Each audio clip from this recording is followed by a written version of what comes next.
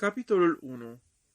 În colțul unui compartiment de clasa întâi pentru fumători, judecătorul Wargrave, de curând retras din magistratură, urmărea cu interes, pufoind dintr-o țigară de foi, știrile politice din ziarul Times. Lăsă ziarul și privi pe fereastră. Treceau prin Somerset. Se uită la ceas. Încă 2 ore de mers. Revăzu în minte tot ce citise în ziare despre insula Negrului.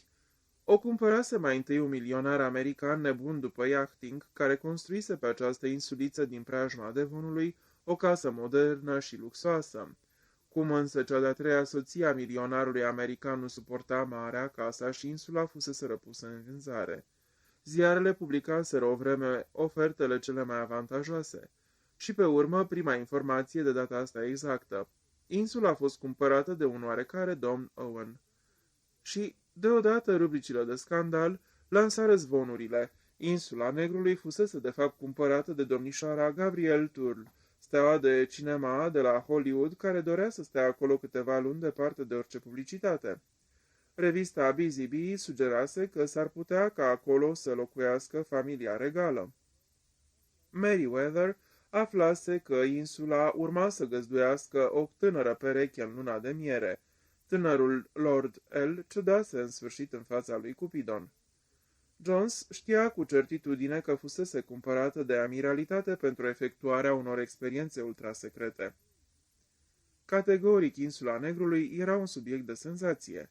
Judecătorul Wargrave scoase din buzunar o scrisoare cu un scris foarte greu de descifrat, în care unele cuvinte apăreau aici și colo neașteptat de clar.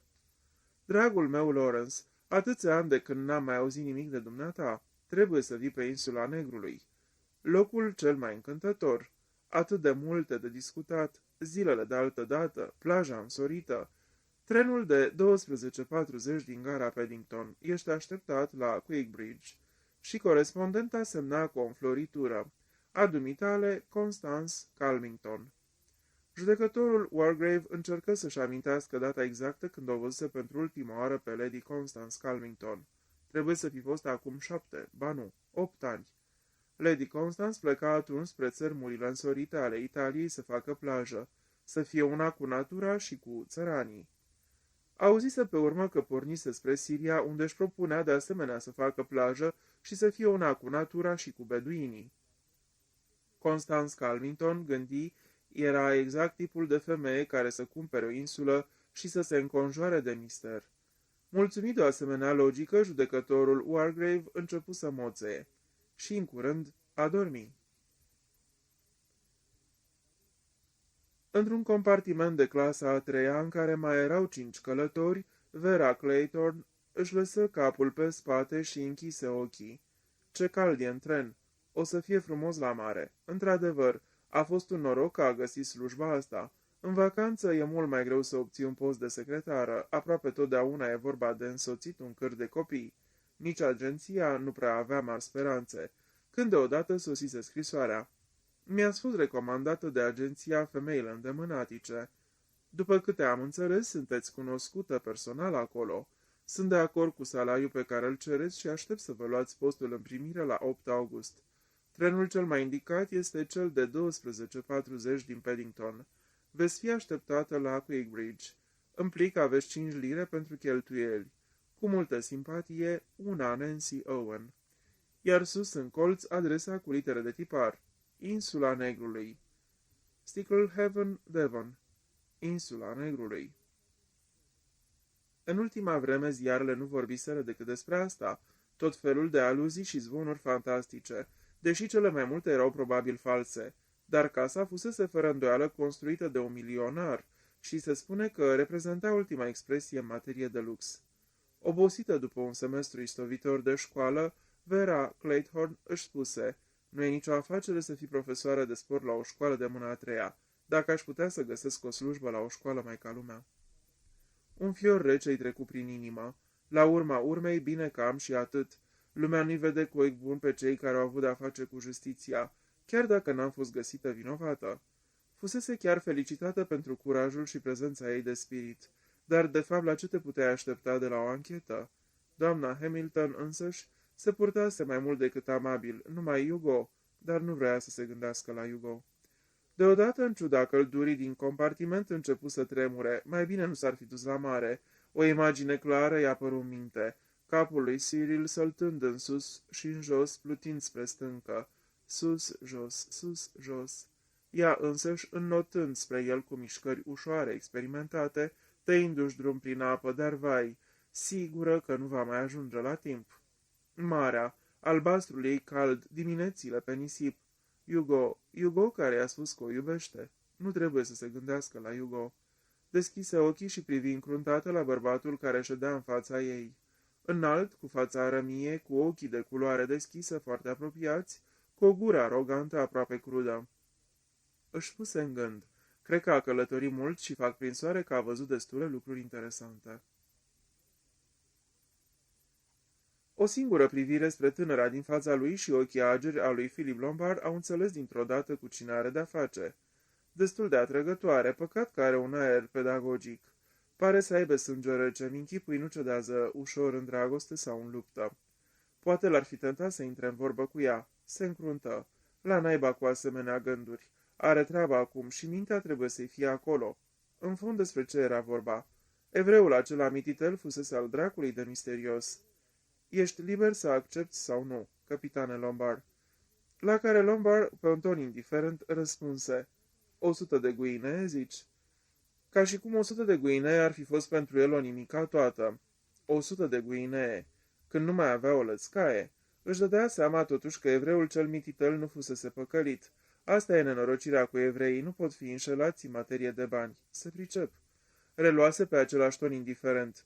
Și nu-mi poți da nicio informație? Domnul Isaac Moritz își scuturase cu hotărâre capul chel. Nu, capitane Lombard, asta-i tot. Clientul meu m-a lăsat să înțeleg că te bucuri de reputația unui om care știe să se descurce. Sarcina mea e să-ți înmânezi 100 de guinee, iar dumneata trebuie să ajungi la Sticklehaven. Devon. În gara cea mai apropiată, Quickbridge, te așteaptă o mașină care te va duce la Sticklehaven, iar de acolo o barcă cu motor te va transporta pe insula Negrului, unde vei rămâne la dispoziția clientului meu. Pentru câtă vreme? Nu mai mult de o săptămână. Capitanul Lombard își mângâiase mustața, apoi aruncându-i celorlalți o privire pătrunzătoare. Înțelegi, cred, că nu mă pot angaja la ceva ilegal. Buzele groase semite ale domnului Moritz schițaseră un zâmbet aproape imperceptibil în timp ce răspundea grav. Dacă ți se va propune ceva ilegal, vei fi bineînțeles liber să te retragi. Blestemata creatură zâmbi semieros, ca și cum ar fi știut bine că în trecutul lui Lombard legalitatea nu constituia o însușire sine qua non. Lombard rânji. La naiba fusese gata să o pățească de câteva ori, dar întotdeauna a scăpat cu fața curată. De fapt, rare ori a dat înapoi în fața unei încercări. Da, rare ori. Presimțea că o să se distreze bine pe insula Negrului. Într-un compartiment pentru nefumători, domnișoara Emily Brent stătea ca de obicei foarte țeapănă. Avea 65 de ani și nu-i plăcea să trândăvească. Tatăl său, colonel de școală veche, fusese foarte pedant în ce privește ținuta. E o rușine cât de neglijenți sunt tinerii de astăzi în ținută ca și în toate celelalte. Învăluită într-o aureolă de virtute și principii de neclintit, domnișoara Brent reușise să învingă căldura și lipsa de confort a compartimentului aglomerat de clasa a treia. În ziua de astăzi se face atâta caz pentru orice. Oamenii nu-și mai scot un dinte fără injecții. Iau doctorii pentru dormit, preferă scaune comode și perne moi. Fetele nu mai știu ce ai, au rochie decentă, iar vara umblă aproape goală pe plajă. Își aminti de vacanța din vara trecută. Anul ăsta va fi cu totul deosebit. Insula Negrului. Revăzu în minte scrisoarea pe care o citise de mai multe ori. Dragă domnișoară Brent, sper că-ți amintești de mine. Am fost împreună la pensiunea Belhaven acum câțiva ani prin luna august și, după cât se pare, avem în multe privințe aceleași gusturi. Am deschis și o pensiune pe o insulă de lângă coasta Devonului. Cred că pentru asta e de ajuns o mâncare bună și o gazdă primitoare puțin demodată. Nu vei găsi aici femei despuiate, iar patefoanele nu vor urla până la miezul nopții. Aș fi foarte bucuroasă dacă ai accepta să-ți petreci vacanța de vară pe insula Negrului. Nu o să te coste nimic, trebuie să te consideri invitata mea. Pe la începutul lunii august îți convine, pe data de 8 eventual. Cu multă simpatie, UNO. Cine-i scălea? Semnătura era destul de greu de descifrat. Și Emily Brent se gândește nervoasă. Sunt atâtea persoane cărora nu le poți descifra semnătura. Își reaminti de oamenii pe care îi cunoscuse la Belhaven. Se dusese acolo 2 veri la rând. Să fi fost oare femeia aceea drăguță, cam în vârstă, domnișoara, cum o chema?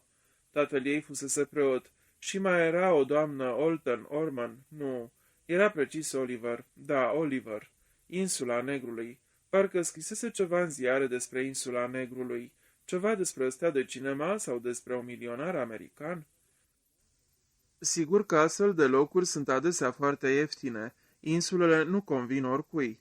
Ideea li se părea romantică, dar când ajung să locuiască acolo își dau seama de inconveniente și apoi sunt chiar destul de bucuros să vândă. În orice caz, vacanța asta nu o să mă coste nimic, își spuse Emily Brent. Era ceva dacă te gândeai la venitul ei atât de redus și la atâtea dividende neachitate. Numai dacă și-ar putea aminti ceva despre doamna sau domnișoara Oliver. Generalul MacArthur privea pe fereastra vagonului. Tocmai intra un Exeter și aici trebuia să schimbe trenul. Afurisitele astea de personale de pe liniile secundare și era tare întortochea drumul până la Insula Negrului. Nu prea știa bine cine e acest individ Owen, un prieten de-al lui Spoof Liggard, pare-se, sau de-al lui Johnny Dyer. Vin și câțiva dintre vechii amici, vom mai vorbi despre vremurile de altă dată. Sigur că i-ar plăcea și lui să stea de vorbă despre zilele de altă dată. În ultima vreme avusese impresia că oamenii se cam feresc de el. Și toate acestea din cauza zvonului acela nenorocit. Doamne, tare greu a fost. Sunt aproape 30 de ani de atunci. Bănuia că Armitage era cel care scăpase o vorbă. Afurisită javră. Ce știa el despre asta? Ei, gata, nu e bine să te gândești prea mult la astfel de lucruri. Încep să ai închipuiri, ți se pare că oamenii se uită chiorâși la tine. Și acum povestea asta cu Insula Negrului. Era curios să o vadă. Se vorbește atâta despre ea. Părea adevărată știrea că amiralitatea ori ministerul de război ori cel al aerului pusese mâna pe ea. Casa fusese construită într-adevăr de tânărul Elmer Robson, milionarul american. Se spune că l-a costat $1000, tot ce-și poate imagina un muritor în materie de lux. Gara Exeter. Încă o oră de așteptare. Și el nu avea niciun chef să aștepte, voia să meargă mai departe. Doctorul Armstrong își conducea Morrisul prin câmpia Salisbury. Era tare obosit, succesul se plătește uneori scump. Își amintea de zilele acelea de demult când stătea în cabinetul lui din strada Harley, corect îmbrăcat, înconjurat de cele mai moderne aparate, de mobilierul cel mai luxos și aștepta zile întregi și pustii întâmplarea care să-i aducă succesul sau eșecul.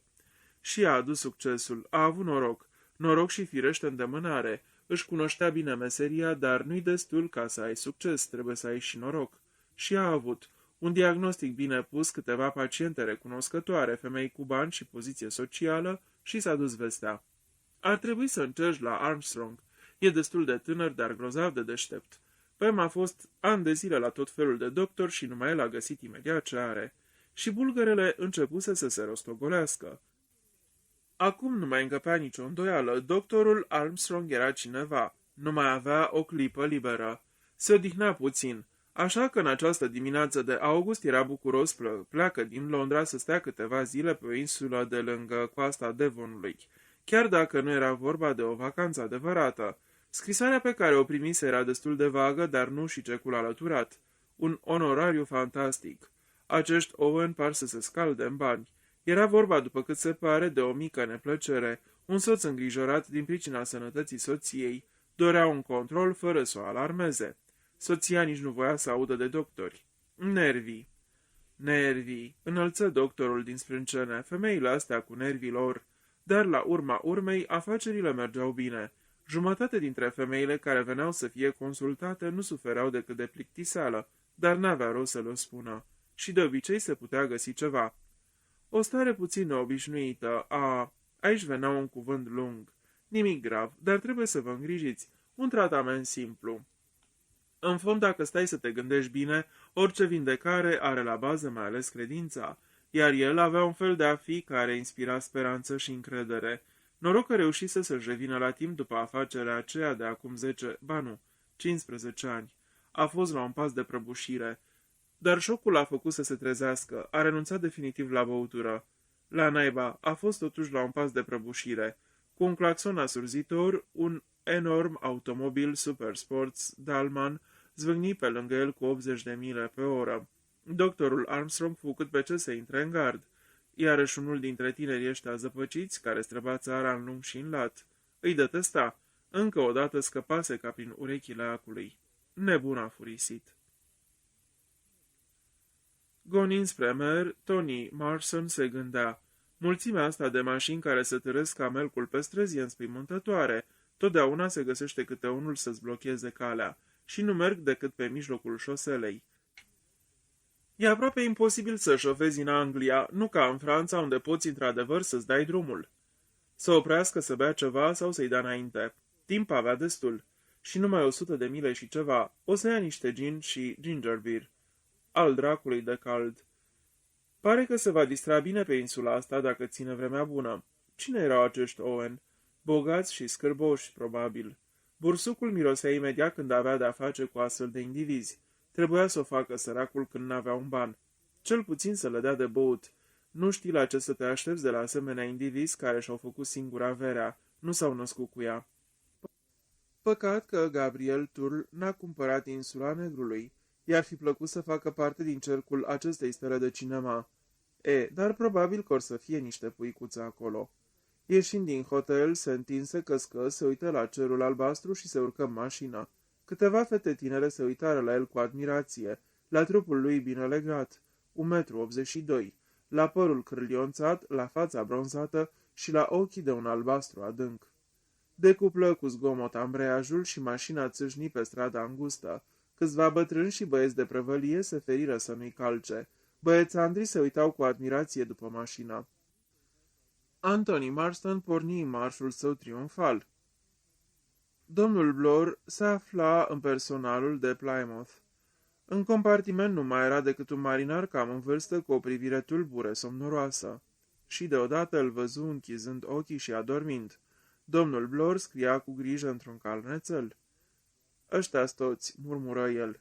Emily Brent, Vera Claythorne, doctorul Armstrong, Anthony Marston, bătrânul judecător Wargrave, Philip Lombard, generalul MacArthur, CMG DSO, cavaler al Ordinului Sfântul Mihail și Sfântul Gheorghe, Ordinul pentru merită deosebite, valetul cu nevasta, perechea Rogers. Închise carnețelul și îl puse la loc în buzunar. Aruncă o privire în colț spre omul care dormea. A luat cam mult la măsea, spuse domnul Blore, diagnosticul exact. Treaba trebuie să fie destul de ușoară, reflectă el. Nu văd cum aș putea să greșesc. Cred că am înfățișarea potrivită. Se ridică și privi cu atenție pe geam. Geamul oglindii un chip ca militaros, cu mustața aproape lipsit de expresie, ochii cenușii și destul de apropiați. Aș putea să mă dau drept major, își spuse domnul Blore. Ba nu, am uitat. Militarul acela bătrânel m-ar dibui imediat. Africa de Sud, ăsta mi-e rolul. Niciunul dintre ei n-are nimic de a face cu Africa de Sud. Tocmai am citit revista aceea de călătorie, așa că am să mă descurc. Din fericire existau tot felul de oameni veniți din colonii. Domnul Blore simțea că poate pătrunde foarte ușor în orice societate pozând într-un om înstărit din Africa de Sud. Insula Negrului. Își amintea de ea din copilărie. Cam la 1 milă de coastă, o stâncă împuțită plină mereu de pescăruși. Semăna cu un cap de om, cap de negru buzat, de unde și numele. Ce idee să construiești o casă acolo, trebuie să fie ceva groaznic pe vremea rea. Dar milionarii ăștia splin de toane. Bătrânul din colț se trezi și spuse, cu marea niciodată nu știi cum stai, niciodată. Ai dreptate, nu poți să știi, îl liniști domnul Blore. Bătrânul sughiță de 2 ori și spuse cu glas plângăreț, vine furtuna. Ba nu, prietene, e o zi minunată. Vine furtuna, nu mă înșel niciodată, afirmă bătrânul furios. Poate că ai dreptate, spuse domnul Blore împăciuitor. Trenul se opri într-o gară și bătrânul se ridica a nevoie bâșbâind la fereastră. Aici mă dau jos. Domnul Blore îl ajută. Bătrânul stătea în ușă, ridică solemn mâna și clipi din ochii tulburi. Vegheați și vă rugați, vegheați și vă rugați. Ziua judecății de apoi se apropie. Gata să cadă prin ușă, se pomeni nici el nu știa cum pe peron. De jos privi spre domnul Bloor și spuse cu demnitate: "Cu dumneata vorbesc, tinere. Ziua judecății de apoi este aproape." "E mai aproape de tine decât de mine," se gândi domnul Bloor, așezându-se pe banchetă. Numai că de data asta se înșela. Capitolul 2. Nehotărâte câteva persoane așteptau în gara Oakbridge. În spatele lor, hamalii încărcaseră bagajele. Unul dintre hamali strigă: "Jim!" și îndată se apropie șoferul unuia dintre cele două taxiuri. "Mergeți cumva pe insula Negrului?" întrebă el cu accent moale din Devon. 4 glasuri răspunseră afirmativ și imediat tot atâtea priviri se încrucișară. Șoferul spuse adresându-se judecătorului Wargrave, care părea cel mai în vârstă din grup: "Mai e un taxi aici, domnule, dar trebuie să aștepte un domn de la personalul de exter. Chestie de 5 minute. Poate că cineva dintre dumneavoastră nu se supără dacă rămâne pentru mașina ailaltă. O să călătoriți mai lezne așa." Cu conștiința funcției de secretară, Vera Clayton interveni: "Rămân eu dacă vă hotărâți să plecați acum."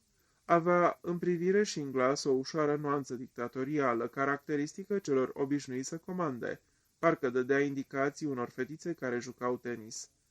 "Mulțumesc," zise înțepată domnișoara Brent.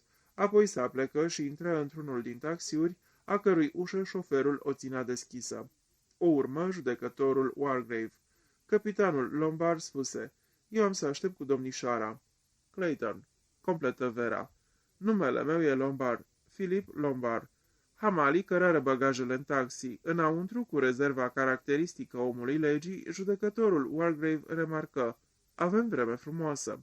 "Da, într-adevăr," răspunse domnișoara Brent, iar în sine ei gândi: "Un domn bătrân foarte distins, cu totul deosebit de tipul obișnuit în pensiunile de la mare. E limpede, domnișoara sau doamna Oliver are relații selecte." Judecătorul Wargrave urmă: "Cunoașteți bine acest colț al țării?" "Am fost în Cornwall, dar acum vin pentru prima dată în această parte a Devonului." "Nici eu nu cunosc regiunea," adăugă judecătorul. Taxiul porni. Șoferul celuilalt taxi se adresă celor rămași: "Poate dori să stea jos până plecăm."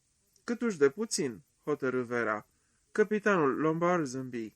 "Zidul acela însorit pare mai atrăgător. Sau poate preferați să intrați în gară?" "Nu, deloc. E așa de plăcut afară după aerul îmbăxit din tren." "Da, e într-adevăr insuportabil să călătorești cu trenul pe astfel de vreme." "Sper să se mențină vremea, vreau să spun. Verile noastre englezezi sunt atât de înșelătoare," spuse Vera pe un ton convențional. Cu o ușoară lipsă de originalitate, capitanul Lombard se interesă: "Cunoașteți bine acest colț al țării?" "Nu, n-am mai fost niciodată pe aici." Apoi, hotărâtă să-și clarifice poziția, adăugă repede: "Nu mi-am văzut până acum nici măcar patronul." "Patronul?"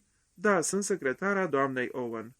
Înțeleg," aproape imperceptibil își schimbă comportarea, devenind ceva mai sigur, mai degajat. Spuse: "Nu e cam neobișnuit?" Vera râse: "O, nu, nu cred. I s-a îmbolnăvit subsecretara, a telegrafiat unei agenții să-i se trimită un înlocuitor și am venit eu." "Va să zică așa, și să presupunem că ajuns acolo nu vă convine postul." Vera râse: "O, e numai ceva temporar, un post de vacanță. Am o slujbă permanentă la o școală de fete.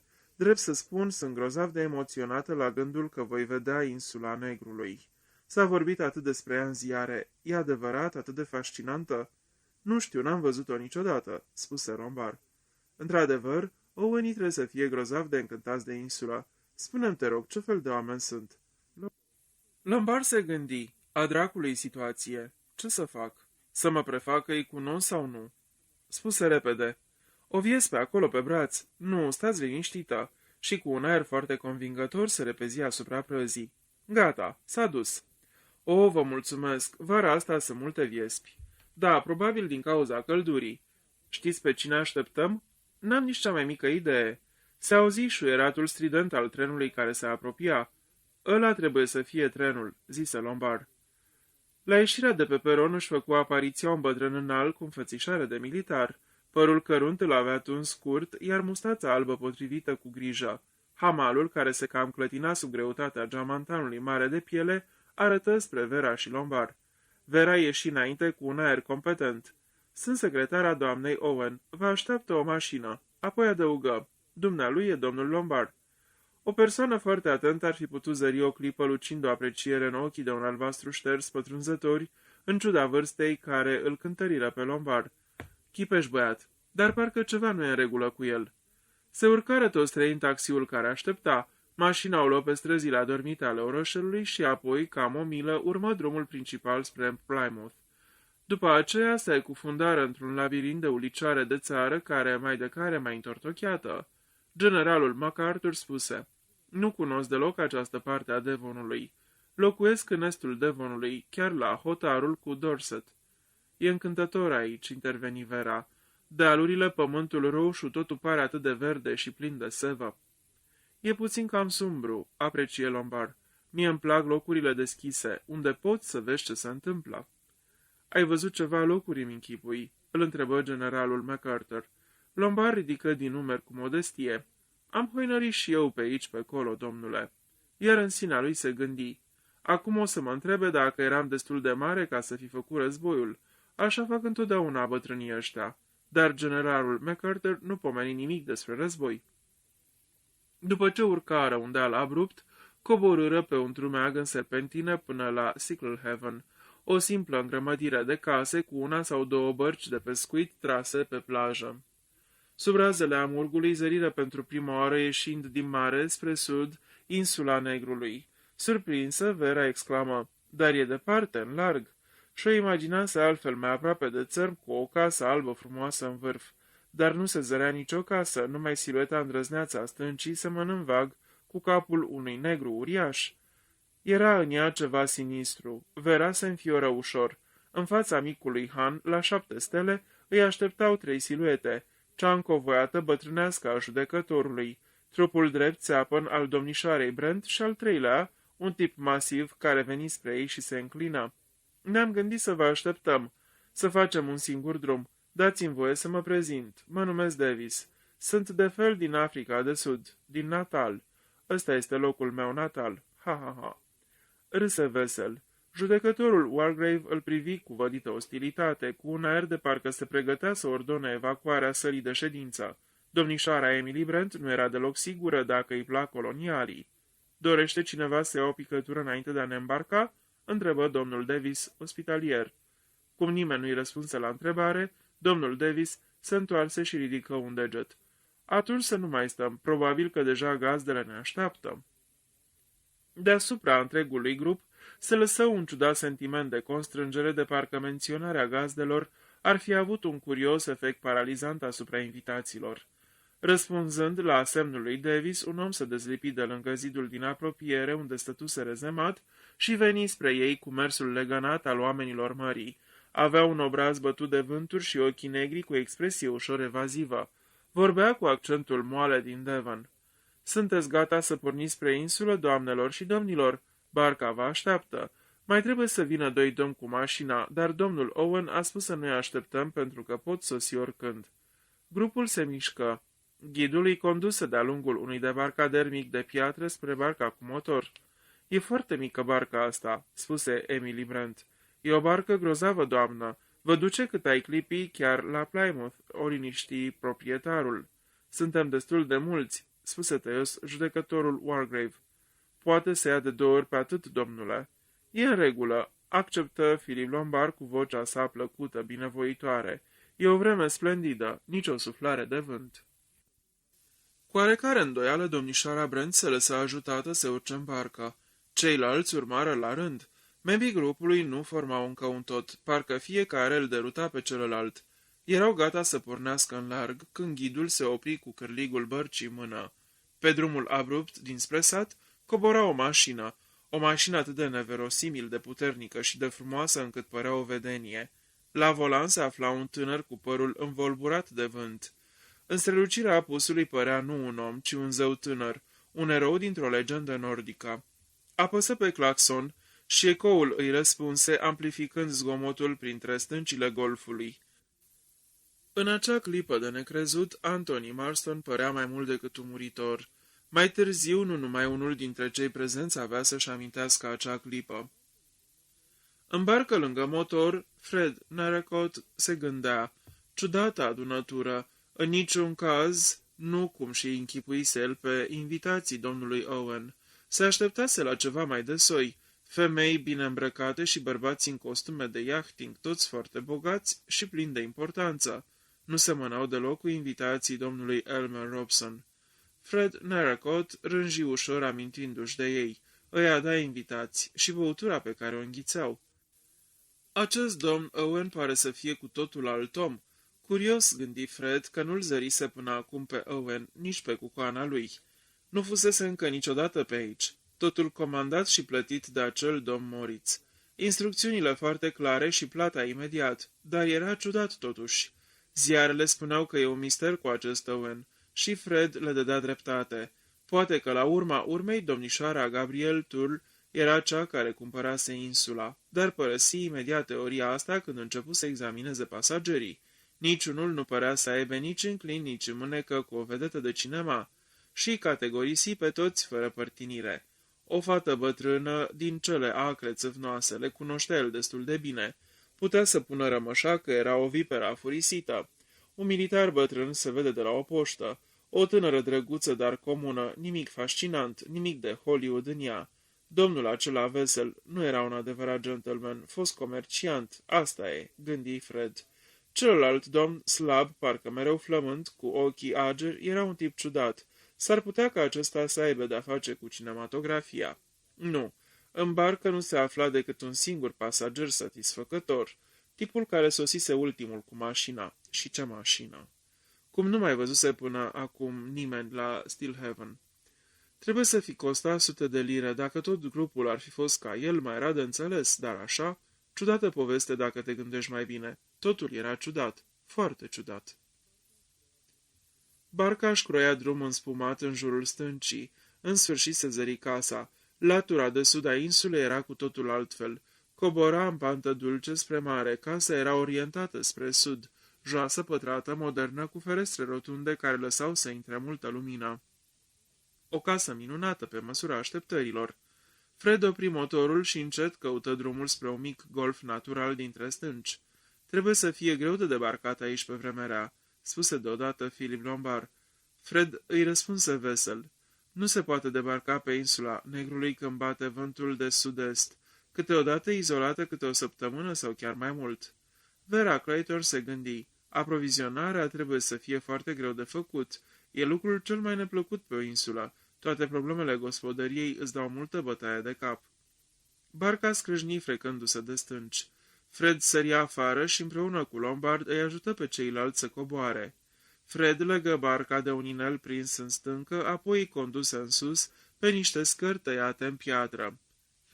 Încântător loc, spuse generalul MacArthur, dar se simțea neliniștit, un loc al naibii de ciudat. Pe măsură ce urcau treptele spre terasa de sus, spiritele se înviorară. În ușa deschisă a casei îi aștepta un majordom în ținută corectă. Ceva din gravitatea lui îi liniști. Și pe urmă casa era într-adevăr foarte atrăgătoare, iar vederea de pe terasă magnifică. Majordomul înaintă înclinându-se ușor. Era înalt, slab, cărunt și foarte respectabil. Poftiți, vă rog, pe aici. În holul larg erau pregătite băuturi, șiruri de sticle. Anthony Marston se mai înveseli puțin. Tocmai se gândea că povestea era cam ciudată. Nimeni dintre cunoscuții lui. Ce-o fi gândit bătrânul bursuc când l-a lăsat să intre în chestia asta? Băuturile erau totuși în regulă și cu multă gheață. Ce spunea majordomul? Domnul Owen, din nefericire reținut, nu poate ajunge aici decât mâine. Instrucțiuni să facă ce vor dacă doresc să meargă în camere. Cina va fi servită la 8.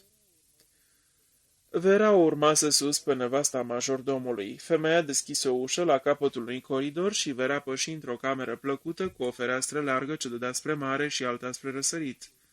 Scoase o exclamație ușoară de plăcere. Sper că aveți tot ce vă trebuie, domnișoară. Vera se uită în jur. Valiza îi fusese adusă și lucrurile aranjate. Din cameră, o ușă deschisă lăsa să se vadă baia în faianță bleu. Răspunse repede. Da, cred că tot. Dacă aveți nevoie de ceva, sunați. Avea o voce egală, monotonă. Vera se uită curioasă la ea. Ce stafie de femeie, albă, fără pic de sânge, foarte respectabilă ca înfățișare, cu părul strâns, cu o rochie neagră, dar ochii ciudați, de culoare deschisă, îi fugeau mereu în toate părțile. Parcă i-ar fi frică de umbra ei, gândi Vera. Da, asta era, frică. Arăta ca o femeie care trăiește într-o stare permanentă de teroare. Îi trecu un fior prin spate. De ce oare i-o fi frică femeii astea? Spuse cu amabilitate. Sunt noua secretară a doamnei Owen. Cred că știți. Nu, domnișoară, nu știu nimic. Am doar o listă cu doamnele și domnii ce trebuiau să sosească și camerele pe care să le ocupe. Vera continuă. Doamna Owen n-a pomenit de mine? Genele femeii tremurară. N-am văzut-o încă pe doamna Owen. Sunt aici abia de 2 zile. Extraordinar oameni, acești Owen, gândi Vera. Apoi cu glas tare. Ce personal există aici? Numai eu și Roger, domnișoară. Vera se încruntă. 8 oameni în casă, 10 cu gazdele și numai perechea asta ca să-i servească. Sunt o bună bucătăreasă, iar Roger se pricepe la treburile casei. Nu știam firește că vor fi atâtea persoane. Dar o să puteți face față? O, da, domnișoară. Dacă vor aduce mai des invitați, poate că doamna Owen va mai lua un ajutor.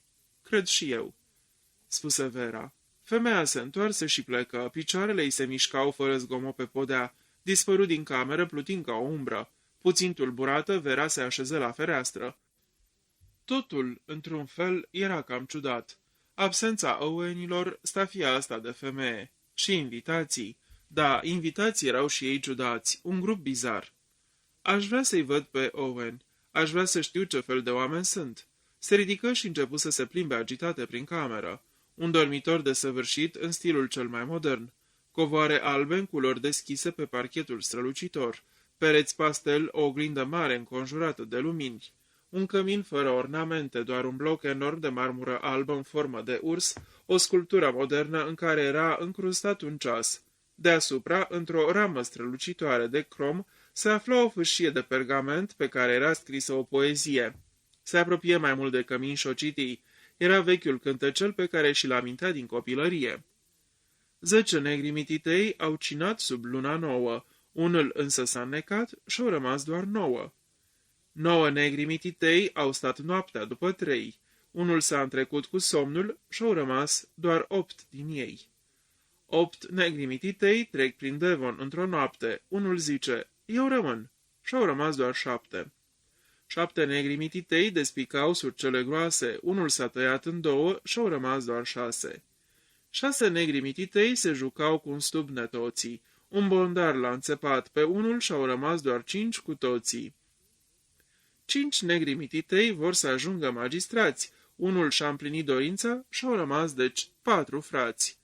4 negri au plecat, hăt pe mare mititei, unul a picat în laț și-au rămas doar 3. 3 negri mititei zic, la zoo e de noi. Pe unul strâns un urs în brațe și-au rămas doar 2. 2 negri mititei se uscau la soare un pic. Unul s-a prăjit de tot și-a rămas un negru mic.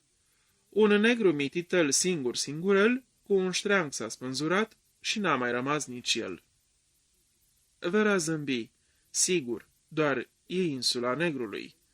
Se duse și se așeză din nou lângă fereastră privind marea. Ce imensă era marea! De aici nu se vede nicio bucățică de pământ, numai o nesfârșită întindere albastră clipocind sub soarele ce asfința. Marea, atât de pașnică azi, atât de crudă uneori, marea care te trage din adâncurile ei.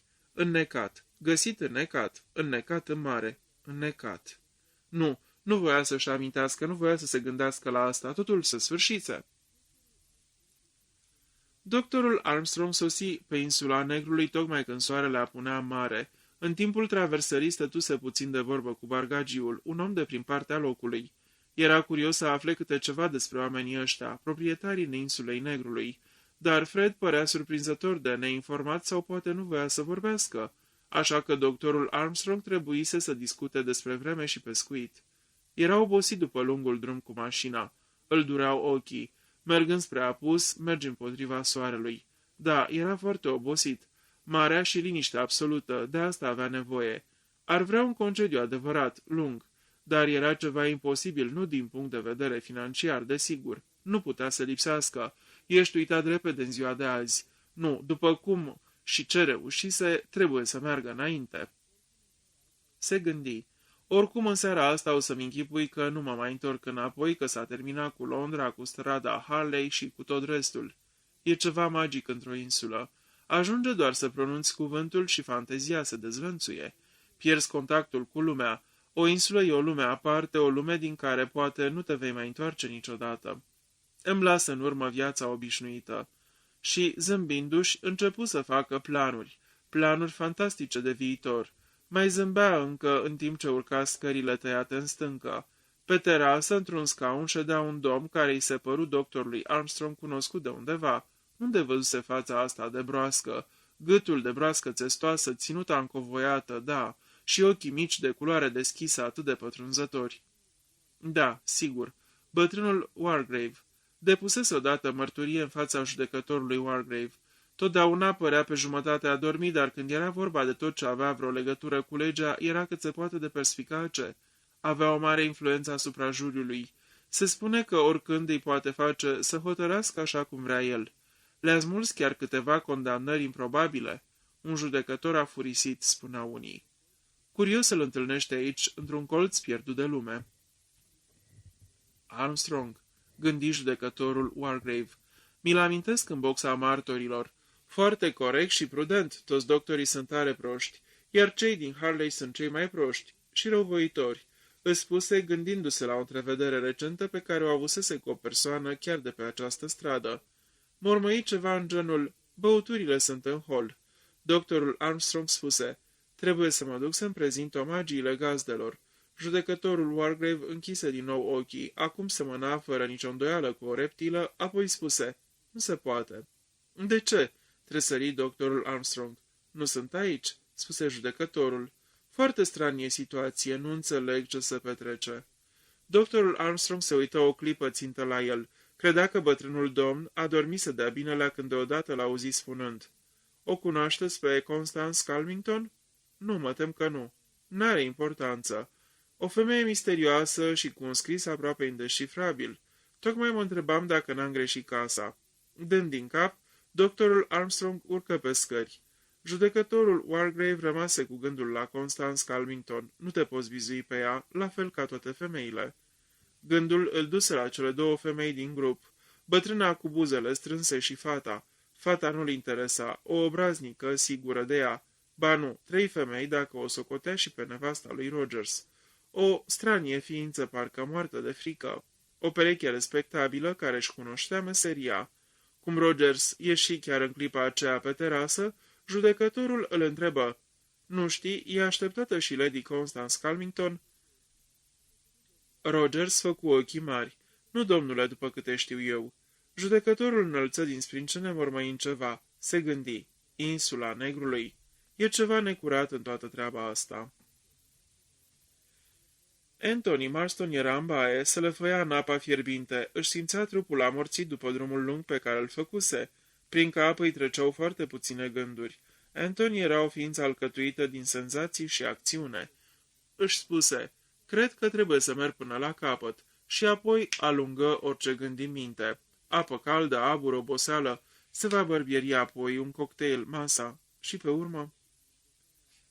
Domnul Blor își înodă cravata, nu prea se pricepea la astfel de lucruri. Arătă cum se cuvine? Își zise că da. Ceilalți nu fuseseră prea cordial cu el. Felul ciudat în care se uita unul la altul, de parcă ar fi știut. Totul depinde de el. N-avea de gând să facă o treabă de mântuială. Se uită la cântecelul de deasupra căminului. Ce idee să o pui acolo! Mi-amintesc insula asta de când eram copil. Nu mi-am închipuit niciodată că o să vin cu astfel de treabă în casa asta. Poate că e bine să nu poți prevedea viitorul. Generalul MacArthur era preocupat. La naiba cu toate. Ce ciudățenie afurisită, nici pe departe ce îi se spusese. O să găsească o scuză să plece, să dea dracului tot. Dar barca cu motor plecase, va trebui să rămână. Individul ăsta, Lombard, era un tip ciudat, nu părea cinstit, putea să jure că nu e cinstit. La bătaia gongului, Philip Lombard ieși din cameră și merse până în capătul scărilor. Se mișca ușor și fără zgomot ca o panteră. Avea chiar ceva de panteră, un animal de pradă plăcut ochiului. Zâmbi în sinea sa. O săptămână? Se va distra în săptămâna asta. În camera ei, îmbrăcată pentru masă, într-o rochie de mătase neagră, Emily Brent citea Biblia, în timp ce urmăra cuvintele mișca din buze. Prăbușitul sau păgânii în copca pe care au pregătit-o, în lațul pe care l-au maestrit, s-a prins de piciorul lor. Știut fie că Domnul a făcut judecată, în isprava lucrată de chiar mâinile lui s-a încurcat cel fără de lege, întoarcă-se în locașul morții cei nelegiuiți. Strânse tare din buze și închise Biblia, se ridică, își prinse la gât o broșă de cristal de stâncă și coborî la masă. Capitolul 3. Masa se apropia de sfârșit, mâncarea fusese bună, vinul excelent, Rogers servea bine. Toți erau într-o dispoziție mai bună, începuseră să-și vorbească cu mai multă libertate și intimitate. Judecătorul Wargrave, îndulcit de un porto excelent, era amuzat într-un fel destul de caustic. Doctorul Armstrong și Tony Marston îl ascultau. Domnișoara Brent vorbea cu generalul MacArthur, descoperiseră că aveau prieteni comuni. Vera Clayton îi spunea domnului Davis întrebări inteligente despre Africa de Sud, la care acesta se arăta perfect informat. Lombard asculta conversația. Odată sau de două ori ridică repede privirea și făcu ochii mici. Din când în când, ochii umblau în jurul mesei, studiindu-i pe ceilalți. Anthony Marston spuse deodată: "Ce obiecte ciudate, nu-i așa?" În mijlocul mesei rotunde, pe un suport circular de sticlă, se aflau niște figurine mici de porțelan. "Negri," spuse Tony. "Insula Negrului. Cred că asta e legătura." "Sunt curioasă, cât sunt? 10?" se interesă Vera. "Ce nostim? Sunt 10 cei negri mititei din cântecel, așa cred. În camera mea cântecelul e înrămat și atârnă deasupra căminului." "Și în camera mea," spuse Lombard. "Și în a mea, și în a mea," repetară toți în cor. "Ce caragios," spuse Vera. "Găsesc că e copilăros," mormăi judecătorul Wargrave și se mai servi cu porto. Emily Brent privi la Vera Clayton, iar Vera Clayton privi spre domnișoara Brent. Cele două femei se ridicară de la masă. În salon, ușile spre terasă erau deschise și vuietul mării lovindu-se de stânci ajungea până sus. "E plăcut zgomotul valurilor," spuse Emily Brent. "Pe mine mă calcă pe nervi," răspunse tăios Vera. Domnișoara Brent o privi surprinsă. Înroșindu-se, Vera repetă pe un ton mai liniștit: "Cred că locul acesta nu e un loc plăcut pe timp de furtună." "Cred și eu," confirmă Emily Brent și adăugă: "Sunt sigură că pe timpul iernii casa stă închisă. N-ai să găsești pentru nimic în lume servitori care să rămână iarna aici." "Într-adevăr," răspunse Vera, "trebuie să fie greu de găsi servitori." Iar Emily Brent continua: "Doamna Oliver a avut noroc să-i găsească pe acești doi. Femeia gătește foarte bine."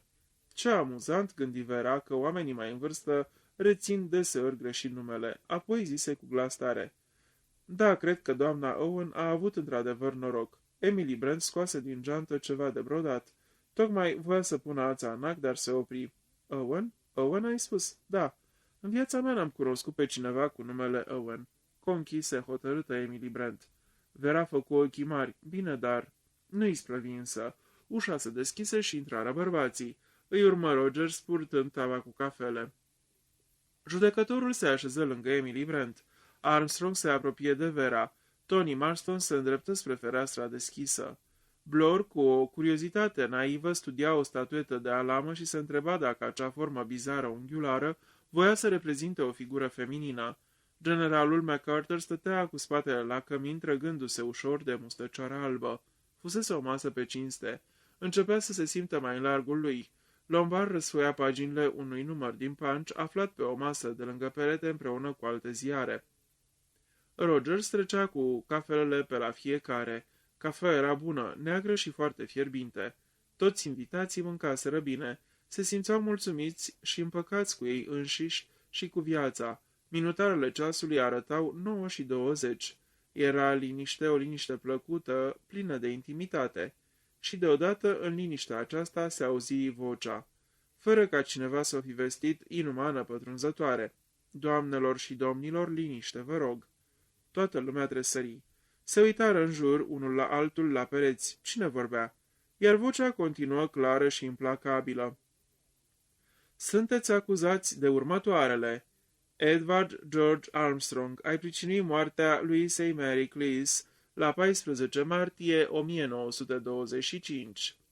Emily Caroline Brent ești răspunzătoare de moartea Beatricei Taylor, survenită la data de 5 noiembrie 1931. William Henry Bloor, ai provocat moartea lui James Stephen Landor la 10 octombrie 1928.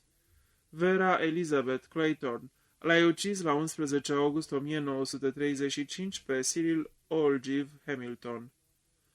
Philip Lombard, la o anumită dată, în februarie 1932, te-ai făcut vinovat de moartea 21 de oameni, membri ai unui trib din Africa răsăriteană. John Gordon MacArthur, la 14 ianuarie 1917 ai trimis la moarte în mod deliberat pe iubitul soției tale, Arthur Richmond. Anthony James Marston, la data de 14 noiembrie anul trecut te-ai făcut vinovat de uciderea lui John și a Luciei Combs. Thomas Rogers și Ethel Rogers, la data de 6 mai 1929 ați pricinuit moartea lui Jennifer Brady. Lawrence John Wargrave, la 10 iunie 1930 te-ai făcut vinovat de moartea lui Edward Sutton. Acuzați, aveți ceva de spus în apărarea voastră? Vocea tăcuse. Un moment de tăcere mormântală și apoi un zgomot asurzitor. Rogers scăpase tava cu cafele. În aceeași clipă de undeva de afară se auzi un țipăt și apoi zgomotul unei prăbușiri. Lombard acționă cel dintâi. Sări la ușă și o deschise. Afară nevasta lui Rogers zăcea pe jos ghemuită. Lombard strigă: Marston. Anthony sări să-l ajute, ridicară femeia și o aduseră în salon. Doctorul Armstrong se apropie numai decât, îi ajută să o întindă pe sofa și, aplecându-se peste ea, spuse în grabă: Nu-i nimic, a leșinat, atât. Are să-și revină îndată. Lombard se adresă lui Rogers: Adu niște brandy. Rogers, alb la față, cu mâinile tremurânde, murmură: Da, domnule, și dispăru imediat din cameră. Vera strigă: A cui era vocea? De unde venea? Parcă... Generalul MacArthur bolborosi: Ce se petrece aici? Ce fel de glumă e asta? Mâna-i tremura. Stătea ghemuit cu umerii căzuți. Arăta deodată cu 10 ani mai bătrân. Bloor își ștergea obrazul cu o batistă. Numai judecătorul Wargrave și domnișoara Brent, prin comparație, păreau mai liniștiți. Emily Brent stătea dreaptă cu capul sus. Obrajii erau roșii ca focul. Judecătorul, în ținuta lui obișnuită, stătea cu capul plecat între umeri și cu o mână își freca ușor urechea. Numai ochii lui inteligenți, activi și nedumeriți, aruncau jur împrejurul camerei priviri ca niște săgeți. Din nou, Lombard fu cel care acționă. În timp ce Armstrong îi dădea îngrijiri femeii leșinate, Lombard luă încă o dată inițiativa. Spuse: Vocea aceea se auzea ca și cum ar fi fost aici în cameră. Cine a fost? Cine a fost? N-a fost unul dintre noi, strigă Vera. Asemenea judecătorului, Lombard își jotea încet privirile prin cameră. Le opri o clipă asupra ferestrei deschise, apoi dădu hotărât din cap. Deodată fața ei se lumină. Se îndreptă numai decât spre ușa de lângă cămin, care dădea într-o cameră alăturată. Cu o mișcare bruscă apăsă clanța și deschise ușa. Păși dincolo și în același timp se auzi o exclamație de satisfacție. Am găsit. Toți ceilalți se înghesuiră după el, numai domnișoara Brent rămase singură, nemișcată pe scaun. În camera de alături văzură o masă lângă peretele care o despărțea de salon. Pe masă se afla un patefon de tip vechi, la care era atașată o pâlnie. Dând la o parte pâlnia lipită chiar de perete, Lombard arătă locul unde fusese făcută în zid o gaură care trecea neobservată. Potrivind patefonul, lăsă acul pe placă și deodată auziră din nou: Sunteți acuzați de următoarele. Oprește, îngrozitor, strigă Vera. Lombard se supuse. Doctorul Armstrong, cu un suspin de ușurare, exclamă: O glumă de prost gust, dar plină de cruzime, după cum văd. Vocea slabă și clară a judecătorului Wargrave murmură: Va să zic că dumneavoastră credeți că a fost o glumă, nu-i așa? Doctorul îl privi țintă. Ce altceva îl putea fi? Judecătorul își mângâie ușor buza de sus. Deocamdată nu sunt pregătit să-mi spun părerea. Anthony Marston interveni. Ascultați un lucru pe care l-ați trecut cu vederea. Cine dracu l-a pornit și l-a făcut să meargă? Wargrave murmură: Da, cred că ar trebui să cercetăm. Se întoarse înapoi în salon, ceilalți îl urmară. Rogers tocmai intrase cu un pahar de brandy. Domnișoara Brent stătea plecată asupra nevestei lui, care gemea. Cu abilitate, Rogers se strecură printre cele două femei. Permiteți-mi, doamnă, să-i vorbesc." Ethel, nu a fost nimic, totul e în regulă. Auzi, revinoți." Pieptul femeii se ridică între săriri scurte. Ochii ei holbați, îngroziți, treceau pe rând de la o figură la alta. Vocea lui Rogers șopti stăruitor. "Vinoți în fire, Ethel." Doctorul Armstrong îi vorbi cu blândețe. "O să te simți bine acum, doamnă Rogers. A fost doar o amețeală." "Am leșinat, domnule?" întrebă ea. "Da." Vocea aceea îngrozitoare ca o sentință. Se îngălbeni din nou, ploapele îi se agitară. "Unde e brandy-ul?" întrebă repede doctorul Armstrong. Rogers îl puse pe o măsuță. Cineva îl dădu doctorului, iar acesta se aplecă asupra femeii care respira greu. "Bea asta, doamnă Rogers." Înnecându-se și gâfâind, femeia bău puțin brandy. Alcoolul îi făcu bine. Fața își recăpătă culoarea. "Mă simt bine acum. Am avut numai o amețeală." "Sigur," confirmă imediat Rogers. "Și eu am avut o amețeală. Când am auzit minciunile alea sfruntate, am scăpat ava. Aș vrea să știu." Dar fu întrerupt. Era doar o tuse ușoară uscată care l-o prinse la jumătatea cuvântului. Privi fix spre judecătorul Wargrave, iar acesta tuși din nou și apoi întrebă: "Cine a pus placa aceea la patefon? Dumneata, Rogers?" Rogers strigă: "N-am știut ce era, jur în fața lui Dumnezeu, domnule, că n-am știut nimic. Dacă aș fi știut, n-aș fi pus-o niciodată." Judecătorul spuse sec: "Poate că e adevărat. Cred însă că ar fi bine să explici cum s-a întâmplat, Rogers." Majordomul, ștergându-și fața cu batista, răspunse cu seriozitate: "N-am făcut decât să ascult ordinul, domnule." "Al cui ordin?" "Al domnului Owen." "Te rog să fii mai clar," ceru judecătorul Wargrave. "Care au fost ordinele domnului Owen?" La care Rogers răspunse: "Trebuia să iau o placă din sertar și să o pun la patefon, iar nevasta mea trebuia să pornească patefonul când eu voi intra în salon cu cafelele." "Interesantă poveste," murmură judecătorul. "Asta e adevărul, domnule, jur pe Dumnezeu că ăsta e adevărul," strigă Rogers. "N-am știut nicio clipă despre ce e vorba. Pe placă era scris un nume. Am crezut că era o bucată muzicală." Wargrave îl privi pe Lombard. "Avea un titlu?" Lombard în cuvință. Schiță un zâmbet ironic, arătându-și dinții albi și ascuțiți, apoi spuse: "Sigur că da, domnule. Era intitulată Cântecul lebedei." Generalul MacArthur izbucni deodată. "Dar e absurd, cu totul absurd. Să arunce asemenea acuzații. Trebuie făcut ceva. Acest individ Owen, oricine ar fi el..." Emily Brent îl întrerupse. "Tocmai asta e. Cine e?" Vorbind cu autoritatea pe care o conferea o viață întreagă petrecută la tribunal, judecătorul interveni. "Tocmai asta trebuie să cercetăm cu toată atenția. Aș propune ca mai întâi să-ți duci nevasta la culcare, Rogers, apoi vino din nou aici." "Da, domnule." "Te ajut și eu, Rogers," se oferi doctorul Armstrong. Sprijinită de amândoi, femeia ieși din cameră, clătinându-se. După plecarea lor, Tony Marston interveni. "Nu știu ce simțiți dumneavoastră, dar eu parcă aș bea ceva." "De acord," aprobă Lombard. "Mă duc să caut ceva de băut," se oferi Tony ieșind din cameră. După o clipă reveni. "Am găsit totul pregătit pe tavă." Așeză tava cu grijă. Câteva minute trecură cu servitul băuturilor. Generalul MacArthur luă un whisky sec, la fel judecătorul. Simțeau toți nevoia unui reconfortant. Numai Emily Brent ceru un pahar cu apă. Doctorul Armstrong interveni. "E bine," spuse el, "i-am dat un calmant. Dar asta ce-i? Băutură? Aș lua și eu ceva." O parte dintre bărbați își umplură din nou paharele. Peste câteva clipe, Rogers a părut și el în cameră. Judecătorul Wargrave se însărcină cu procedura și încăperea deveni un tribunal improvizat. "Ei, și acum, Rogers," începu judecătorul, "trebuie să încercăm să descurcăm mițele. Cine este acest domn Owen?" Rogers holbă ochii. "Proprietarul acestei case, domnule." "Știu asta. Ce vreau să-mi spui este, ce știi dumneata personal despre el?" Rogers dădu din cap. "Nu știu nimic, domnule. Știți, nu l-am văzut niciodată." O agitație ușoară trecu prin încăpere. "Nu l-ai văzut niciodată?" interveni generalul MacArthur. "Ce vrei să spui cu asta?" "Suntem aici numai de o săptămână, domnule, nevastă mea și cu mine. Am fost angajați printr-o scrisoare de agenția Regina din Plymouth." Blor dădu aprobativ din cap. Firmă veche și de încredere. Ai scrisoarea? Întrebă Wargrave. Scrisoarea prin care am fost angajați? Nu, domnule, n-am păstrat-o. Spune mai departe. Ziceai că ați fost angajați printr-o scrisoare? Da, domnule. Trebuia să sosim într-o anumită zi. Am sosit. Totul era în ordine aici. Am găsit provizii serioase și toată casa aranjată. N-a fost nevoie decât să ștergem praful și cam atât. Și pe urmă? Nimic, domnule, am primit ordin.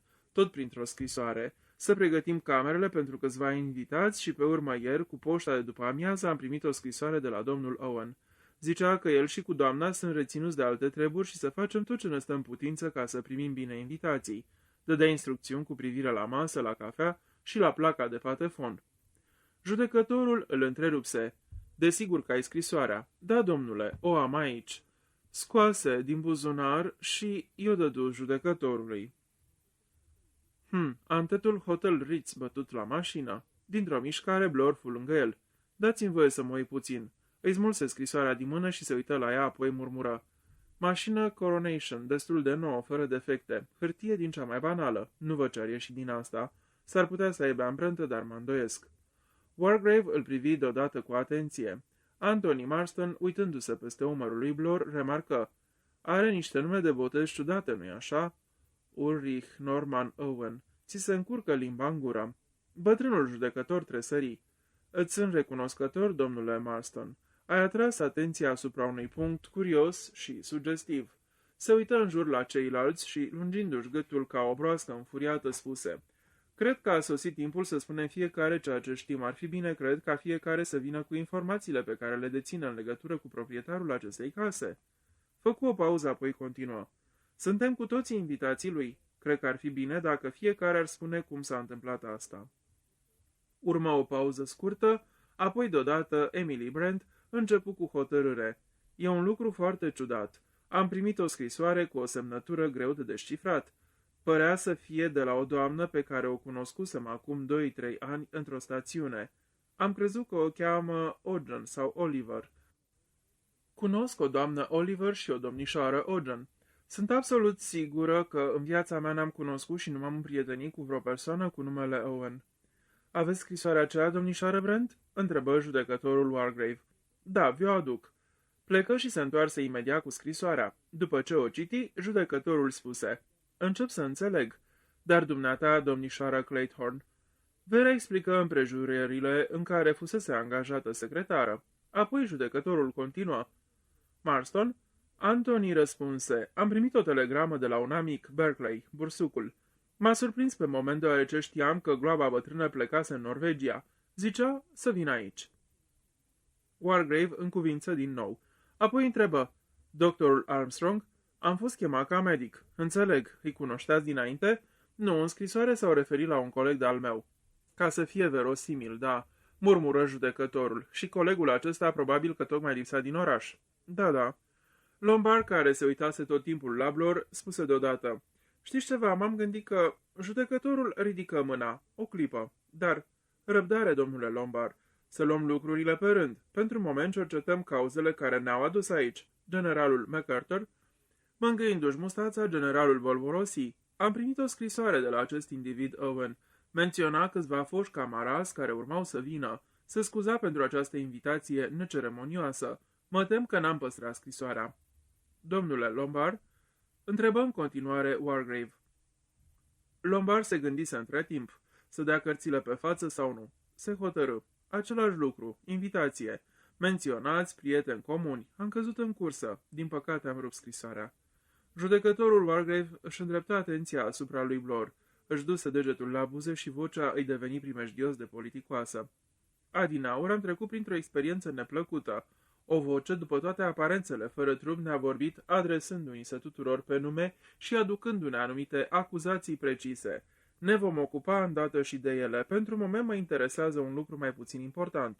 Printre numele pomenite a fost și cel de William Henry Blor, dar după cum știm, între noi nu se află nimeni cu numele de Blor. Dar numele Davis nu a fost amintit. Ce ne puteți spune despre asta, domnule Davis?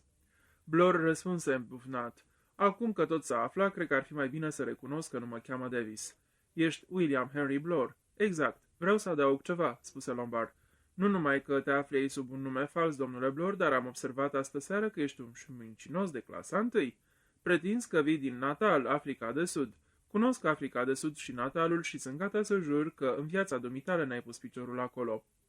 Toți ochii se întoarseră spre Blor, ochii furioși și bănuitori.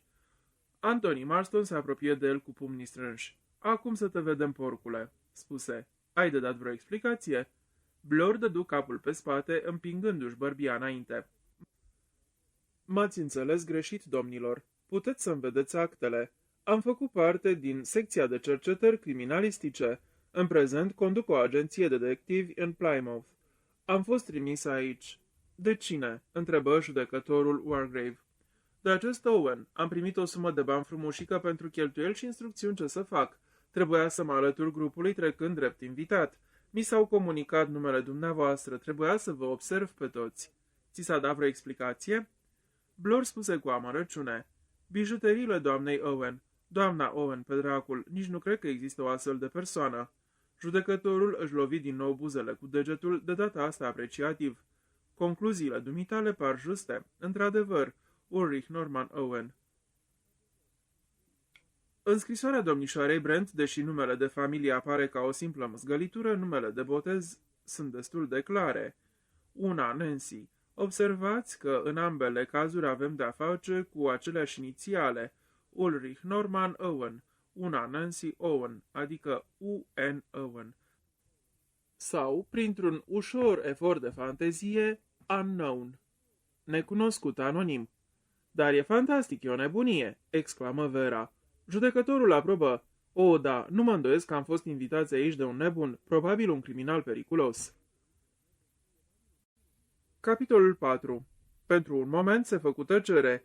O tăcere plină de neliniște și de consternare. Vocea potolită, clară, a judecătorului reluă firul. Să trecem acum la etapa următoare a anchetei noastre.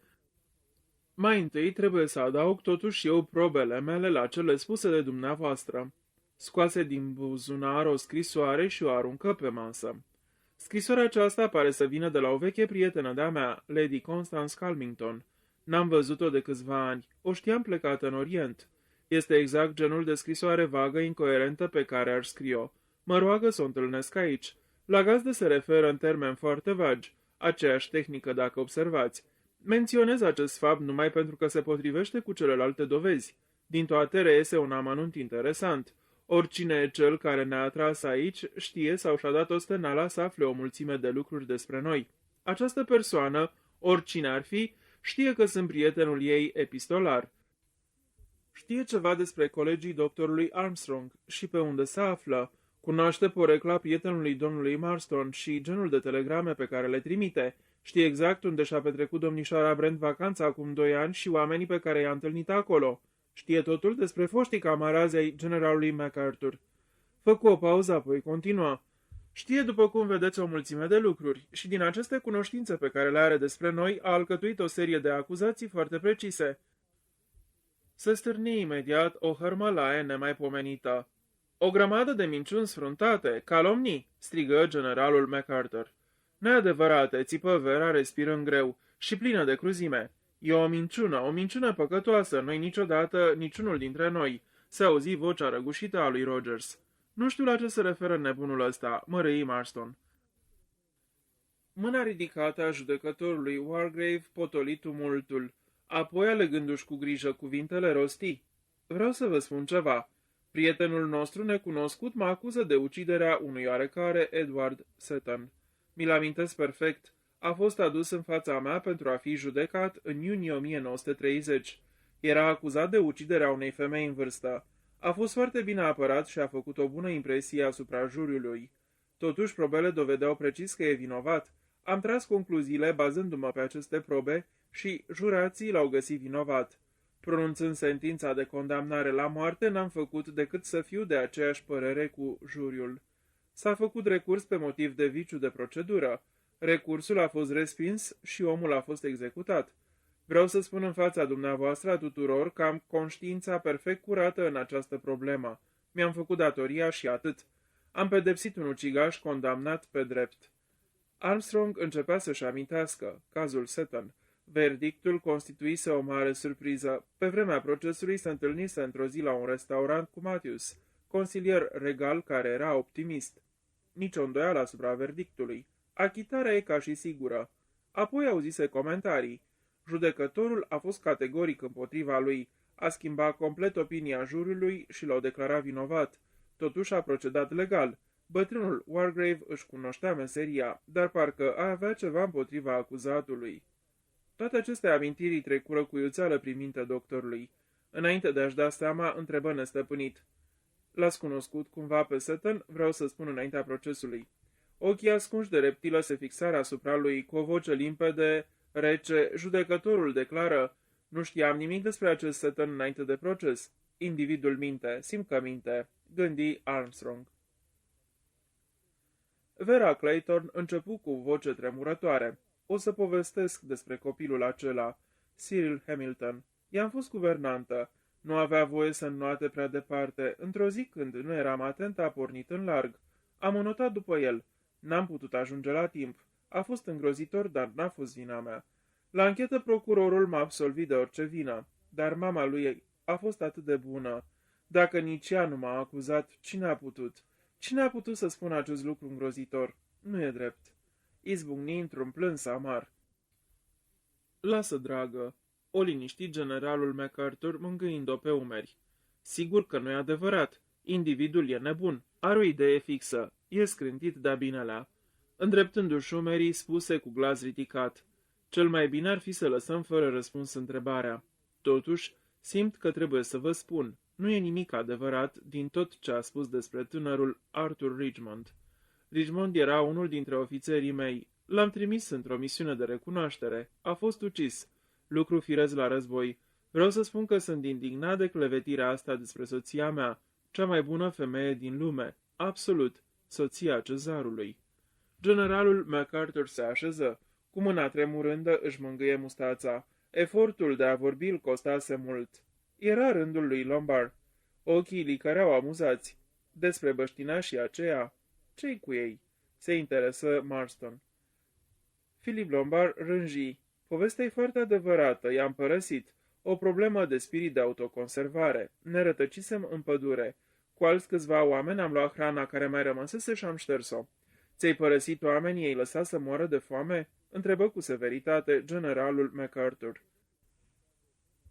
Mi-e teamă că nu e chiar fapta unui adevărat gentleman, urmă Lombard, dar autoconservarea e prima datorie a unui om, iar băștinașilor nu le pasă de moarte. Știți, nu privesc moartea ca noi, europenii. Vera își ridică obrazul din mâini. Întrebă privindu-l țintă. Ei lăsat să moară? I-am lăsat să moară, răspunse Lombard privind amuzat ochii ei îngroziți. Anthony Marston vorbi rar nedumerit. Tocmai mă gândeam. John și Lucy Combs. Trebuie să fie copiii aceia peste care am dat cu mașina lângă Cambridge, blestema ghinion. Pentru ei sau pentru dumneata? Întrebă acru judecătorul Wargrave. Mă gândeam la mine, dar firește că a fost un ghinion și pentru ei. Un simplu accident categoric. Au ieșit în fugă dintr-o casă. Mi s-a suspendat permisul de conducere pe 1 an de zile. Adevărată pacoste. Doctorul Armstrong interveni aprins. Viteza asta nu e bună deloc. Tinerii ca dumneata sunt un pericol pentru societate. Anthony dădu din umeri. Viteza nu se dispară. E adevărat că în Anglia drumurile sunt o nenorocire. Nu poți să atingi o viteză ca lumea pe ele.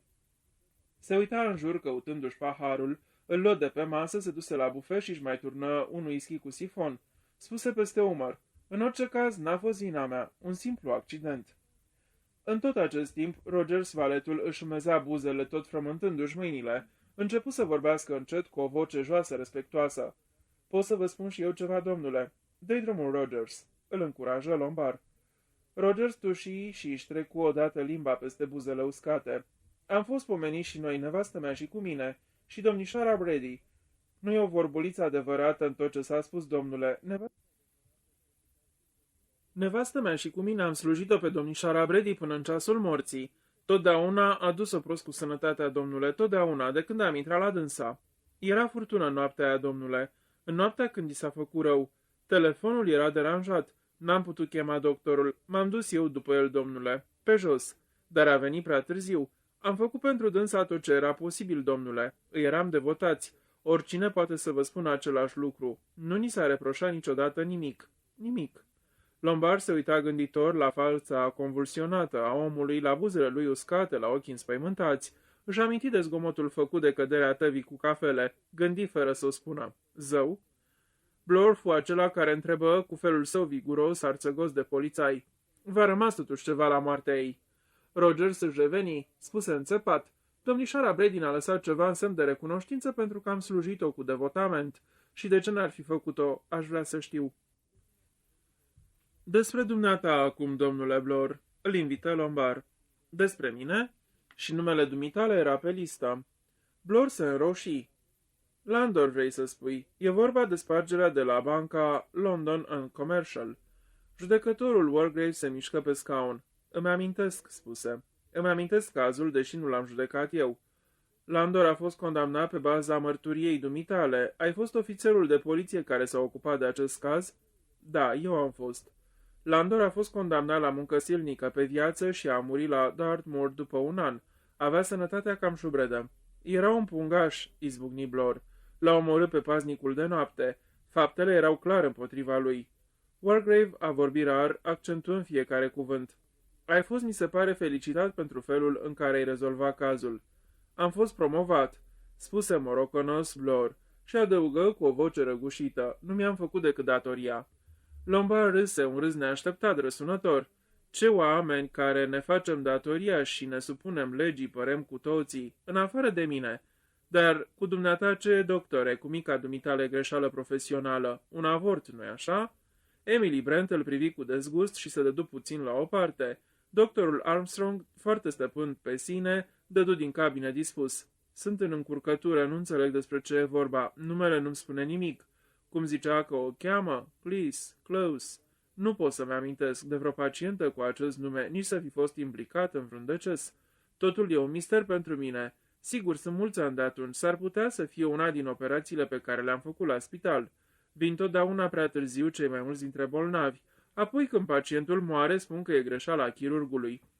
Dădu din cap oftând, dar în sinea lui se gândea. Beat. Asta a fost. Eram beat. Și am operat. Nervii distruși, mâinile îmi tremurau. Ce mai încolo încoace? Am omorât-o. Sărmana, o femeie mai în vârstă, treabă simplă dacă aș fi fost treaz. Noroc că există loialitate în profesiunea noastră. Sora știa, desigur, dar și-a ținut gura. Doamne, prin ce-am trecut! De atunci m-am învățat minte, dar cine a putut să știe despre lucrul ăsta după atâția ani? În cameră se făcuse tăcere, toată lumea se uita pe furii sau pe față la Emily Brent. Au trebuit să treacă câteva minute până să-și dea seama că lumea aștepta să vorbească. Sprâncenele îi se înălțară pe fruntea îngustă. Aștepta să vă spun ceva? N-am nimic de spus. Nimic, domnișoară Brent? Întrebă judecătorul. Nimic. Și spunând aceasta, strânse tare buzele. Judecătorul își mângâie obrazul. Întrebă blând. Vă rezervați apărarea?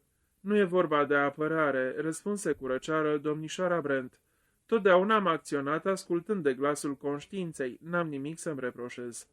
În aer se simțea nemulțumirea, dar Emily Brent nu era omul care să se lase impresionat de opinia publică.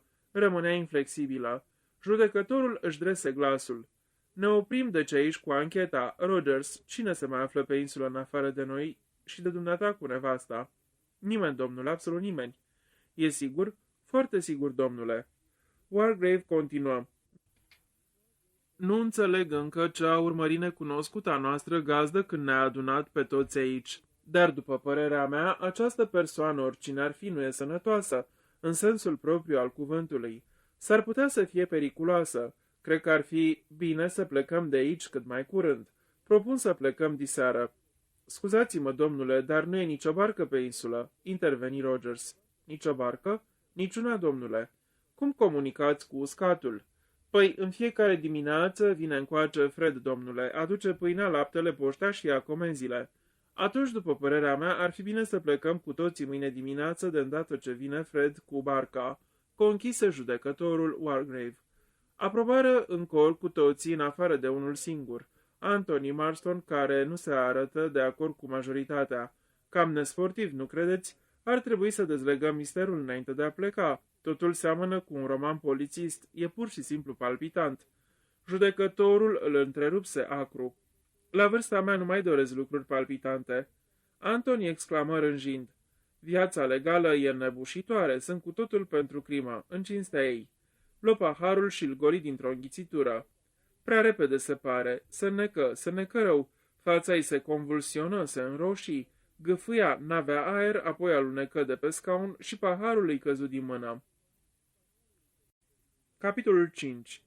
Lucrurile se petrecuseră atât de repede și pe neașteptate, încât toți își pierdură graiul. Stătea uitându-se prostește la trupul prăbușit pe podea. Apoi doctorul Armstrong sări și se repezi spre cel căzut, îngenunchind lângă el. Când se ridică, avea privirea rătăcită, vorbi în șoaptă cu voce joasă, îngrozită. Doamne Dumnezeule, e mort! Nu pricepeau, pentru moment cel puțin. Mort? Mort? Acel tânăr zău nordic în floarea tinereții și a puterii, prăbușit într-o secundă, nu mor așa bărbații tineri sănătoși, înnecându-se cu whisky și sifon. Nu puteau să priceapă. Doctorul Armstrong cercetă fața mortului, mirosi buzele albăstrui crispate, apoi luă paharul din care băuse Anthony Marston. Mort? Vrei să spui că s-a înnecat și gata, a murit? Întrebă generalul MacArthur. Puteți să-i spuneți înnecat dacă vreți, a murit prin asfixiere, asta e, preciză medicul. Mirosi paharul, muie un deget în restul de lichid din pahar și îl puse foarte prudent pe vârful limpii. Expresia feței îi se schimbă. N-am crezut niciodată că cineva poate muri în felul ăsta necându-se, spuse generalul MacArthur. În tot timpul vieții suntem la un pas de moarte, enunță Emily Brent. Doctorul Armstrong se ridică, spuse brusc. Nu, un om nu moare necându-se. Moartea lui Marston nu e ceea ce numim o moarte naturală. Era ceva în whisky? Întrebă Vera aproape în șoaptă. Armstrong aprobă din cap. Da, nu știu ce e anume. Totul pare să indice cianura. Nu se simte mirosul specific de acid prusic. E vorba probabil de cianură de potasiu. Are un efect instantaneu. Era cianură în pahar? Întrebă cu voce metalică judecătorul. Da. Doctorul se îndreptă spre masa unde se aflau băuturile. Luă dopul de la sticla de whisky, îl mirosi, îl puse pe limbă, gustă pe urmă din sifon. Dădu din cap. Astea n-au nimic. Vrei să spui că și-ar fi pus singur ceva în pahar? Întrebă Lombard. Armstrong încuvință din cap, dar pe față îi se putea citi o ciudată expresie de nemulțumire. Așa se pare. Sinucidere? Pare cam dubios, spuse Blor. N-ai fi crezut niciodată că un om ca el s-ar putea omorâ, murmură Vera. Era așa de viu, se bucura atât de mult de viață. Când cobora dealul în mașina astă seară, semăna cu... nu pot să explic. Dar toți știau ce voia să spună. Anthony Marston, în culmea tinereții și a bărbăției, părea o ființă nemuritoare și acum prăbușit zăcea jos pe podea. Există altă posibilitate decât sinuciderea? Întrebă doctorul Armstrong. Toți scuturarea din cap, nu există altă explicație, băuturile erau neatinse. Îl văzură seara cu toții pe Anthony Marston ducându-se și servindu-se singur. Concluzia era că Anthony și-a pus cu mâna lui cianura în pahar. Și totuși, de ce s-ar fi sinucis Anthony? Blor spuse gânditor. Știi, doctore, nu mi se pare lucru curat. N-aș fi crezut niciodată că Marston e omul care să se sinucidă. Sunt cu totul de acord, spuse Armstrong. Lucrurile rămaseră aici, ce altceva s-ar mai fi putut spune. Armstrong și Lombard duseră trupul inert al lui Anthony Marston în camera lui și îl întinseră pe pat, acoperindu-l cu un ceașaf. Când coborâră din nou, îi găsiră pe ceilalți stând în picioare în grup și tremurând puțin, deși noaptea nu era rece. Ar fi mai bine să ne culcăm, propuse Emily Brent. E târziu. Trecuse într-adevăr de miezul nopții. Sugestia era înțeleaptă și totuși ezitau de parcă s-ar fi agățat unul de altul pentru mai multă siguranță. Da, trebuie să dormim puțin, admise judecătorul. N-am strâns încă în sufragerie, spuse Rogers. Lasă pe mâine dimineață, eu tăiesc scurt, Lombard. Soția dumitale se simte mai bine? Îl întrebă Armstrong. Mă duc să văd, domnule. Se întoarse îndată, doarme liniștită. Bine, zise doctorul, nu mai deranja. Nu, domnule, o să fac puțin ordine în sufragerie, o să văd dacă e închis tot și pe urmă mă culc. Traversă holul spre sufragerie. Ceilalți începură să urce scările într-o procesiune înceată nehotărâtă. Dacă s-ar fi aflat într-o casă veche de lemn care să scârție cu umbre îndunecate, pereți lambrisați, s-ar fi explicat simțământul straniu de teamă pe care îl aveau cu toții. dar casa era însăși personificarea modernismului. Nu avea colțuri întunecoase, nici panouri mobile, era scăldată în lumina electrică, totul era nou, strălucitor, sclipitor. Nu avea nimic ascuns, nimic tăinuit, nimic nu sugera o atmosferă specială. Dar, într-un fel, tocmai asta era cel mai înfricoșător. Pe palierul de sus își urară noapte bună. Fiecare intră la el în cameră și fiecare, în mod automat, aproape inconștient, încuie ușa. În camera-i plăcută, zugrăvită în culori pastel, judecătorul Wargrave se dezbrăcă și se pregăti de culcare. Se gândea la Edward Seton. Și l-amintea foarte bine, părul, ochii albaștri, obiceiul de a te privi drept în față cu un aer de sinceritate. Asta făcuse o impresie atât de bună asupra juriului. Lively, din partea acuzării, o cam încurcase, fusese prea vehement, încerca să se dovedească prea mult. Pe de altă parte, Matthew, în ceea ce privește apărarea, fusese bun, argumentele lui convingătoare, întrebările extraordinare, felul în care și-a manevrat clientul din boxă a fost de-a dreptul magistral, dar Seton a ieșit cu bine din greaua încercare a interogatoriului. Nu s-a emoționat, nici de a deveni prea violent. Juriul a fost impresionat. Lui Matthew îi se păruse poate că soarta procesului fusese hotărâtă. Judecătorul întoarse cu grijă ceasul și îl puse lângă pat. Își amintea exact tot ce simțise stând acolo, ascultând, luând note, apreciind totul, înregistrând cea mai mică dovadă care pleda împotriva prizonierului. Îi plăcuse cazul ăsta. Concluziile lui Matthew fuseseră grozave. Laulin, vorbind după el, nu reușise să înlăture buna impresie pe care o făcuse avocatul apărării și atunci a intervenit el cu concluziile. Foarte grijuliu, judecătorul Wargrave își scosese dinții falși și îi pusese într-un pahar cu apă. Buzele întinse până atunci îi căzură înăuntru. Avea o gură crudă acum, crudă și prădalnică. Mijindu-și ochii, judecătorul zâmbi în sinea lui. I-o făcuse lui Seton. Gemând puțin din pricina reumatismului, se urcă în pas și stinse lumina. Jos în sufragerie, Rogers era nedumerit. Se holba la figurinele de porțelan din mijlocul mesei. Mormăia. Necurată treabă. Aș fi putut jura că erau 10. Generalul MacArthur se întorcea de pe o parte pe alta. Somnul nu voia să vină. În întuneric vedea mereu figura lui Arthur Richmond. Îi plăcuse Arthur, al naibii de mult îi plăcuse, fusese mulțumit că îi place și lui Leslie. Leslie era atât de capricioasă, exista o mulțime de băieți buni la care Leslie se uita de sus și zicea că sunt prostănaci. Prostănaci, chiar așa. Dar pe Arthur Richmond nu-l găsise prostănac. Se înțeleseseră bine chiar de la început. Vorbeau împreună despre teatru, muzică, filme. Îl tachina, îl sâcâia, se distra pe socoteala lui. Iar ieri MacArthur era încântat la gândul că Leslie i-a arătat băiatului un interes aproape matern. Matern, într-adevăr. Ce prost fusese să uite că Richmond avea 28 de ani, iar Leslie 29. O iubise pe Leslie. O avea și acum în minte, fața ei ca o inimioară, ochii cenușii adânci, jucăuși și părul castaniu buclat. O iubise pe Leslie și avusese o încredere oarbă în ea. Departe în Franța și iadul de acolo stătea gândindu-se la ea, scotea mereu fotografia ei din buzunarul de sus al tunicii și pe urmă descoperirea. Se întâmplase exact ca în romane. Leslie greșise plicul. Le scrisese la amândoi, dar pusese scrisoarea pentru Richmond în plicul adresa lui și acum, după atâția ani, mai simte încă lovitura, durerea. Doamne, cât l-a durut! Și povestea dura de câteva vreme. Scrisoarea arăta clar, weekenduri, ultima permisie a lui Richmond, Leslie și Arthur. Blestematul, blestemată fața lui zâmbitoare, felul lui de a răspunde vioi, da, domnule, mincinos și ipocrit, îi furase nevasta, furia aceea rece, ucigătoare se adunase încet, reușise să se poarte ca de obicei, să nu arate nimic, încercase să aibă aceeași atitudine față de Richmond. Izbutise oare? Se pare că da, Richmond n-a bănuit. Dispozițiile schimbătoare erau ușor de explicat acolo unde nervii oamenilor sunt în permanență gata să cedeze din cauza tensiunii. Numai tânărul Armitage se uitase la el cam curios de câteva ori. Un tinerel, dar avea spirit de observație băiatul. Armitage bănuise poate că a sosit clipa. L-a trimis pe Richmond în mod deliberat la moarte. Numai o minune l-ar fi putut salva. Minunea nu s-a întâmplat. Da, l-a trimis pe Richmond la moarte și nu-i părea rău. A fost destul de ușor. Greșeli se făceau tot timpul. ofițerii fiind trimiși uneori inutil la moarte.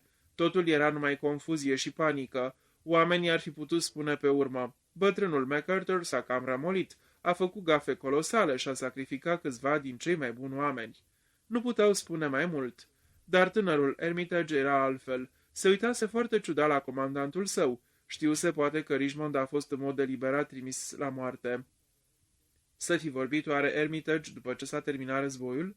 Leslie nu știuse nimic. Plânsese după iubitul ei, presupunea, dar până s-a întors el în Anglia se consolase. Nu i-a spus niciodată că ar fi aflat ceva. Trăiseră mai departe, numai că de atunci părea într-un fel desprinsă din lumea asta. Și peste 3-4 ani a făcut o dublă pneumonie și a murit. Toate astea s-au întâmplat de multă vreme. Să fie de atunci 15 sau 16 ani. Se retrăsese din armată și venise să trăiască în Devon. Cumpărase un loc shore, așa cum și-a dorit întotdeauna.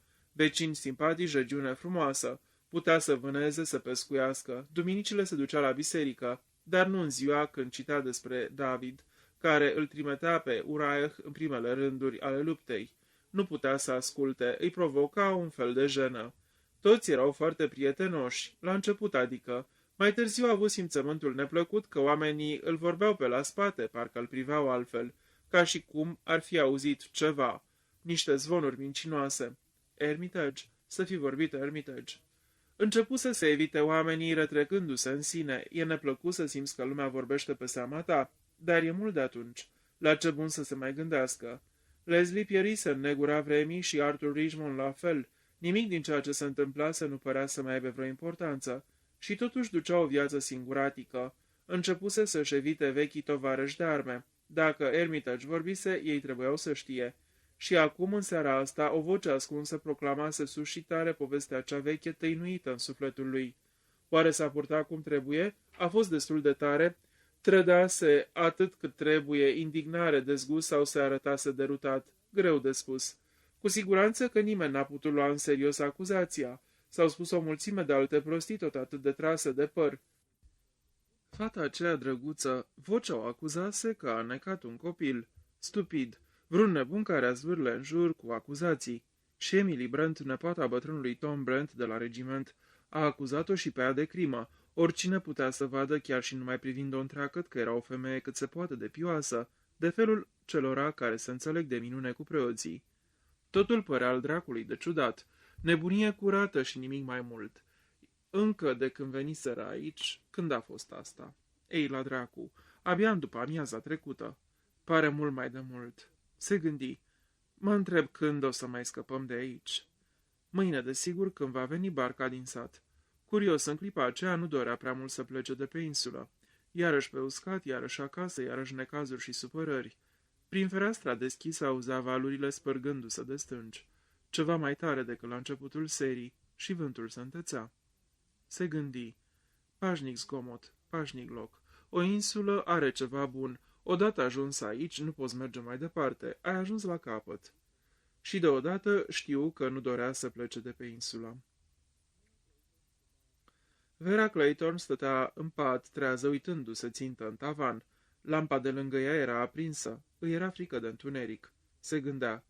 Hugo, de ce te simți atât de aproape astă seară? Undeva foarte aproape. Unde o fi de fapt? Nu știu. N-am să știu niciodată. S-a dus pur și simplu, s-a dus din viața mea. Degeaba încerca să nu se mai gândească la el. Era lângă ea. Trebuia să se gândească la el, să-și amintească. Cornwall.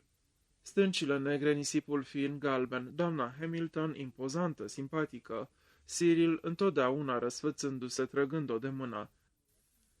Vreau să not până la stâncă, domnișoară Vera. De ce nu pot să not până la stâncă? Își ridica privirea, întâlnea ochii lui Hugo urmărind-o, serile după ce Cyril se culca. Nu vreți să facem o plimbare, domnișoară Vera? Ba da, cred că ar fi bine. Plimbarea liniștită în jos spre plajă. Lumina lunii, aerul plăcut dinspre Atlantic.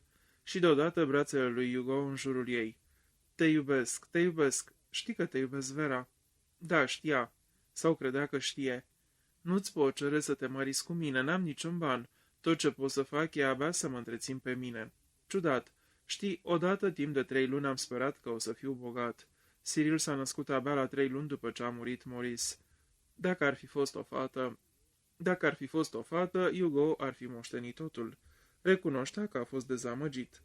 Nu mi-am făcut iluzii prea mari, desigur, dar a fost o lovitură. Norocul e noroc. Cyril e un copil drăguț. Mi-e tare drag. Așa era, într-adevăr, totdeauna gata să se joace ori să-l distreze pe nepoțel. Nu era ranchiunos din fire Hugo. Nu s-ar fi putut spune că Cyril era prea voinic, un copil debil, fără vigoare, dintre aceia care nu ajung să se facă mari. Și pe urmă? Domnișoara Vera, de ce nu pot să înnot până la stâncă? O tot săcâia cu întrebarea. E prea departe, Cyril. Dar, domnișoară, Vera se sculă, se duse la măsuța de toaletă și înghiți 3 aspirine. Se gândi, ce bine ar fi să am ceva de dormit. Apoi, după o vreme, dacă ar fi să-mi iau zilele, aș înghiți o doză mai mare de veronal sau ceva în genul ăsta, nu cianură. Se cutremură, amintindu-și de fața convulsionată, vânătă, a lui Anthony Marston. Trecând pe lângă cămin, privi spre poezioara înrămată. 10 negri mititei au cinat sub lună nouă, unul însă s-a înnecat și au rămas doar 9. Îngrozitor, exact ca astă seară. De ce dorise Anthony Marston să moară? Ea nu dorea să moară. Nu putea să-și imagineze ce înseamnă să dorești să mori. Moartea era pentru ceilalți oameni. Capitolul 6. Doctorul Armstrong visa. Se făcuse foarte cald în sala de operație, cu siguranță că temperatura era prea mare, sudoarea îi șiroia pe față, mâinile îi erau umede și trebuia să țină bine bisturiul. Ce ascuțit era, nu-i greu de omorât cu un cuțit ca ăsta, da, dar chiar asta făcea.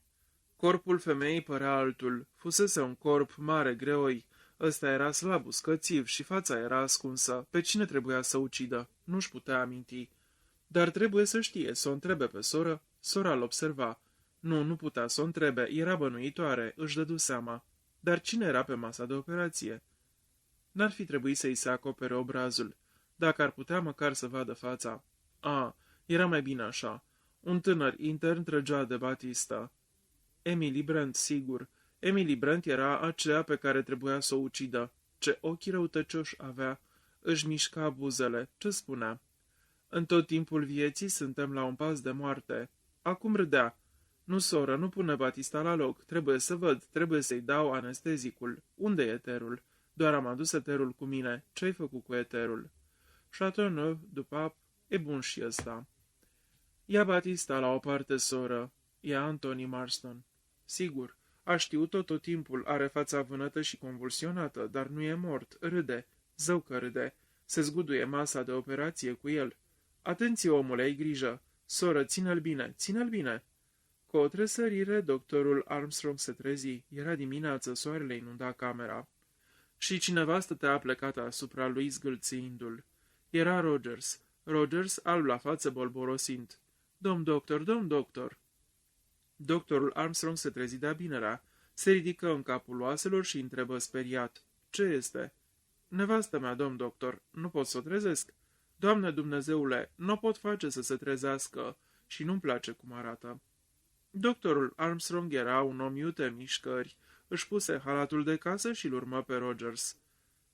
Se aplecă peste patul în care femeia stătea liniștită pe o parte, apucă mâna rece, îi ridică pleoapa. După câteva minute se îndreptă de spate și se întoarse spre Rogers.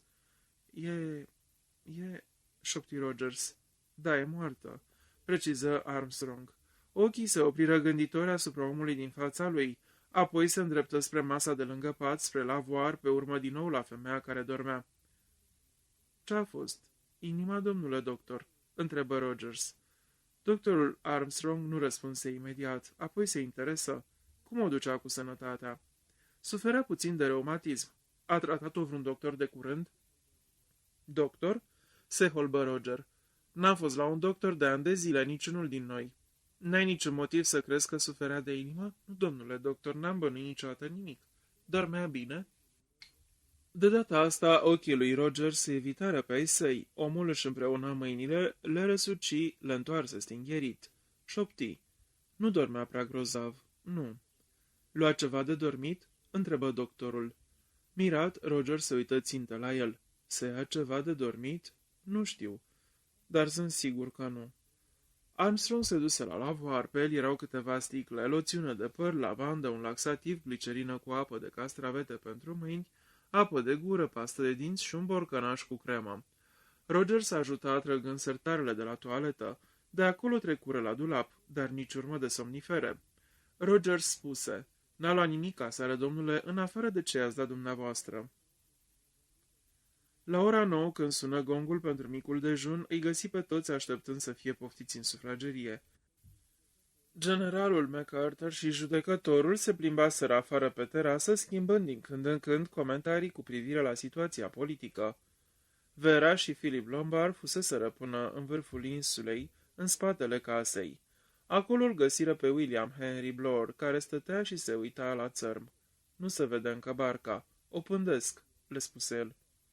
"Devonul e o regiune somnoroasă, toate se fac de obicei mai târziu," spuse Vera zâmbind.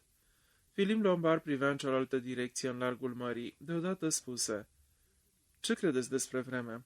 Uitându-se la cer, Blore remarcă, "Mie mi se pare că se menține frumoasă." Lombard scoase un fluierat. "O să se strice înainte de a se lăsa seara," fu el de părere. "Furtună, zici?" se miră Blore. De jos se auzi bătaia unui gong. Philip Lombard spuse, "Micul dejun?" "Nu zic nu." Coborând panta abruptă, Blore îi spuse lui Lombard cu voce gânditoare, "Știi, nu pot să înțeleg. De ce a vrut tânărul ăsta să-și facă seama? Toată noaptea m-a chinuit gândul." Vera era ceva mai în față. Rămânând puțin în urmă, Lombard spuse, "Ai altă teorie?" "Mi-ar trebui ceva dovezi. Mai întâi un motiv. Era bogat după cât se pare." Emily Brent, care tocmai ieșea din salon în întâmpinarea lor, întrebă, "Vine barca?" "Nu încă," răspunse Vera. Intrară în sufragerie. Pe bufet era un platou imens cu o prăjită cu slănină, ceai și cafea. Rogers le ținuse ușa deschisă ca să intre, apoi o închise pe din afară. "Pare bolnav în dimineața asta," spuse Emily Brent. Doctorul Armstrong, care stătea lângă fereastră, își drese vocea. "Va trebui să-l scuzați dacă nu e totul cum trebuie. Rogers s-a pregătit singur micul dejun azi dimineață. Doamna Rogers n-a putut să facă față în dimineața asta." "Ce s-a întâmplat cu ea?" întrebă domnișoara Brent. Doctorul Armstrong trecu peste întrebare. "Să mâncăm, să răcesc ouăle. După asta aș vrea să discut câteva lucruri cu dumneavoastră." Îi ascultară sfatul, își umplură farfuriile, turnară ceai, cafea, masa începu. Căzură cu toții de acord să nu discute nimic despre insulă, în timp ce vorbeau la întâmplare evenimente curente. Vești din străinătate, știri din viața sportivă, ultima reapariție a monstrului de la Loch Ness. Apoi, după ce s-au strâns farfuriile, doctorul Armstrong își dădu puțin scaunul spre spate, își drese plin de importanță glasul și vorbi. "Am crezut mai potrivit să aștept ca să mâncați înainte de a vă spune o veste tristă. Doamna Rogers a murit în timpul somnului." Se auziră exclamații de surpriză și groază. "E îngrozitor! 2 morți pe insulă de când am sosit?" exclamă Vera. Judecătorul Wargrave, cu ochii mijiți, spuse cu vocea lui limpede și precisă. Interesant. Și care a fost cauza decesului?" Armstrong dădu din numeri. "Imposibil de spus pentru moment. E necesară o autopsie? Firește, n-aș putea semna certificatul de deces. Nu am nici cea mai mică idee despre starea sănătății femeii." Arăta foarte nervoasă, iar aseară a avut un șoc. "S-ar putea să fi fost un atac de cord, nu credeți?" spuse Vera. Doctorul Armstrong spuse sec. "Nu mai încape îndoială că inima a încetat să bată, dar problema este care a fost cauza." "Conștiința." Cuvântul izbucni limpede, dur, din gura lui Emily Brent. Armstrong se întoarse spre ea. "Ce înțelegi prin asta, domnișoară Brent?" Cu o expresie severă, Emily Brent vorbi. "Ați auzit cu toții. A fost acuzată că împreună cu soțul ei și-a omorât cu premeditare fosta stăpână, o femeie în vârstă. Și dumneata crezi? Cred că acuzația a fost întemeiată. Ați văzut-o cu toții aseară. Era complet dărâmată. A leșinat. Șocul produs în clipa când și-a auzit dezvăluită mișelia a fost prea puternic. Pur și simplu a murit de frică." Doctorul Armstrong dădu din cap cu îndoială. "E o teorie posibilă, dar nu pot să o adopt, fiindcă nu știu nimic exact despre starea sănătății ei. Dacă există o sensibilitate cardiacă..." "Spune-i mai bine mâna lui Dumnezeu," rosti calm Emily Brent. Fiecare părea zguduit. Blore începu stingherit. Cred că împingem lucrurile puțin cam departe, domnișoară Brent. Ochii începură să-i lucească. Uitându-se la Blor, spuse ridicându-și bărbia: Vi se pare cu neputință ca un păcătos să fie lovit de mâna Domnului? Mie nu.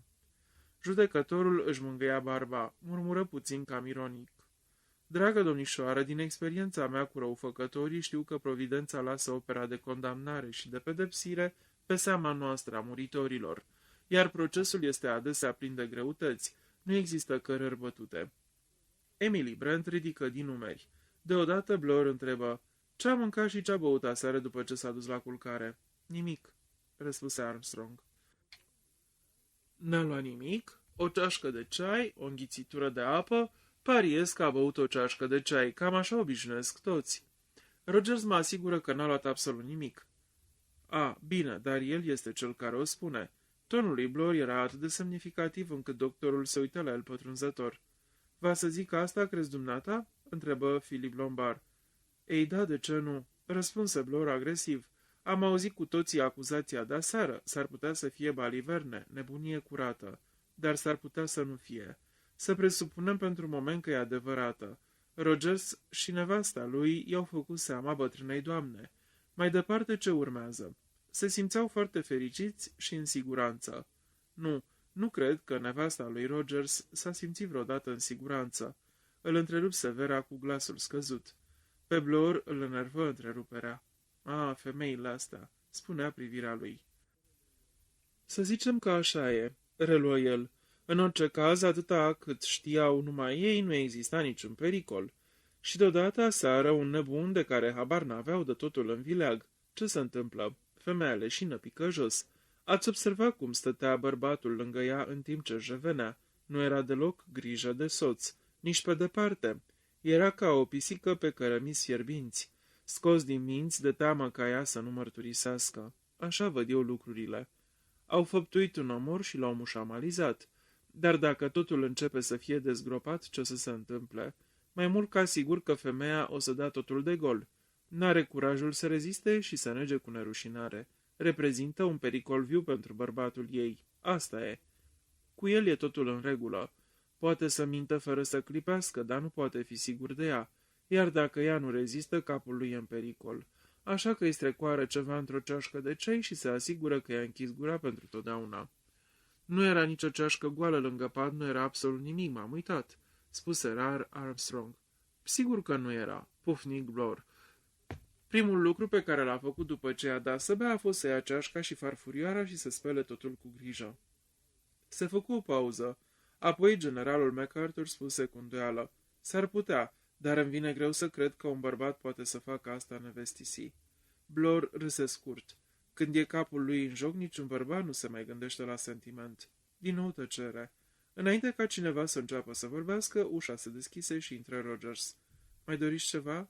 Întrebă el, uitându-se la fiecare. Judecătorul Wargrave se mișcă puțin. Întrebă: La ce oră vine de obicei barca cu motor? Între 7 și 8, domnule, câteodată mai întârzie un pic peste 8. Nu știu ce poate să facă Fred în dimineața asta. Când e bolnav, își trimite fratele. Cât e ceasul acum? Se interesă Philip Lombard. 10 fără 10, domnule. Lombard își ridică sprincenele, dădu un cet din cap pentru sine. Rogers rămase în așteptare. Generalul MacArthur s-a început deodată. Ne-a părut rău când am auzit despre nevasta dumitale, Rogers. Doctorul tocmai ne-a spus. Rogers se înclină. Mulțumesc, domnule. Da, domnule. Luă platoul gol și ieși din cameră. Din nou se lăsă tăcerea.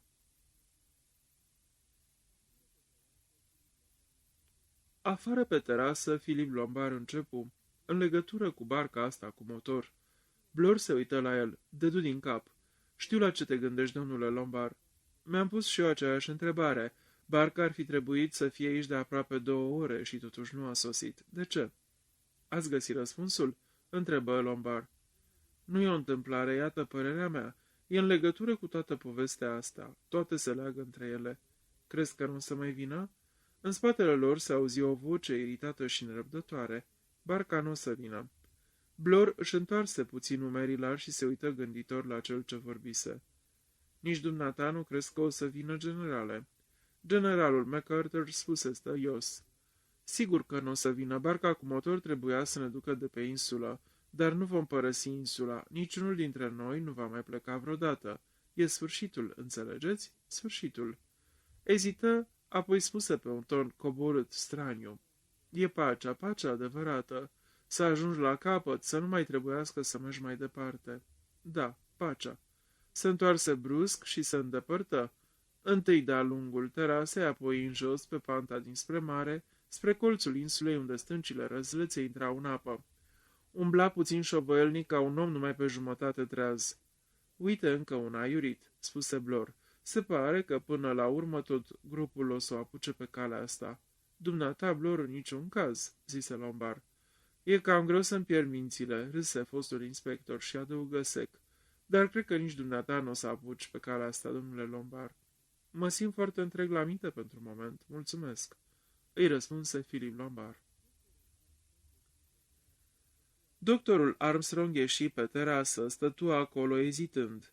La stânga erau Blor și Lombard, la dreapta Wargrave cu capul plecat umbla cu pași rari în sus și în jos. După o clipă de șovăială se întoarse către acesta din urmă, dar în aceeași clipă Rogers ieși repede din casă și se apropie de el. Aș putea să vă spun ceva, domnule, vă rog."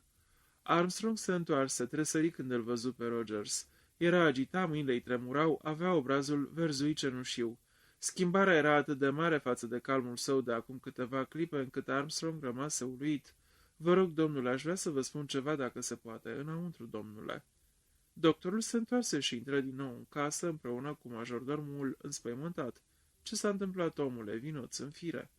Aici, domnule, veniți înăuntru." Deschise ușa de la sufragerie. Doctorul intră. Rogers îl urmă și închise ușa după el. Ei?" spuse Armstrong. Ce este?" Rogers tremura și înghițea într-una în sec. Se petrec lucruri, domnule, pe care nu le înțeleg," izbucni el. Lucruri? Ce lucruri?" întrebă Armstrong. O să mă credeți nebun, domnule, o să spuneți că nu-i nimic, dar trebuie să fie o explicație, domnule, trebuie, pentru că n-are niciun sens." Ei, omule, spune-mi despre ce e vorba, nu mai vorbi în șarade." Roger se înghiți iar. Despre figurinele astea mici, domnule, din mijlocul mesei, figurinele mici de porțeran. Erau 10 cu toatele, domnule, 10, pot să o jur. Da, 10, le-am numărat aseară la cină. Se declară de acord Armstrong. Roger se apropie de el. Exact, domnule. Aseară când strângeam masa, n-am mai văzut decât 9, domnule. Mi s-a părut tare ciudat, dar n-am zis nimic. Și acum, domnule, când am venit să fac curat, vă rog, uitați-vă cu ochii dumneavoastră, dacă nu mă credeți. Sunt numai 8, domnule. Numai 8. E nemaipomenit, nu-i așa? Numai 8. Capitolul 7. După micul dejun, Emily Brent îi propuse Verei să meargă din nou până în punctul cel mai înalt al insulei să pândească dacă nu vine barca. Vera se declară de acord. Vântul se întețise. Creste mici, albe, apăreau pe mare. În larg nu se vedeau bărci de pescuit și nici urmă de barcă cu motor. Satul Sickle Haven nu se vedea, numai dealuri care mărginea o stâncă roșcată țâșnită în afară, ascundea golfulețul propriu-zis. Omul care ne-a adus ieri părea un om serios, spuse Emily Brent. E foarte ciudat într-adevăr că întârzie așa de mult în dimineața asta. Vera nu spuse nimic. Încercă să-și înfrângă un simțământ de panică care creștea. Păstrează-ți sângele rece, își spuse mânioasă. Frica nu-i în firea ta, ai avut totdeauna nervii foarte buni. Apoi cu o voce tare. Aș vrea să vină. Eu doresc să plec. Nu mă îndoiesc că o dorim cu toții, spuse Emily Brent pe un ton sec. Totul e atât de extraordinar, pare fără nicio noimă, zise Vera. Femeia în vârstă de lângă ea spuse cu voiciune. Mi-e grozav de ciudă pe mine că m-am lăsat dusă atât de ușor. Scrisoarea aceea e de-a dreptul absurdă dacă o cercetez bine, dar când am primit-o n-am avut niciun fel de îndoieli, niciuna. Îmi închipui, murmură mecanic Vera. Am procedat toți ca niște naivi, spuse Emily Brent. Vera respira adânc, înfiorată. Credeți cu adevărat ce ați spus la masă? Întrebă ea. Fii ceva mai precisă, draga mea, la ce anume te referi? Vera spuse pe un ton aproape șoptit. Credeți într-adevăr că Rogers și soția lui i-au făcut seama acelei doamne bătrâne? Emily Brent se uită gânditoare spre mare. Apoi spuse, personal sunt aproape sigură, dumneata ce crezi? Nu știu ce să cred. Totul vine în sprijinul acestei idei. felul cum a leșinat, iar bărbatul a scăpat tava cu cafele, nu uita. Apoi felul cum a povestit nu suna veridic. O, da, mă tem că au făcut-o.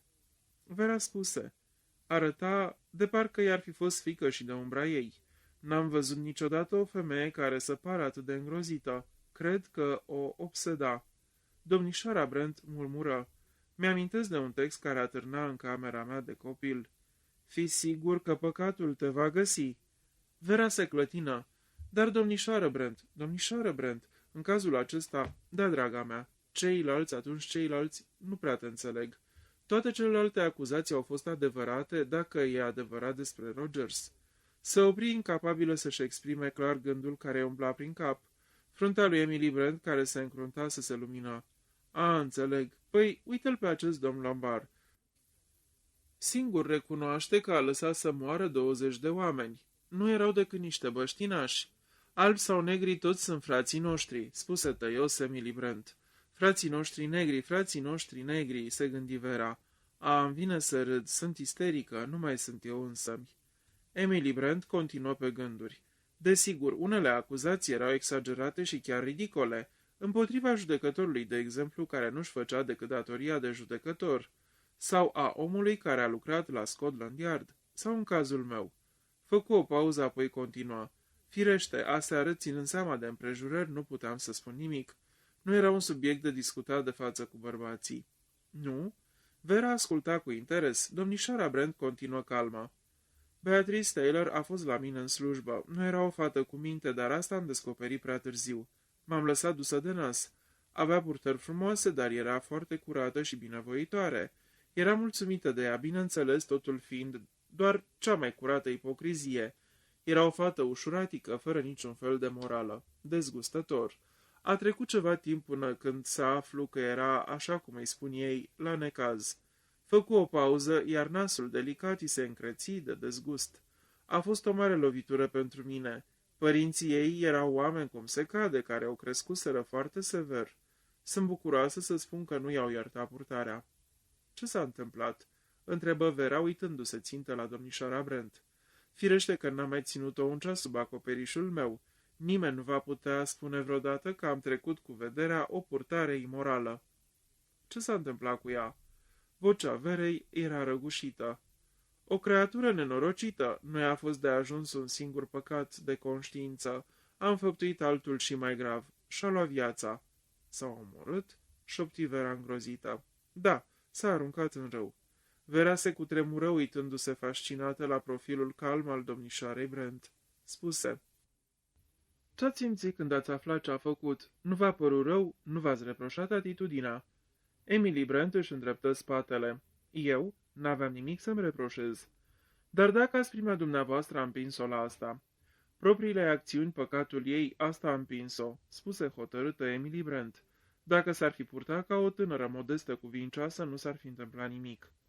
Își întoarse fața spre Vera. Nu exista niciun reproș, nici stinghereală în ochii aceia. Erau aspri și siguri de dreptatea lor. Emily Brent stătea pe culmea insulei Negrului, învăluită în propria ei armură de virtute. Fata asta, bătrână, micuță, nu-i mai părea ridicolă Verei. Deodată îi se păru înfricoșătoare. Doctorul Armstrong ieși din sufragerie și veni din nou pe terasă. Judecătorul stătea acum pe scaun, privind liniștit departe spre mare. Lombard și Blor erau în stânga și fumau în tăcere. Ca și înainte, doctorul ezită o clipă. Își opri ochii asupra judecătorului Wargrave. Voia să se consulte cu cineva. Cunoștea mintea logică pătrunzătoare a judecătorului, dar șovăia totuși. Wargrave putea să aibă o minte perspicace, dar era un om în vârstă. Armstrong simțea că în această împrejurare e nevoie de un om de acțiune. Se hotărâ. Lombard, poți să-ți vorbesc o clipă? Filip tresări. Desigur. Cei doi bărbați părăsiră terasa, coborură încet panta în jos spre mare. Când nu mai puteau fi auziți, Armstrong zise. Aș vrea să-mi acorzi o consultație. Lombard ridică sprâncenele. Dragă prietene, n-am niciun fel de cunoștințe medicale. Nu, mă referam la situația generală. Asta e altceva. Armstrong întrebă, spune sincer, ce crezi despre situație? Lombard reflectă o clipă. Pe urmă spuse, E destul de pasionantă, nu-i așa? Care e părerea dumitale despre femeia aceea? Accepți teoria lui Blor? Filip pufăi din țigară, apoi spuse, e perfect plauzibilă luată singură. Exact.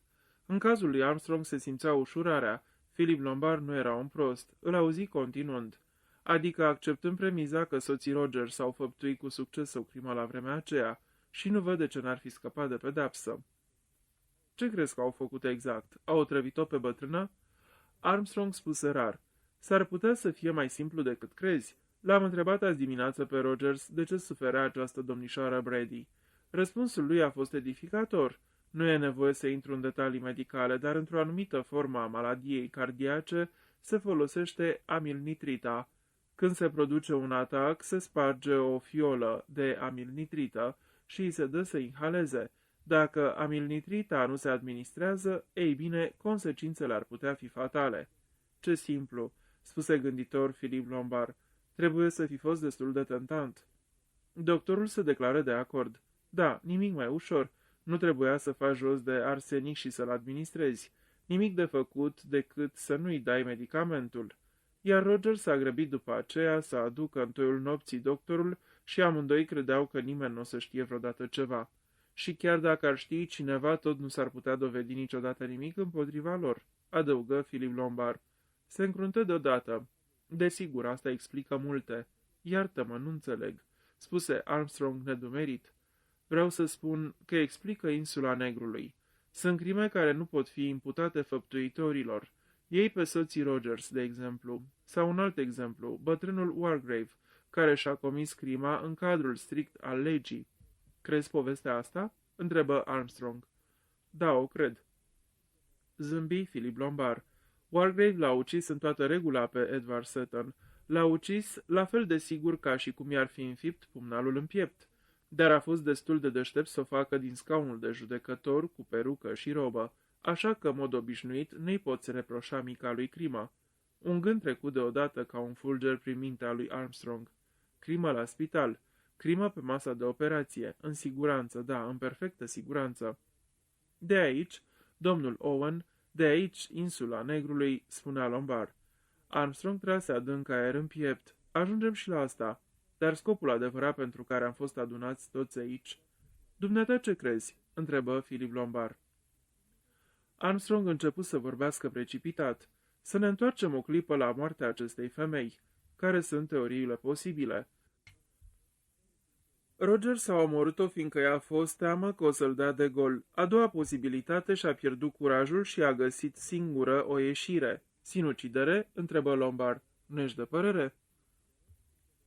Da, ar fi putut să fie, da, dacă n-ar fi fost moartea lui Marston. 2 sinucideri în 12 ore e puțin cam prea greu de înghițit. Și dacă îmi spui că Anthony Marston, un taur tânăr, fără nervi și creier, s-a înfricoșat pentru că a omorât niște copii și mod deliberat și-a luat zilele, ei bine, nu pot decât să râd. Și chiar așa, de unde a făcut rost de o travă? După cât am auzit eu, cianura de potasiu nu e un lucru pe care să-l porți în buzunarul de la Vesta. Dar asta e meseria dumitale. Niciun om în toate mințile nu ține la el cianură de potasiu, spuse Armstrong, doar dacă are de gând să prindă un roi de viespi. Grădinarul zelos sau moștierul, adică, în niciun caz, Anthony Marston. Mi se pare că cianura asta are nevoie de puțină explicație. Or, Anthony Marston avea intenția să-și facă seama înainte de a veni aici și atunci a venit pregătit, ori, glasul lui Armstrong suna nerăbdător. Philip Lombard rânji. De ce mă fac să o spun eu? Când îți stă pe limbă, Anthony Marston a fost ucis fără nicio îndoială. Doctorul Armstrong respira adânc. Și nevasta lui Rogers? Lombard spuse rar. Aș putea crede, cu greu e adevărat, în sinuciderea lui Anthony Marston, dacă n-ar fi nevasta lui Rogers. Aș putea crede, ușor, în sinuciderea nevestei lui Rogers, dacă n-ar fi Anthony Marston. Pot crede că Rogers i-a făcut de petrecanie nevestisii dacă n-ar fi moartea neașteptată a lui Marston.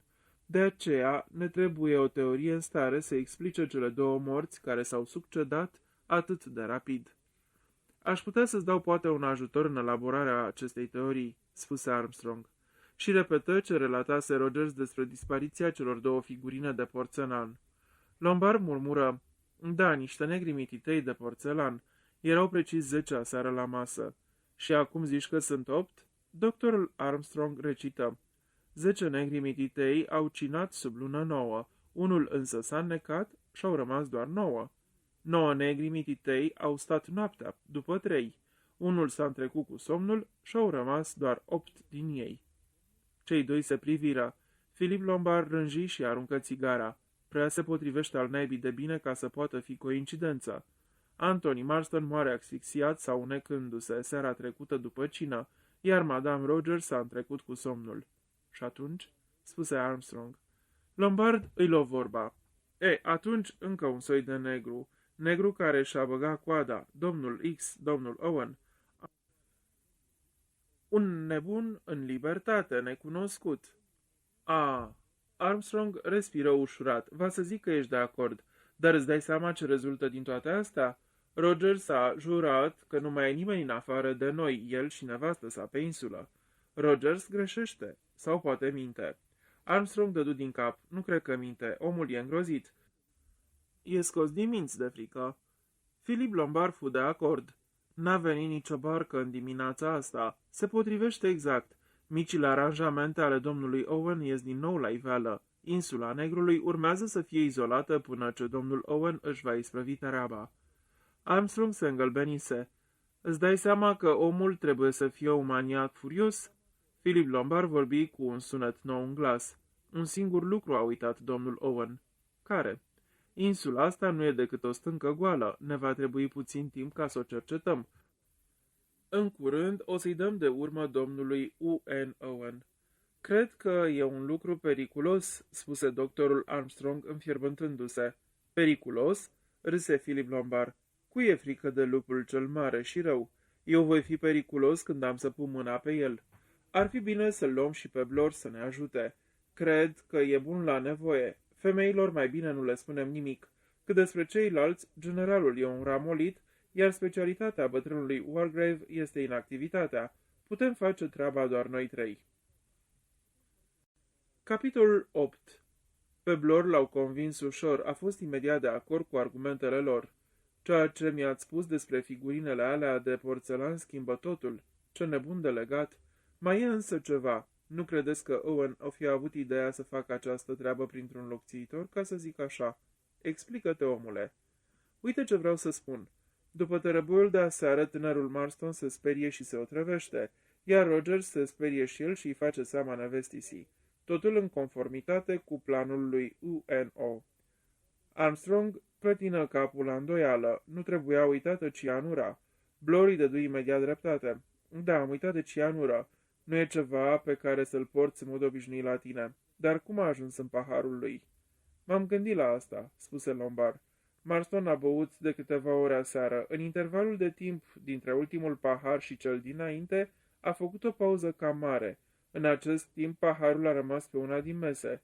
Cred, deși nu sunt sigur, că se afla pe măsuța de lângă fereastră. Fereastra era deschisă. Cineva ar fi putut să verse cianura în pahar. Fără ca niciunul dintre noi să vadă? Spuse neîncrezător Blor. Păi eram cu toții preocupați de altceva, spuse Lombard sec. E adevărat, vorbi rar Armstrong. Ne atacase pe toți, ne frământam, ne agitam prin cameră, discutam indignați, preocupați de problemele noastre. Cred că cineva putea să o facă. Blor ridică din numeri. Fapt este că a făcut-o. Și acum, domnilor, să pornim. N-are nimeni din întâmplare un revolver?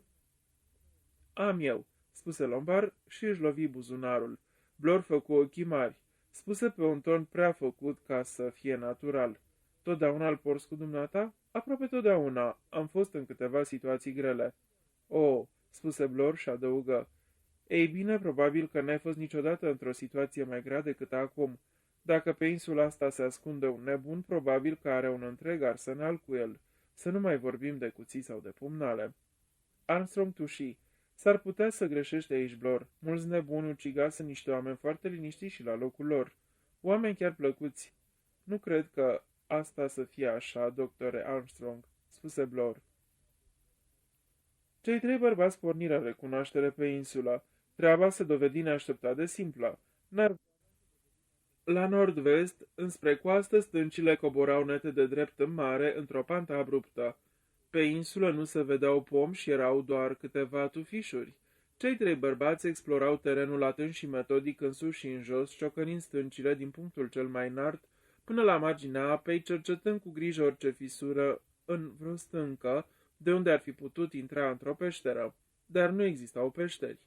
Mergând pe țărm, ajunseră în cele din urmă la locul unde generalul MacArthur ședea și privea întinderea sărată. Era multă pace aici, cu clipocitul valurilor care se spărgeau de stânci. Bătrânul stătea foarte drept, cu ochii ațintiți în depărtare. Nu dădu nicio atenție exploratorilor când aceștia se apropiară. Până la urmă, cei trei se simțiră puțin stingheriți.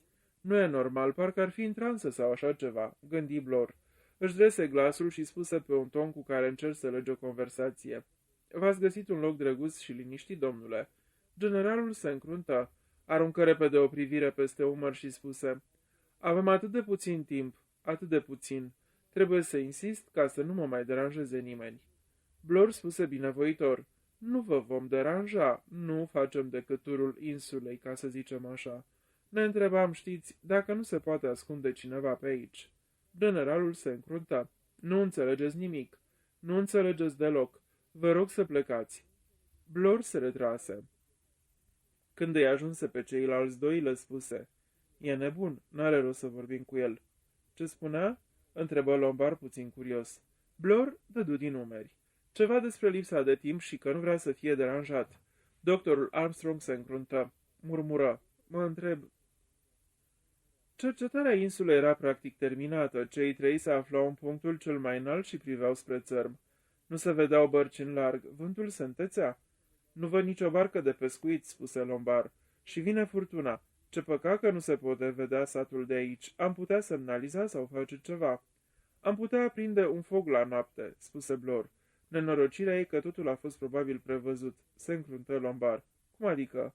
De unde să știu? O glumă poate. În tot cazul, suntem izolați aici și probabil că nu vor fi luate în seamă nici semnalele.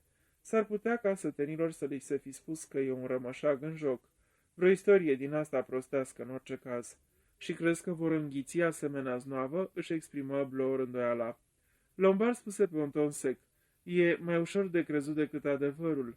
Dacă li s-ar fi spus sătenilor că insula va fi izolată până ce necunoscutul domn Owen își va omorî în liniște toți invitații, crezi că ar putea crede? Sunt momente când nu pot să o cred nici eu însumi, vorbi doctorul Armstrong, și totuși. Philip Lombard, arătându-și într-un rânjă dinții, spuse: și totuși asta e. I-ai spus pe nume, doctore. Blor privea în jos, în apă. Presupun că nu s-ar putea cățăra nimeni pe aici. Armstrong clătină din cap. Mă îndoiesc, e tare abrupt. Unde s-ar putea ascunde? S-ar putea să fie o scobitură în stâncă. Dacă am avea acum o barcă, am putea înconjura insula. Dacă am avea o barcă, am fi cu toții de mult spre țărm, spuse Lombard. Asta e adevărat. Am putea să ne asigurăm în privința stâncii, propuse deodată Lombard. Nu e decât un loc unde ar putea exista o adâncitură, puțin mai la dreapta, chiar aici jos. Dacă faceți rost de o fringhie, mă puteți lăsa pe mine în jos ca să ne asigurăm. Blor spuse: am putea fi ca și siguri, deși pare absurd, așa cum se poate observa. În fine, mă duc să văd dacă găsesc ceva. O porni repede spre casă. Lombard privea țintă la cer, norii începeau să se adune. Vântul se întețea. Aruncă o privire în lături spre doctorul Armstrong și spuse: ești foarte tăcut, doctore, la ce te gândești? Armstrong spuse rar: mă gândeam tocmai cât e de nebun bătrânul MacArthur. Vera nu-și găsise locul toată dimineața, o evitase pe Emily Brent cu un fel de aversiune înfiorată. Domnișoara Brent își așezase și ia un scaun după colțul casei ca să nu fie în bătaia vântului. Stătea acolo și croșeta. De fiecare dată când se gândea la ea, Vera părea că vede o față palidă necată, cu iarbă de mare încurcată în păr. O față care fusese drăguță odată, obraznic de drăguță poate, și care era acum dincolo de milă sau de groază. Iar Emily Brent, senină, calmă și singură de dreptatea ei, stătea și croșeta. Pe terasa principală, judecătorul Wargrave se ghemuise într-un scaun. Capul îi era bine vârât între umeri. Când se uită la el, Vera văzu un om pe banca acuzaților. Un tânăr blond cu ochii albaștri și o față zăpăcită, îngrozită. Edward Seton. și în imaginație văzu mâinile bătrâne ale judecătorului punându-și în cap tichia neagră și pronunțând sentința de condamnare la moarte. După o vreme, Vera porni încet în jos spre mare. Merse spre capătul cel mai îndepărtat al insulei, unde un bătrân stătea privind țintă orizontul. Generalul MacArthur se mișca la apropierea ei. Întoarse capul, în privire avea un amestec ciudat de întrebare și înțelegere care o făcu să tresară. Se uita fix la ea câteva clipe. Ce ciudat, parcă ar ști, gândi fata. A, dumneata ești, ai venit, vorbi generalul. Vera se așeză jos lângă el. După o vreme întrebă, vă place să stați aici să vă uitați la mare? El dădu ușor din cap. Da, e plăcut, e un loc de așteptat, cred. De așteptat? Spuse Vera brusc. Dar ce așteptați? Sfârșitul, spuse el blând. Dar cred că știa asta, nu-i așa? E adevărat, nu-i așa? Cu toții așteptăm sfârșitul. Ce vreți să spuneți? Întrebă ea șovăind. Generalul MacArthur spuse grav. Niciunul dintre noi nu va pleca de pe insulă. Ăsta e planul, o știi foarte bine. Ceea ce nu înțelegi, poate, e ușurarea. Ușurarea? Făcu mirată Vera. Da, sigur, când ești foarte tânără, n-ai ajuns încă până aici, dar vine. Binecuvântata ușurare când știi că ai terminat cu toate, că nu mai trebuie să porți povara. O să simți și dumneata asta odată. Nu vă înțeleg, spuse Vera răgușit. Degetele îi se frământau spasmodic, simți deodată că e frică de ostașul ăsta bătrân liniștit. Înțelegi? Am iubit-o pe Leslie. Am iubit-o foarte mult, spuse el gânditor. Leslie era soția dumneavoastră? Întrebă Vera. Da, soția mea. O iubeam și eram mândru de ea. Era atât de drăguță și de veselă. Tăcu o clipă, apoi urmă. Da, o iubeam pe Leslie. De asta am făcut ce am făcut. Vreți să spuneți? Vera se opri. Generalul MacArthur dădu ușor din cap. N-are rost să mai neg acum, când o să murim cu toții.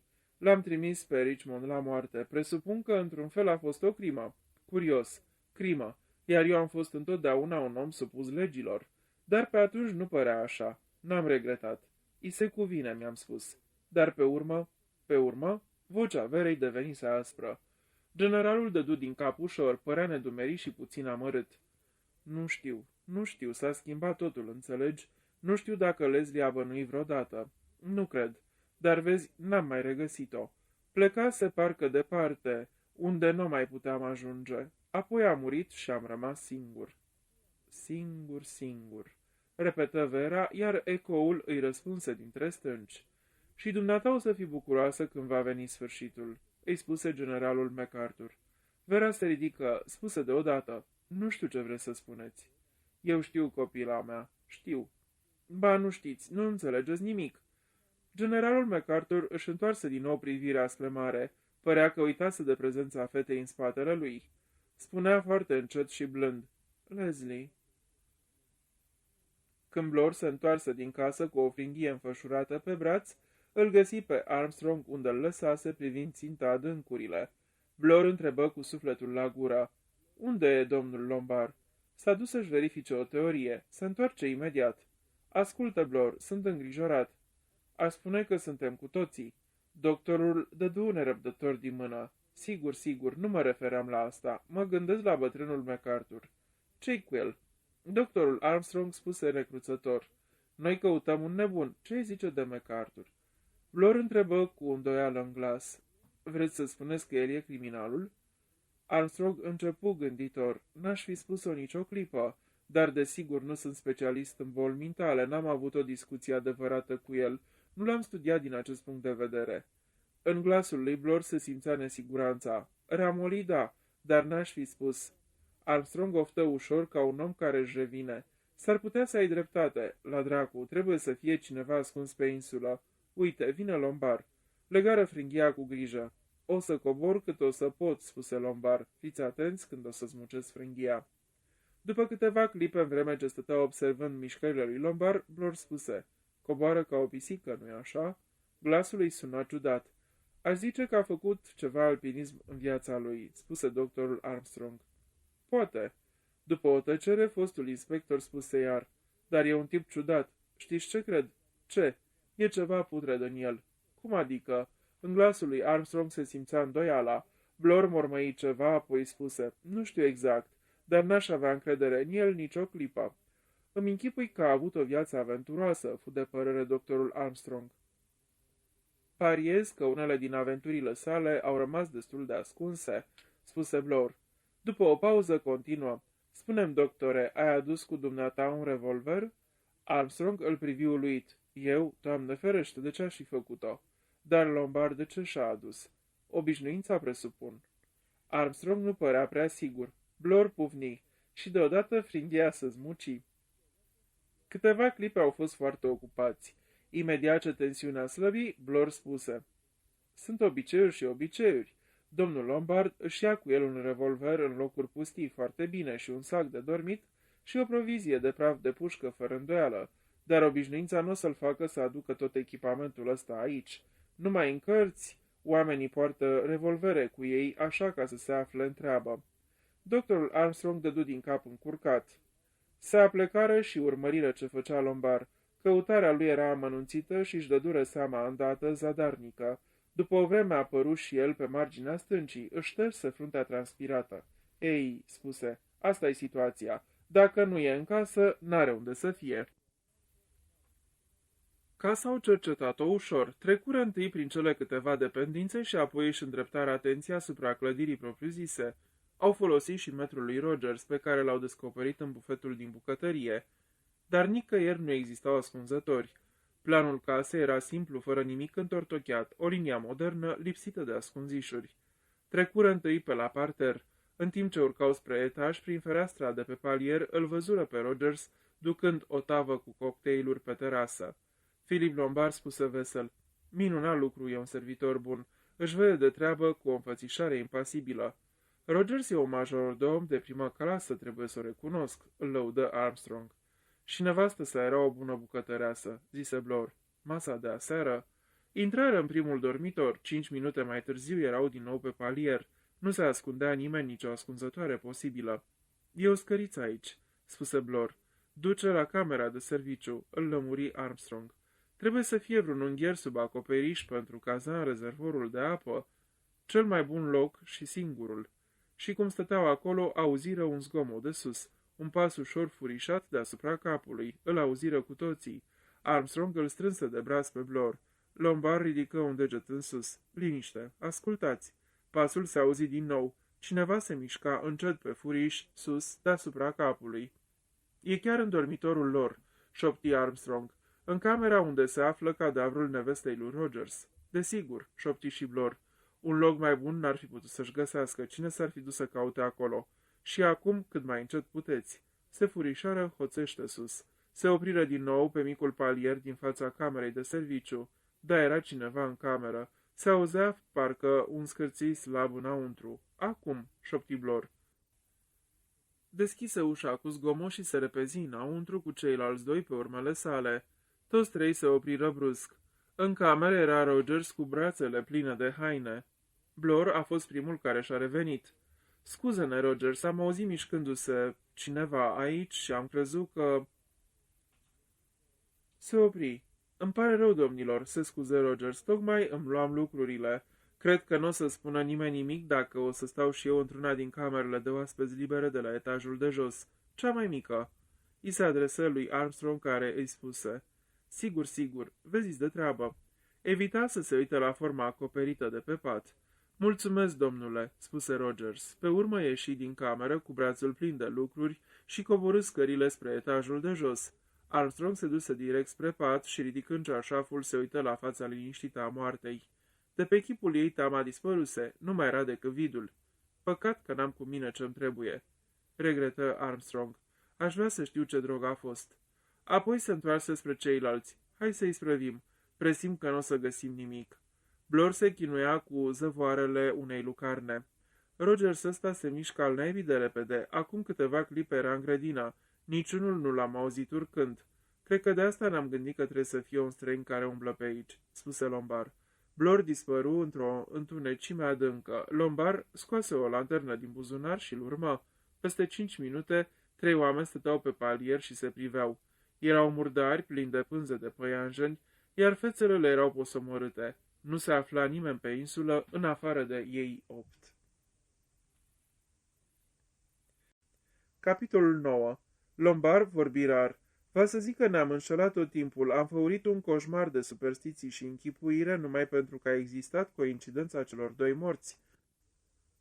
Și totuși, știi, argumentul e valabil, vorbi Armstrong grav. Ce dracu, sunt doctor, știu ceva despre sinucideri.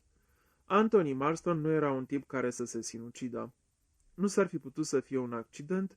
Întrebă Lombard cu îndoială. Blor pufni neconvins. Al dracului de ciudat accident, murmăi el. Făcu o pauză și apoi continuă. Cât despre femeia aceea, și se opri. Nevasta lui Rogers? Da, s-ar putea, nu-i așa, ca ăsta să fi fost un accident? Un accident? Cum adică? Întrebă Lombard. Blor arăta puțin încurcat. Fața și așa congestionată îi se înroșii și mai tare.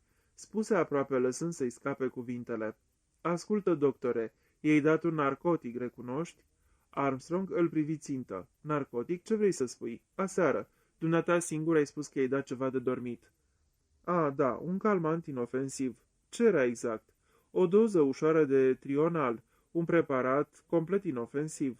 Blor se înroși și mai tare. Ascultați ce să mai lungim vorba. Nu i-ai dat cumva o doză prea mare, ca să zic așa? Nu înțeleg ce vrei să spui, vorbi doctorul Armstrong furios. S-ar fi putut, nu-i așa, să faci o greșeală? Lucruri din asta se mai întâmplă câteodată. N-am făcut nimic de felul acesta, replică tăios Armstrong. Insinuarea e ridicolă. După o clipă adăugă pe un ton rece mușcător. Să insinuez că i-am dat intenționat o doză prea mare. Ascultați aici amândoi, spuse repede Philip Lombard. Nu trebuie să vă pierdeți capul. Ce-ar fi să nu ne mai azvârlim unul altuia acuzații? Blor spuse deodată. N-a spus altceva decât că doctorul a făcut o greșeală. Doctorul Armstrong făcu un efort să zâmbească și rezultatul fu un zâmbet cam strâmb. Doctorii nu-și pot permite să facă greșeli de felul acesta, prietene. N-ar fi prima pe care ați face-o, dacă ar fi să credem placa aceea de patefon, spuse Blor, apăsând asupra cuvintelor. Armstrong păli. Furios, Philip Lombard se întoarse repede spre Blor. Ce rost are atacul ăsta? Suntem cu toții în aceeași barcă, trebuie să ne unim. Și, în definitiv, ai parcă și dumneata pe conștiință un mic jurământ fals. Blor făcu un pas înainte cu pumnii strânși. Spuse cu voce groasă. Jurământ fals? E o minciună murdară. Poți încerca să-mi închizi gura, domnule Lombard, dar sunt lucruri pe care vreau să le știu și unul din ele se referă la dumneata. Lombard ridică din sprincene. La mine? Da, aș vrea să știu de ce ți-ai adus un revolver cu dumneata dacă veneai într-o vizită de agrement. Ai vrea serios? Da, aș vrea, domnule Lombard. Lombard spuse pe neașteptate. Știi, Blor, nu ești chiar atât de prost cum vrei să pari. Se poate. Ce-i cu revolverul? Lombard zâmbi. L-am adus fiindcă mă așteptam să nimeresc într-o încurcătură. Aseară nu ne-ai spus asta, zise Blor, tot bănuitor. Lombard dădu din cap. Te-ai ferit de noi? Insistă Blor. Într-un fel da, spuse Lombard. Ei, atunci dă-i drumul. Lombard vorbi rar. V-am lăsat să credeți că am fost invitat aici ca toți ceilalți. Nu e chiar adevărat. De fapt, am fost aici trimis de un evreu. Moritz îl cheamă. Mi-a oferit 100 de guinee ca să vin aici și să fiu cu ochii în 4. Zicea că auzise de mine ca și un om de nădejde într-o situație dificilă. Ei, îl învordi Blor nerăbdător. Asta-i tot. Încheie Lombard cu un rânjet. Bine, dar probabil că ți-a mai spus și altceva, se amestecă și doctorul Armstrong. O, nu, nu mi-a mai spus nimic. A fost mut ca un pește. Puteam să primesc sau să refuz. Acestea au fost cuvintele. Eram strâmtorat, așa că am primit. Blor nu părea prea convins. De ce nu ne-ai spus toate astea aseară, dragul meu? Lombard ridică din umeri. De unde era să știu că tocmai seara trecută nu se va ivi situația pe care fusese chemat să o înfrunt? Am rămas în umbră și am spus o poveste care nu m-a angajat deloc. Dar acum gândește altfel? Îl întrebă doctorul Armstrong cu oarecare șiretenie. Expresia feței lui Lombard se schimbă, devenise întunecată și aspră. Da, acum cred că sunt în acea situație cu toți ceilalți. Cele 100 de guinee n-au fost decât momeala pe care domnul Owen a folosit-o ca să mă prindă în capcană alături de voi toți. Spuse rar. Pentru că suntem într-o capcană, pot să o jur. Moartea nevestei lui Rogers, a lui Anthony Marston, negrii care dispar de pe masa din sufragerie, O, da, mâna domnului Owen se vede clar, dar unde naiba e domnul Owen? Jos, gongul sună solemn, chemându-i la prânz. Rogers stătea în ușa sufrageriei. Când cei trei coborâră scările, înaintă vreo câțiva pași și spuse cu voce joasă prevenitoare: "Sper să fiți mulțumiți de masă. Avem șuncă și limbă rece și am fiert niște cartofi. Am pus și brânză și biscuiți și fructe conservate." "Pare o masă foarte bună," îl asigură Lombard. "Proviziile rezistă, deci. E multă mâncare, domnule, tot felul de conserve. Cămara e foarte bine aprovizionată. E un lucru necesar, aș spune, domnule, pe o insulă unde poți rămâne izolat o perioadă considerabilă de timp." Lombard dădu aprobator din cap. În timp ce urma pe cei trei în sufragerie, Rogers murmură: "Sunt îngrijorat că Fred n-a venit azi. Ciudat ghinion. Foarte bine zis." Domnișoara Brent intră în cameră. Scăpase un ghem de lână și resucea acum firul cu grijă. Luând loc la masă, remarcă: "Se schimbă vremea. Vântul bate destul de tare, iar valurile au crestele albe." Intră și judecătorul Wargrave. Mergea cu pas rar măsurat, aruncând pe sub sprâncenele stufoase priviri repezi celorlalți ocupanți ai sufrageriei, spuse: "Ați avut, pare să, o dimineață activă." În glasul lui se simțea o plăcere puțin răutăcioasă.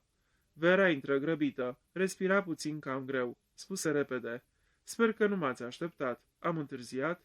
"Nu ești ultima, nici generalul n-a venit încă." O liniști Emily Brent. Se așezară în jurul mesei. Roger se întoarse spre domnișoara Brent. "Încep să servesc sau mai așteptați?"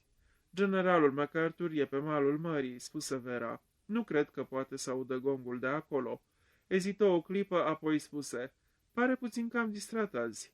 "Cobor să-l anunț că masa e gata." Se oferi Rogers repede. Doctorul Armstrong se ridică de pe scaun spunând: "Mă duc eu. Dumneavoastră ceilalți puteți începe masa."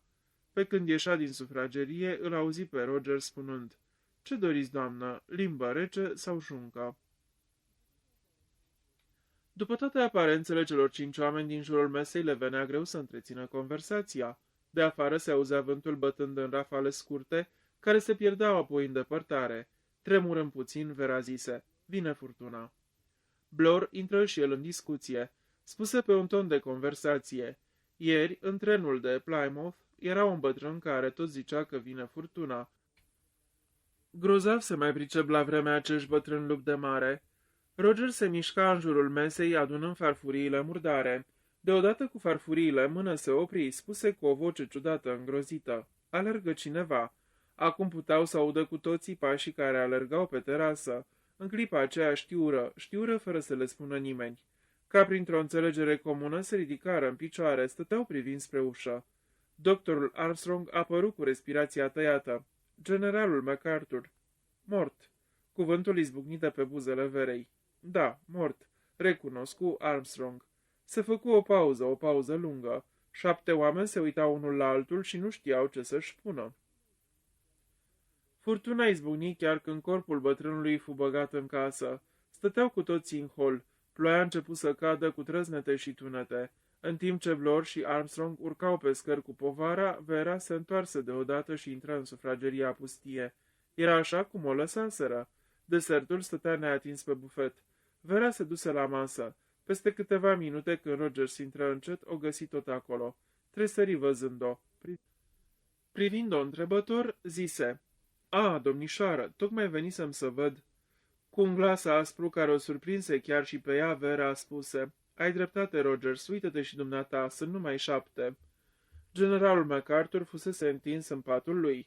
După ce îl mai examină odată, Armstrong ieși din cameră și coborâ. Îi găsi pe toți ceilalți adunați în salon. Domnișoara Brent croșeta. Vera stătea în picioare lângă fereastră, uitându-se la ploaia care șiroia. Blor se așezase pe un scaun cu mâinile pe genunchi.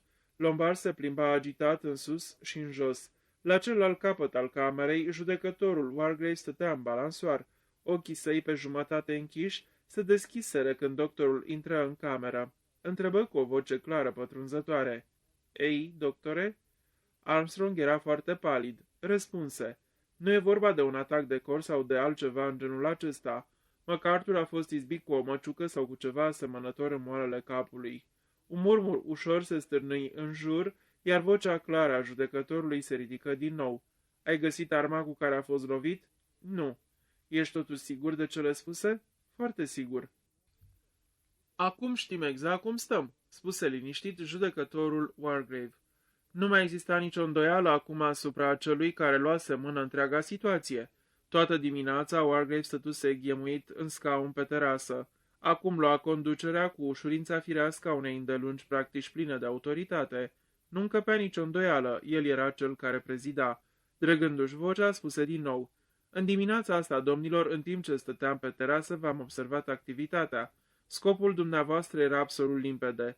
Cercetați insula ca să dați peste un ucigaș necunoscut? Exact, spuse Philip Lombard. Judecătorul continua. Ați ajuns și dumneavoastră fără îndoială la aceeași concluzie ca și mine, și anume că moartea lui Anthony Marston și a nevestei lui Rogers n-a fost nici accident, nici sinucidere. Fără îndoială că ați ajuns și la oarecare concluzie cu privire la scopul pe care l-a urmărit domnul Owen atunci când ne-a atras pe această insulă. E un nebun, un lunatic, urlă Blor răgușit. Judecătorul tuși, aproape sigur, dar asta nu schimbă cu nimic situația. Preocuparea noastră de bază e acum să ne salvăm viața. Armstrong spuse cu o voce tremurătoare. Nu e nimeni pe insulă, vă spun, nimeni. Judecătorul își mângâie bărbia. Spuse ușurel. În sensul în care înțelegi dumneata, nu. Am ajuns la aceeași concluzie dis de dimineață. Aș fi putut să vă spun că toate cercetările pe care le faceți vor fi zadarnice. Cu toate astea, părerea mea categorică este că domnul Owen, să-i zicem cu numele pe care și l-a ales el însuși, este pe insulă.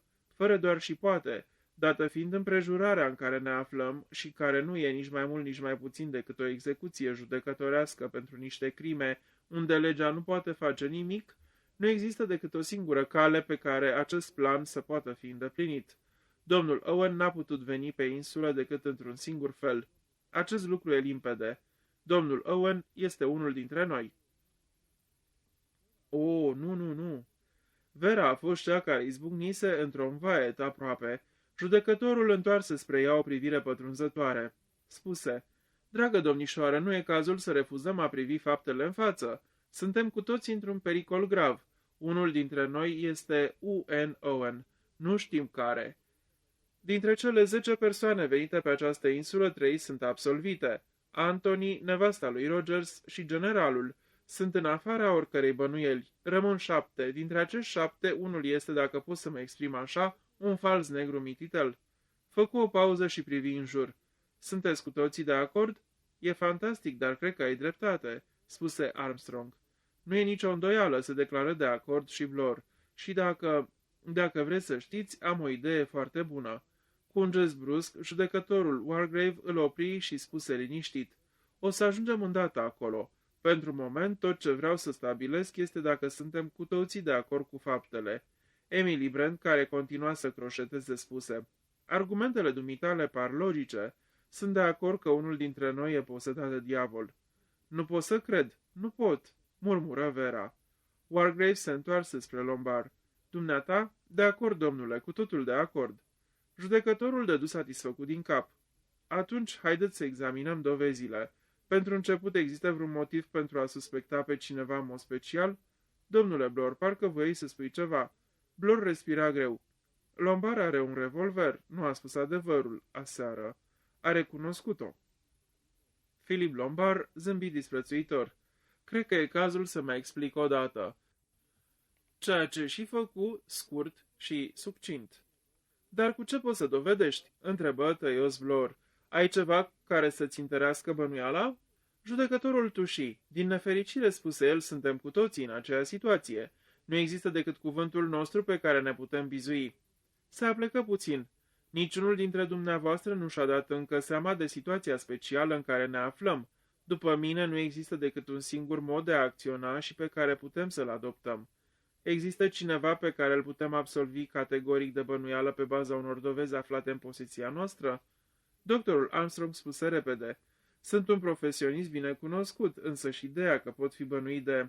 Din nou, un gest al mâinii judecătorului îl opri pe vorbitor înainte de a termina ceea ce avea de spus.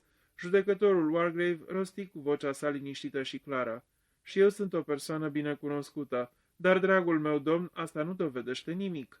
Se cunosc cazuri de doctori care au înnebunit, și de judecători, și de, adăugă uitându-se la Blor, polițiști. În orice caz, cred că femeile ar trebui scoase din cauză, fu de părere Lombard. Judecătorul își înălță sprâncenele, spuse pe tonul acid pe care tribunalul îl cunoștea atât de bine. Trebuie să înțeleg de aici că, după părerea dumitale, femeile nu sunt supuse maniei omuciderii? Lombard răspuse iritat. Firește că nu, dar totuși pare cu greu posibil. Se opri. Judecătorul Wargrave, cu aceeași voce subțire acidă, se întoarse spre Armstrong. Chiar crezi, dragă doctore, că o femeie ar fi în stare, din punct de vedere fizic, să dea lovitura care l-a omorât pe bietul MacArthur? Doctorul răspunse calm. Fără îndoială că da, având un instrument potrivit, cum ar fi un baston de cauciuc sau o măciucă. Ar fi fost nevoie de un efort excesiv? Deloc. Doctorul Wargrave își răsuci gâtul de broască, apoi vorbi rar. Celelalte două morți au fost provocate prin administrarea de otrăvuri, ori și aici nimeni nu poate să mă contrazică, asta poate să o facă și un copil. Ce prostie, țipă Vera, furioasă. Ochii judecătorului se întoarseră încet până se opriră asupra ei. Era privirea lipsită de patima cuiva de multă vreme obișnuit să cântărească omenirea în balanță. Vera se gândi. Se uită la mine ca la un specimen și gândul o surprinse. Nu mă place prea mult. Pe un ton măsurat, judecătorul spunea, dragă domnișoară, te rog, încearcă să stăpânești simțămintele. Nu te-am acuzat. Se înclină spre domnișoara Brent. Presupun, domnișoară Brent, că sunteți jignită de insistența mea că toți în egală măsură putem fi bănuiți? Emily Brent nu-și întrerupse croșetatul. Nu se uită în sus. Spuse rece. Ideea de a fi acuzată că am luat viața aproapelui meu și încă a 3 persoane este desigur cu absolut absurdă pentru oricine îmi cunoaște cât de cât caracterul. Dar apreciez faptul că suntem cu toții străini unul față de altul și că în aceste circumstanțe nimeni nu poate fi scutit de bănuiel fără dovada cea mai convingătoare. Există, cum am mai spus, un diavol printre noi. Judecătorul spuse, atunci suntem înțeleși, nu poate fi vorba de vreo absolvire numai pe baza caracterului sau a situației sociale. Ce facem cu Rogers? Întrebă Lombard. Judecătorul se uită la el fără să clipească. Cum adică? Ei bine, după părerea mea, Rogers pare să fie destul de bine scos din cauză. Adevărat? Și pe ce motiv? Vreau să știe judecătorul. Nu are cap, asta e una, iar cealaltă, nevastă sa, a fost una dintre victime. Sprincenele judecătorului se ridicară din nou. Pe vremea mea tinere, câțiva oameni au fost aduși în fața judecății sub acuzația de a-și omorî nevestele și au fost găsiți vinovați. O, sunt de acord, uciderea soției e perfect posibilă, aproape firească, hai să zicem, dar nu în acest caz. Pot să cred că Roger și-a omorât nevasta de teama că aceasta prea slabă ar putea să-l dea de gol, sau fiindcă nu mai plăcea, sau fiindcă dorea să-și ia una mai tânără și mai drăguță. Dar nu pot să mi-l închipui pe acest dement domn Owen, împărțind o dreptate aiurea și începând cu propria nevastă pentru o crimă făptuită de amândoi. Judecătorul Wargrave spuse, dumneata ai drept dovezi toate cele auzite. Nu știm dacă Roger sau nevastă sa au conspirat să-și omoare fosta stăpână. S-ar putea să fie vorba de o declarație falsă pentru a-l pune pe Rogers în aceeași situație cu noi. Groaza de aseară a nevestii s-ar putea explica prin certitudinea că Rogers nu e sănătos la minte. Bine, să fie cum zici dumneata, acceptă Lombard. U.N. Owen e unul dintre noi, fără nicio excepție, oricare dintre noi. Judecătorul Wargrave spuse, așadar, punctul meu de vedere este că nu există excepții, pe motive de caracter, poziție sau probabilitate. Ceea ce trebuie să examinăm acum este posibilitatea de a elimina una sau mai multe persoane pe bază de fapte. Mai simplu, se află printre noi cineva care n-ar fi putut sub niciun formă să administreze cianură lui Anthony sau o doză prea mare de somnifere nevestei lui Rogers și care nu ar fi putut avea prilejul de a da lovitura care l-a omorât pe general? Fața greoaie a lui Blor se lumină, se aplecă înainte. Ei, așa da, domnule, spuse el, asta e problema. Hai să vedem. În ce-l privește pe tânărul Marston, nu cred că e ceva de făcut. S-a spus încă de aseară că cineva din afară i-a putut turna o travă în pahar, înainte de a-și-l fi umplut ultima oară. O persoană aflată în cameră ar fi putut face asta ușor. Nu mi-aduc aminte dacă Rogers era în cameră, dar cu siguranță că oricare dintre noi ar fi putut o face. După o pauză continuă. Să luăm acum cazul nevestei lui Rogers. Persoanele care se impun evidenței sunt bărbatul și doctorul. Oricare dintre ei ar fi putut face asta la fel de ușor. Armstrong sări în picioare. Tremura. Protestez. E absolut deplasat. Jur că doza pe care am dat-o femeii era perfect. Doctore Armstrong. Vocea calmă acidă era poruncitoare. Doctorul se opri cu un gest brusc în mijlocul propozițiunii. Vocea calmă și rece continuă. Indignarea dumitale e foarte firească, cu toate acestea nu poți să nu recunoști că faptele trebuie privite în față. Ori dumneata, ori Rogers, ați fi putut administra cu cea mai mare ușurință doza fatală. Să luăm acum în considerație situația celorlalte persoane prezente. Ce posibilitate am fi avut eu, inspectorul Blor, domnișoara Brent, domnișoara Clayhorn și domnul Lombard de a administra otrava? Poate vreunul dintre noi în întregime fi absolvit? Făcu o pauză. Cred că nu. Vera spuse mânioasă, n-am fost nicio clipă în apropierea bietei femei. Puteți jura cu toții acest lucru. Judecătorul Wargrave așteptă o clipă, apoi spuse, atât cât mă ajută memoria, faptele s-au petrecut după cum urmează. Vă rog să fiu corectat dacă greșesc. Nevasta lui Rogers a fost ridicată pe canapea de Anthony și domnul Lombard, iar doctorul Armstrong a venit lângă ea. L-a trimis pe Rogers după Brandy. Ceea ce preocupa atunci pe toți era problema de unde venea vocea pe care tocmai o auziserăm. Ne-am dus cu toții în camera de alături, cu excepția domnișoarei Brent, care a rămas în camera asta, singura, cu femeia inconștientă. În obrajii Emiliei Brent apăru răpete, se opri din croșetat. E o injurie. Vocea calmă necruțătoare continuă. Când ne-am întors aici în cameră, dumneata, domnișoară Brent, era plecat asupra femeii de pe sofa. Oare simpla omenie e o crimă? Nu fac decât să stabilesc faptele, preciză judecătorul Wargrave. Apoi a intrat în cameră Rogers cu brandy-ul, în care firește ar fi putut foarte bine să toarne ceva înainte de a intra în cameră. Femeia bău puțin brandy și în curând după aceea soțul ei și doctorul Armstrong au ajutat-o să se culce, iar doctorul Armstrong i-a dat un calmant. Așa s-a întâmplat, spuse Blor, absolut exact. Și asta ne scoate din joc pe judecător, pe domnul Lombard, pe mine și pe domnișoara Vera. Vorbea tare și se vedea limpede că jubilează. Țintuindu-l cu privirea rece, judecătorul Wargrave murmură, oare? Trebuie să luăm în considerație orice eventualitate posibilă. Nu înțeleg. Tresări Blor. Judecătorul Wargrave spuse, sus în camera ei, nevasta lui Roger stătea culcată în pat. Calmantul pe care îl dăduse doctorul începuse să-și facă efectul. Era somnoroasă și docilă. Să presupunem că în clipa aceea s-a auzit un ciocănit la ușă și cineva a intrat, aducându-i, hai să spunem, o tabletă sau niște picături cu mesajul. Doctorul spune să luați asta. Credeți măcar o clipă că n-ar fi înghițit ascultătoare fără măcar să se gândească? Se făcu tăcere. Blor își mișcă picioarele și se încruntă. Philip Lombard spuse, nu cred nicio clipă această poveste. În afară de asta, nimeni dintre noi n-a părăsit camera în care ne aflam, timp de câteva ceasuri după aceea. A urmat moartea lui Marston și restul. Judecătorul spuse, cineva ar fi putut să iasă din dormitor mai târziu, dar atunci ar fi fost Rogers acolo sus, obiectă Lombard. Doctorul Armstrong se mișcă. Nu, spuse el. Roger s-a dus până jos să facă curat în sufragerie și în cămară. Oricine ar fi putut urca atunci în dormitorul femeii fără să fie văzut. Dar, doctore, interveni Emily Brent, femeia ar fi trebuit la acea vreme să doarmă adânc sub influența narcoticului pe care i l-ai dat.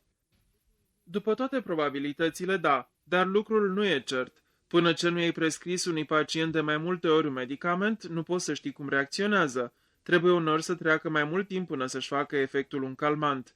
E în funcție de reacția personală a pacientului față de acel medicament. Asta o afirm dumneata, doctore. Îți convine, ei? Îi spuse Lombard. Din nou Armstrong se întunecă la față de mânie, iar vocea aceea rece fără pasiune îi opri cuvintele pe buze. Acuzațiile reciproce nu duc la nimic, faptele, de ele trebuie să ne ocupăm. Sunteți de acord, cred, că lucrurile s-au fi putut petrece așa cum am spus eu. Admit că probabilitatea nu e prea mare, deși din nou depinde de persoana respectivă. Apariția domnișoarei Brent sau domnișoarei Vera într-o astfel de misiune nu ar fi produs nicio surpriză în mintea pacientei. Firește că apariția mea sau a domnului Blor ori a domnului Lombard ar fi fost neobișnuită, ca să nu spun mai mult, dar cred totuși că vizita ar fi fost primită fără a trezi vreo bănuială. Și asta ne duce unde?" întrebă Blor.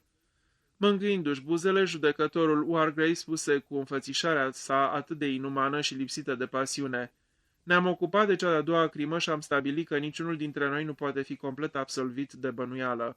Făcu o pauză și continuă: "Ajungem acum la moartea generalului MacArthur, care s-a produs azi dimineață. Rog pe oricine consideră că are un alibi să-l spună. În ceea ce mă privește, voi declara că n-am un alibi valabil.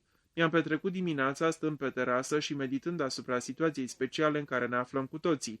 Am stat pe scaunul acela de pe terasă toată dimineața până a bătut gongul, dar au existat în închipui câteva intervale de timp când nu m-a observat nimeni și când aș fi putut să cobor spre mare, să-l omor pe general și să mă întorc la scaunul meu. Nu există decât cuvântul meu că n-am părăsit terasa. În împrejurările de față nu e de ajuns. Trebuie să existe dovada." "Eu am fost cu domnul Lombard și cu doctorul Armstrong toată dimineața," spuse Blor. "Pot să o confirme." "Te-ai dus în casă după o fringhie," spuse doctorul Armstrong. "Sigur, m-am dus. M-am dus drept în casă și m-am întors imediat înapoi. Știți asta. Ți-a trebuit cam mult timp." Blor se înroșii. "Ce dracu vrei să spui, doctore Armstrong?" "N-am spus decât că ai lipsit cam mult. A trebuit să o găsesc, nu-i așa? Nu poți să găsești un colac de fringhie într-o clipă." Judecătorul Wargrave întrebă: "În lipsa inspectorului Blor, dumneavoastră doi ați fost tot timpul împreună?" Armstrong răspunse aprins: "Sigur, adică..." Lombard s-a depărtat câteva clipe, eu am rămas pe loc. Lombard spuse zâmbind: "Am vrut să văd ce posibilitate există de a semnaliza prin heliograf spre uscat. Voiam să găsesc locul cel mai bun. Am lipsit câteva clipe." "Exact," aprobă Armstrong. "Prea puțin ca să făptuiască o crimă, vă asigur." "S-a uitat vreunul dintre dumneavoastră la ceas?" întrebă judecătorul. Nu aveam ceas," explică Lombard. Judecătorul spuse calm: "Câteva clipe, o precizare prea vagă." Se întoarse spre silueta țeapănă care croșeta. "Domnișoară Brent?" "M-am plimbat cu domnișoara Vera până în vârful insulei, după aceea am stat pe terasă la soare." "Parcă nu te-am văzut acolo." "Nu, eram după colțul casei înspre răsărit la adăpost de vânt." "Și ai stat acolo până la prânz?" "Da." "Domnișoară Vera?" Vera răspunse fără greutate cu voce clară: "Am fost cu domnișoara Brent la începutul dimineții. După aceea am hoinărit puțin, m-am dus spre mare și am stat de vorbă cu generalul MacArthur." Judecătorul Wargrave o întrerupse: "Cât era ceasul?" Pentru prima dată Vera răspunse vag: "Nu știu, cam cu o oră înainte de prânz, cred, sau poate mai puțin." "Era înainte să fi vorbit noi cu el sau după?" întrebă Blor. "Nu știu. Era foarte ciudat," răspunse Vera tremurând. "Cum adică era ciudat?" dori să știe judecătorul. Vera spuse cu voce joasă: "Spunea că o să murim cu toții, spunea că așteaptă sfârșitul. M-a îngrozit." Judecătorul dădu din cap: "Ce-ai făcut pe urmă?"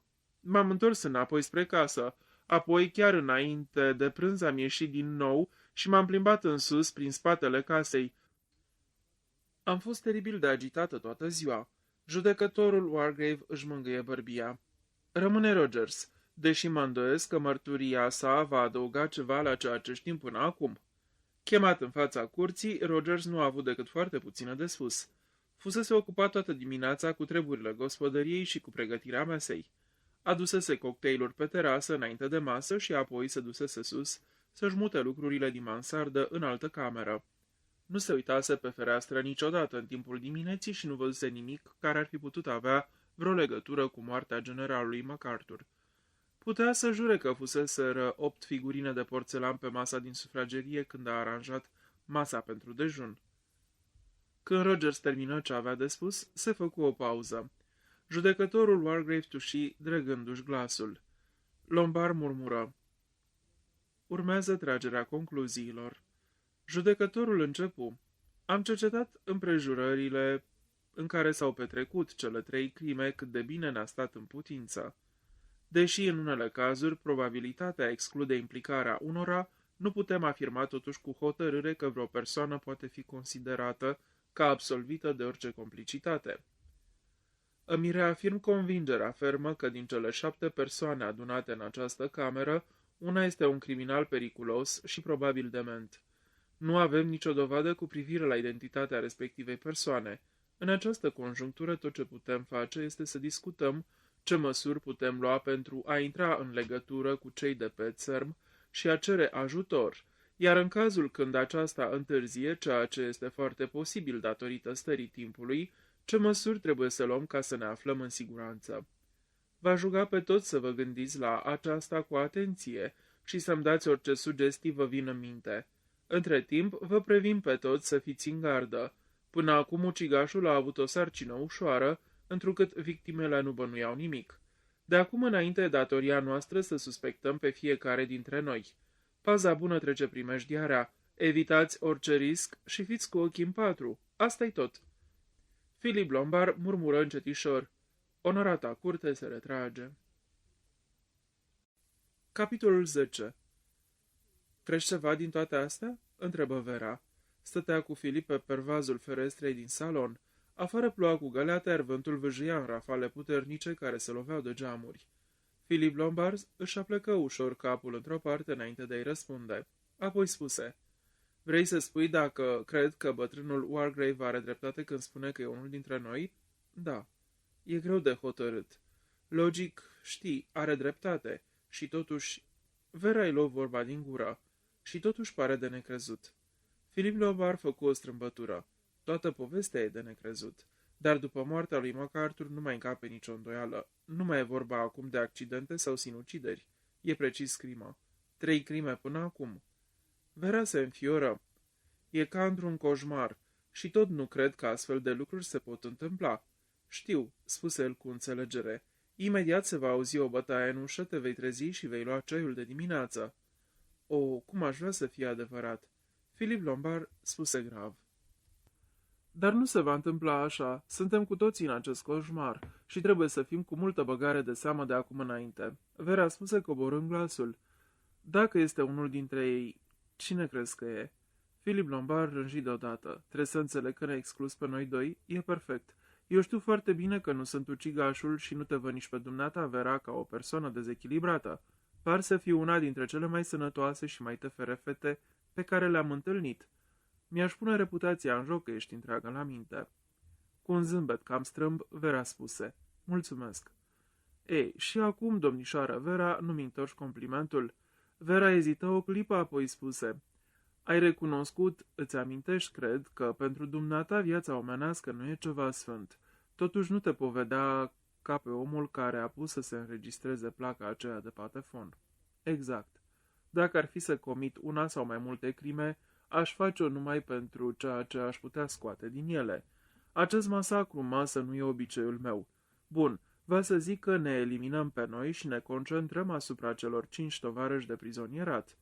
Care dintre ei este U.N. Owen? Ei bine, ghicind așa, fără absolut nimic pe care să mă bizui, aș vota pentru Wargrave. Oh, Vera părea surprinsă. Se gândi câteva clipe și apoi spuse, de ce? Greu de spus exact, dar ca să încep cu ceva, e bătrân și a prezidat ani de zile curs de judecată. Adică s-a substituit lui Dumnezeu Atotputernicul câteva luni în fiecare an. Asta ți se poate urca la cap în cele din urmă. Ajungi să te vezi atotputernic cu puteri de viață și moarte și dacă creierul tău are o fisură, s-ar putea să vrei să faci un pas înainte și să devii justițiar, un fel de judecător extraordinar. Da, cred că e posibil, spuse rar Vera. Dar dumneata pentru cine votezi? Pentru doctorul Armstrong, spuse ea fără nicio ezitare. Lombard fluieră încet. Doctorul, știi, l-aș fi pus ultimul dintre toți. Vera dădu din cap. O, nu. 2 dintre morți au fost provocate prin otrăvire, asta indică mai degrabă un doctor. Și apoi nu poți trece cu vederea că singurul lucru pe care știm absolut că l-a luat nevasta lui Rogers este somniferul dat de el. Da, e adevărat, recunosc Lombard. Vera insista. Dacă un doctor ar nebuni, ar trebui să treacă mult timp până când cineva ar începe să bănuiască. Și apoi doctorii lucrează prea mult și fac eforturi prea mari. Da, dar mă îndoiesc că l-ar fi putut ucide pe MacArthur. N-ar fi avut vremea în intervalul acela scurt cât l-am lăsat singur, nu. Afară doar dacă n-a fugit iepurește până acolo și înapoi. Dar mă îndoiesc că e într-o formă atât de bună ca să facă asta și să nu arate niciun semn de oboseală. N-a făcut-o atunci. A avut mai târziu prilejul. Când? Când s-a dus să-l cheme pe general la masă. Filip scoase un fluierat ușor. Spuse, așa va să zic că crezi că a făcut-o atunci? Îți trebuie mult sânge rece pentru asemenea ispravă. Vera spuse nerăbdătoare, Dar ce risca? Este singurul om de aici care are cunoștință medicale, poate declara sub jurământ că generalul era mort de o oră. Și cine îl poate contrazice? Filip se uită gânditor la ea. Știi, nu e o idee rea. Mă întreb... Cine este, domnule Blor? Asta vreau să știu. Cine este? Fața lui Rogers era chinuită, mâinile îi stăteau încleștate pe bucata de piele de lustruit pe care o ținea în mână. Ex-inspectorul Blor spuse: Hei, omule, tocmai asta e întrebarea. Unul dintre noi, a zis domnul judecător. Dar cine anume? Asta vreau să știu. Cine e diavolul cu chip de om? Asta, spuse Blor, am vrea să știm cu toții. Dar aveți o părere, domnule Blor, spuse Rogers cu șiretenie. Aveți o părere, nu-i așa? S-ar putea să am, admise Blor, dar asta nu înseamnă că știu ceva sigur, s-ar putea să greșesc. Tot ce pot să spun e că, dacă am dreptate, persoana în cauză e un tip foarte stăpân pe sine. Foarte, zău așa. Rogers își șterse fruntea de transpirație, spuse răgușit. E ca într-un coșmar, asta e. Dumneata ai vreo părere, Rogers? Valetul dădu din cap și vorbi răgușit. Nu știu nimic și asta mă scoate din minți de frică, fiindcă n-am nicio idee. Doctorul Armstrong spuse cu violență. Trebuie să scăpăm de aici, trebuie, cu orice preț. Judecătorul Wargrave se uită gânditor pe fereastra salonului, se juca cu șnurul de la ochelari. Nu afirm de sigur că m-aș pricepe să ghicesc cum va fi vremea, spuse el, dar aș spune că e foarte puțin probabil să ajungă aici o barcă, chiar dacă s-ar cunoaște situația în care ne aflăm, în mai puțin de 24 de ore, și atunci numai dacă stă vântul. Doctorul Armstrong își lăsă capul în mâini și gemu. Și între timp putem fi uciși cu toții în pat. Sper că nu, zise judecătorul Wargrave. Trebuie să luăm toate precauțiile posibile pentru ca un asemenea lucru să nu se întâmple. Doctorului Armstrong îi trecu prin minte că un bătrân ca judecătorul ținea mai mult la viață decât un tânăr. Se minunase adeseori de acest fapt în cariera sa profesională. Uită-l pe el, mai tânăr cu vreo 20 de ani decât judecătorul și totuși cu un simț de autoconservare mult inferior. Judecătorul Wargrave se gândea, uciși în pat. Doctorii ăștia sunt toți la fel, gândesc în clișee, o inteligență de duzină. Nu uita că sunt de pe acum 3 victime, spuse doctorul. Desigur, dar nu trebuie să neglijezi faptul că erau complet nepregătiți pentru atac. Noi suntem preveniți. Doctorul Armstrong spuse amar. Ce putem face, mai devreme sau mai târziu? Cred, începu judecătorul Wargrave, că sunt câteva lucruri pe care le putem face. N-avem nici măcar o idee cine ar putea fi. Judecătorul își mângâie barba și murmură. O, știi, eu n-aș putea spune asta. Armstrong îl privi țintă. Vrei să spui că dumneata știi? Judecătorul Wargrave spuse prudent. Dacă e vorba de dovezi concrete, așa cum se cer la tribunal, recunosc că n-am niciuna, dar mi se pare, revăzând întreaga afacere, că o anumită persoană e indicată foarte clar. Da, așa cred. Armstrong se uită țintă la el. Spuse, nu înțeleg.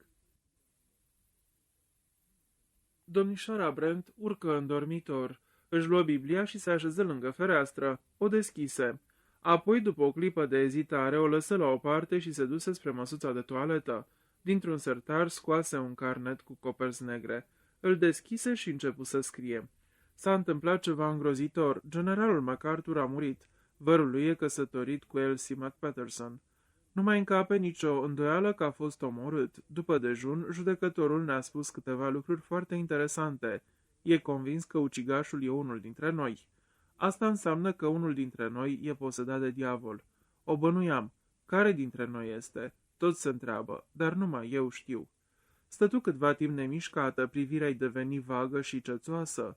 Creionul îi juca amețit între degete, cu litere mari de tipar tremurate și risipite scrise. Numele ucigașului este Beatrice Taylor. Închise ochii. Deodată, cu o tresărire, se trezi. Se uită la carnet.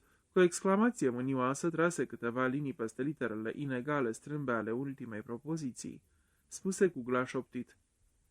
Am scris eu asta, eu. Înseamnă că încep să nebunesc. Furtuna creștea, vântul urla izbindu-se de casă. Toată lumea era în salon. Stăteau îngrămădiți cât mai aproape unul de altul. și pe furiș se observau. Când Rogers aduse tava cu ceai, tresăriră cu toții. Rogers întrebă: "Să trag perdelele? O să fie ceva mai plăcut." Primind aprobarea, trase perdelele și aprinse luminile. Camera deodată păru mai veselă, umbrele se mai risipiră. Sigur, până mâine furtuna o să treacă și o să vină cineva, o să vină o barcă. "Turnați dumneavoastră ceaiul, domnișoară Brent?" întrebă Vera. Femeia mai în vârstă spuse: "Nu, toarnă-l dumneata, draga mea. Ceainicul ăla e prea greu. Și mi-am rătăcit 2 gheme din lâna mea gri de croșetat, sunt tare necăjită." Vera se duse spre masa de ceai. Se auzi zgomotul și clinchetul voios al porțelanului. Reveneau iarăși la normal. Ceai. Binecuvântatul ceai de după amiază. Philip Lombard spuse ceva hazliu. Blor răspunse. Doctorul Armstrong povesti o anecdotă. Judecătorul Wargrave, care de obicei detesta ceaiul, sorbea încântat. În această atmosferă relaxantă apăru Rogers. Era tulburat, vorbi nervos cam fără șir. "Scuzați-mă, știe cineva ce s-a întâmplat cu perdeaua de la baie?"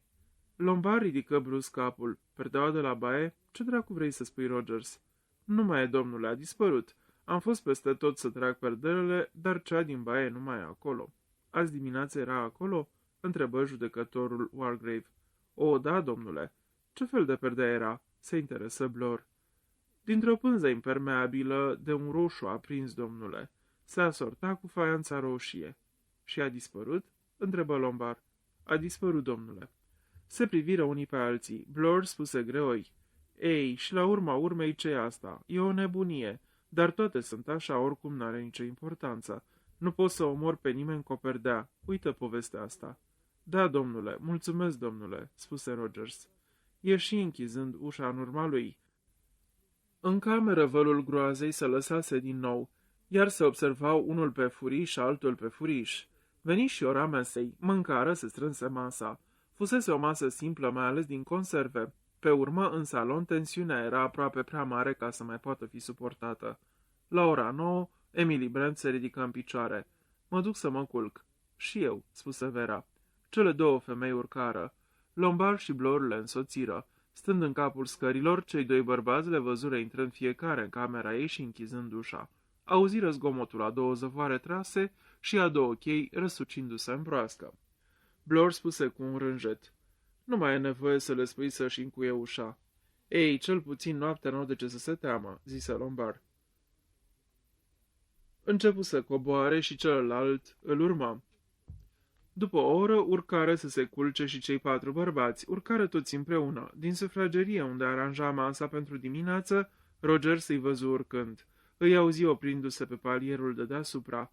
Apoi se auzi vocea judecătorului: "Nu e nevoie, cred, domnilor, să vă sfătuiesc să vă încuiați ușa.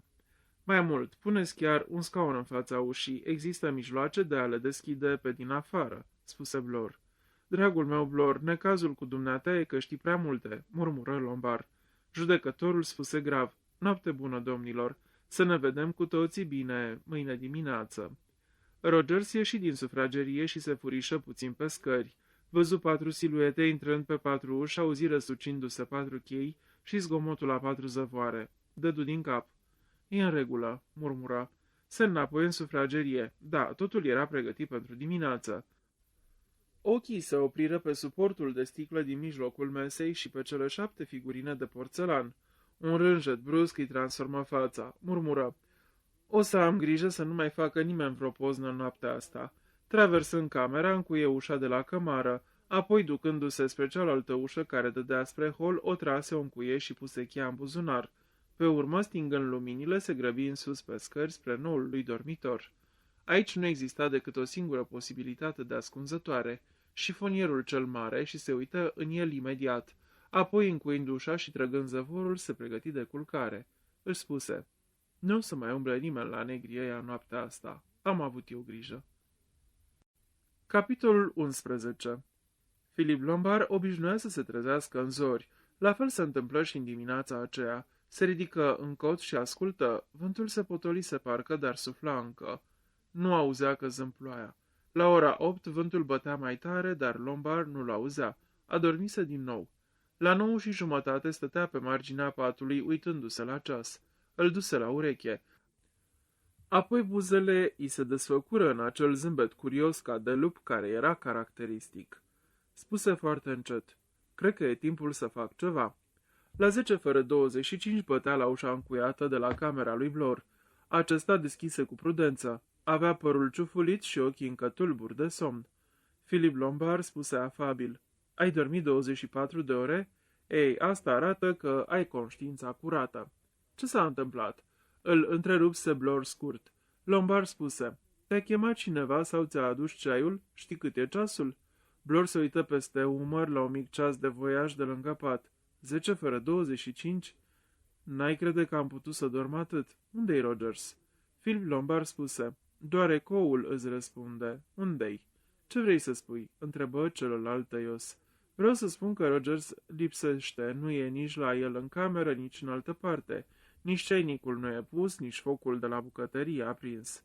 Blor înjură printre dinți, apoi rosti: "Unde dracu poate să fie? Undeva pe insulă? Așteaptă-mă să-mi pun niște haine. Vezi dacă ceilalți știu ceva." Lombard Philip aprobă. Trecu pe rând pe la ușile încuiate. Pe Armstrong îl găsi treaz și aproape îmbrăcat. Judecătorul Wargrave, la fel ca și Blor, a trebuit să fie trezit din somn. Vera era îmbrăcată. Camera lui Emily Brent era goală. Grupul începu să caute prin casă. Camera lui Rogers, așa cum spusese Philip Lombard, era goală. Se vedea că în pat dormise cineva, iar briciul, pămătuful și săpunul erau ude. "S-a trezit totuși," spuse Lombard. Vera vorbi încet cu o voce pe care încerca să o facă hotărâtă și sigură. "Nu crezi că se ascunde pe undeva și ne pândește?" "Dragă fată, sunt gata să cred orice despre oricine," îi spuse Lombard. "Sfatul meu e să stăm împreună până îl găsim. Trebuie să fie afară pe insulă undeva," fu de părere Armstrong. Blor, care se alăturase și el grupului îmbrăcat, dar tot nebărbierit, spuse: "Unde s-a dus domnișoara Brent? Ăsta e al mister." Dar chiar când ajunseră în hol, Emily Brent intră pe ușa din față. Avea pe ea o haină de ploaie. "Marea e la fel de furioasă. N-aș crede să poată porni azi vreo barcă," le spuse ea. "Ați hoinărit singură pe insulă, domnișoară Brent?" o întrebă Blor. "Nu-ți dai seama că e curată nebunie?" "Te asigur, domnule Blor, că am fost foarte atentă," spuse Emily Brent. Blor mormăi: "L-ai văzut cumva pe Rogers?" Domnișoara Brent ridică sprincenele. "Rogers? Nu l-am văzut în dimineața asta. De ce?" Judecătorul Wargrave, bărbierit, îmbrăcat, cu dantura pusă, cobora scările. Se duse spre ușa de la sufragerie, care era deschisă. A pus masa pentru micul dejun, după câte văd." "Ar fi putut să o facă aseară," spuse Lombard. Intrară cu toții în cameră, privind la farfuriile și tacâmurile aranjate cu grijă, la șirul de cești de pe bufet, la suportul de puslă pregătit pentru cana de cafea. Vera fu prima care observă. Îl apucă pe judecător de braț și strânsoarea degetelor ei atletice îl făcu pe bătrânul domn să se strâmbe de durere. "Negri, priviți!" urlă. În mijlocul mesei erau numai 6 figurine de porțelan. Curând după aceea îl găsiră și pe Rogers. Era mica spălătorie din curte, unde se dusese să taie surcele pentru focul din bucătărie. Avea încă în mână toporișca cea mică. Un topor mai mare, mai greu, stătea rezemat de ușă cu tăișul năclăit. Se potrivea prea bine cu rana adâncă de la ceafa lui Rogers. "E absolut limpede," spuse Armstrong. "Ucigașul s-a furișat probabil în spatele lui, a rotit toporul odată și l-a pucnit în cap, în timp ce omul stătea aplecat." Blor presera făină peste coada toporului, căutând amprente. "E nevoie de mai multă forță, doctore?" întrebă judecătorul Wargrave. Armstrong spuse grav: "Ar fi putut să o facă și o femeie, dacă asta vrei să spui." Se uită repede în jur. Vera și Emily Brent se retrăseseră în bucătărie. Fata ar fi putut o face cu ușurință, e tipul atletic. Domnișoara Brent pare destul de șubredă, dar genul ăsta de femeie are adesea multă forță musculară. Și nu trebuie să uitați că toți bolnavii mentali au o forță de nebănuit. Judecătorul aprobă gânditor. Blor se ridică în genunchi, suspinând. Nici o amprentă. Coada toporului a fost ștearsă după aceea. Se auzi un hoho de râs. Se întoarse brusc. Vera stătea în curte. Striga din toate puterile cu o voce ascuțită, stridentă, zguduită, toată de hohote de râs. "Sunt albine pe insula asta? Spuneți-mi. Unde ne ducem după miere? Ha, ha!" Se uita la ea fără să înțeleagă, părea că fata asta sănătoasă, echilibrată, a nebunit sub ochii lor. Continuă pe același ton strident nefiresc. Nu vă holbați așa, ca și cum ați crede că sunt nebună. Ce vă întreb e destul de normal. Albine, stu bro, you're albine. Nu înțelegeți. N-aș citi poezia aceea idiotă. E sus în fiecare dormitor, pusă acolo ca să o studiați. Am fi putut să înțelegem de la început dacă am fi avut minte. 7 negri mititei despicau surcele groase. Și strofa următoare o știu pe din afară, vă spun. 6 negri mititei se jucau cu un stup netoții. De asta întreb, sunt albine aici pe insulă? Nu e caragios? Nu e al naibii de caragios? Începu din nou să râdă sălbatic. Doctorul Armstrong se apropie de ea, ridică mâna și o lovi hotărât peste obraz. Vera respiră greu, sughiță și înghiții. Rămasă nemișcată o clipă, apoi spuse: mulțumesc. Mă simt bine acum. Glasul lui era din nou calm și controlat, glasul unei profesoare de sport energice. Se întoarse și traversând curtea despre bucătărie, spuse: domnișoara Brent și cu mine o să vă pregătim micul dejun. Puteți să aduceți câteva surcele ca să aprindem focul? Pe obraz se vedeau urmele roșii ale mâinii doctorului. În timp ce fata intra în bucătărie, Blor spuse: ei, ai procedat cum trebuie, doctore. Armstrong spuse, scuzându-se parcă: trebuia. Isteria ne mai lipsea acum. Nu e un tip isteric, spuse Philip Lombard. Armstrong se declară de acord. O, nu, o fată bună, sănătoasă, cu mintea întreagă. Dar șocul acesta brusc i s-ar putea întâmpla oricui. Roger stăiase câteva lemne înainte de a fi fost omorât. Le adunară și le duseră în bucătărie. Vera și Emily Brent erau ocupate. Domnișoara Brent aprindea focul, Vera tăia slănina. Vă mulțumesc, spuse Emily Brent. Vom căuta să facem să fie cât mai repede gata. Să zicem o jumătate de oră sau 3 sferturi de oră. Apa o să fiarbă repede. Ex-inspectorul Blor îi spuse lui Philip Lombard cu glasul răgușit, scăzut: știi ce cred? Întrucât abia aștept să-mi spui, nu merită să mă ostenesc să ghicesc. Ex-inspectorul Blor nu era omul care să înțeleagă o aluzie fină. Continuă greoi. A fost un caz în America, un bătrân cu nevasta, amândoi omorâți cu un topor, în plină zi. Nimeni în casă, în afară de fiica lor și de femeia de serviciu. Cea din urmă s-a dovedit, n-ar fi putut să o facă. Fiica era o fată bătrână respectabilă, părea de necrezut, așa de necrezut încât au achitat-o, dar niciodată n-au găsit altă explicație. Făcu o pauză, apoi spuse: m-am gândit la asta când am văzut toporul și pe urmă, când, intrând în bucătărie, am văzut-o cât de liniștită și senină era. Niciun semn de tulburare. Fata cu izbucnirea ei isterică e ceva natural, la care să te aștepți, nu cred? Se poate, spuse laconic Philip Lombard. Blor urmă, dar cealaltă, așa de îngrijită și minorosiță, cu șorțul ăla al nevestei lui Roger, cred, spunând: micul dejun e gata într-o jumătate de oră, sau așa ceva. Dacă vrei să știi părerea mea, femeia asta e nebună de legat. Multe fete bătrâne apucă pe drumul ăsta, vreau să spun, nu se apucă de omorâ pe scară largă, ci se cam scrântez la cap. Din nefericire, ea a apucat-o pe drumul acela. Manie religioasă, crede că e un alt al lui Dumnezeu, în sfârșit ceva de același gen. Stă în camera ei, știi, și citește Biblia. Philip Lombard oftă și spuse: asta nu prea e o dovadă concludentă de dezechilibru mental, Blor. Dar Blor continuă greoi și perseverent, și pe urmă a fost afară cu haina de ploaie. Spunea că s-a dus să se uite cum e marea. Celălalt dădu din cap. Roger s-a fost omorât în timp ce tăia lemne pentru foc, adică imediat după ce s-a sculat. Domnișoara Brent n-ar fi avut nevoie să colinde pe afară câteva ceasuri după aceea. Dacă vrei să știi ce cred eu, ucigașul lui Roger s-a avut grijă să fie găsit în pat sfărăind. Dar nu înțelegi, domnule Lombard, dacă femeia ar fi fost nevinovată, i-ar fi fost frică să plece hoinărind de una singură. Ar face numai dacă ar ști că n-are de ce să-i fie frică, adică dacă e ea însăși criminalul. Da, e o idee la care nu m-am gândit. Adăugă cu un rânjet ușor: încânta că nu mă mai suspectezi. Blor spuse că am jenat.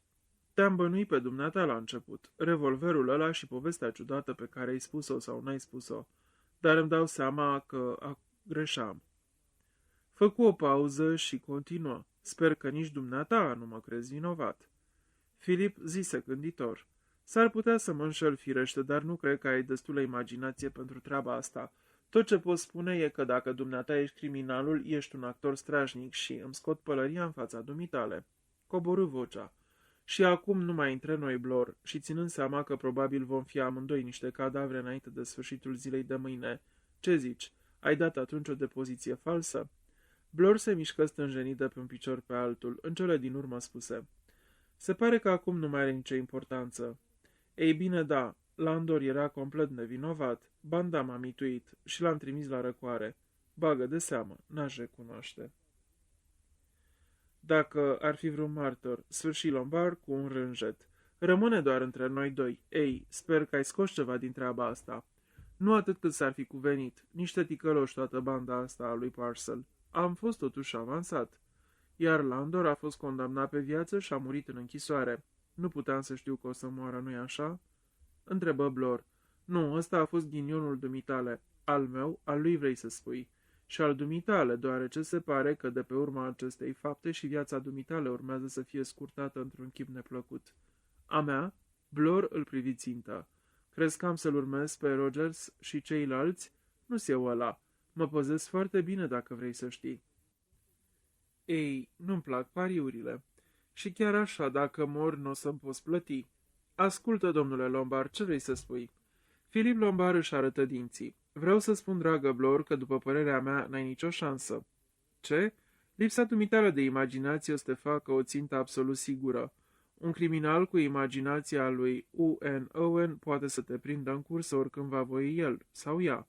Blor se înroșii, întrebă furios. Dar dumneata? Chipul lui Philip Lombard se înăspri luând o expresie amenințătoare. Eu am o imaginație destul de bună. Am fost în situații grele și înainte și am scăpat.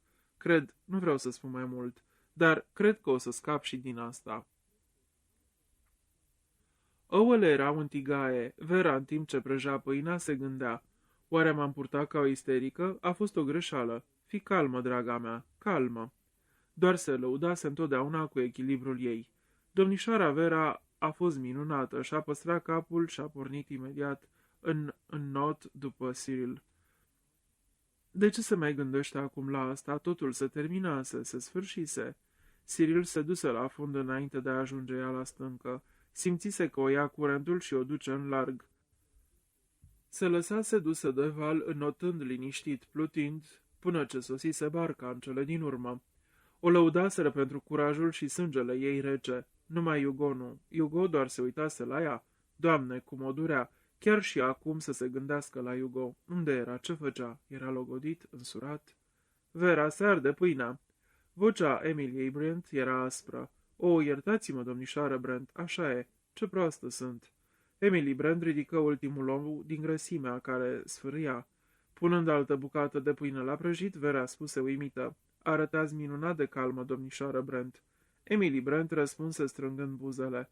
Am fost crescută să nu-mi pierd capul și să nu fac niciodată multă zarvă. Vera gândi mecanic. Înfrânată de copil, asta explică multe. Spuse, nu vă e frică? Făcu o pauză și apoi adăugă. Sau nu vă pasă de moarte? Moarte. Parcă un burghiu mic și ascuțit pătrunse în masa solidă înghețată din creierul lui Emily Brent.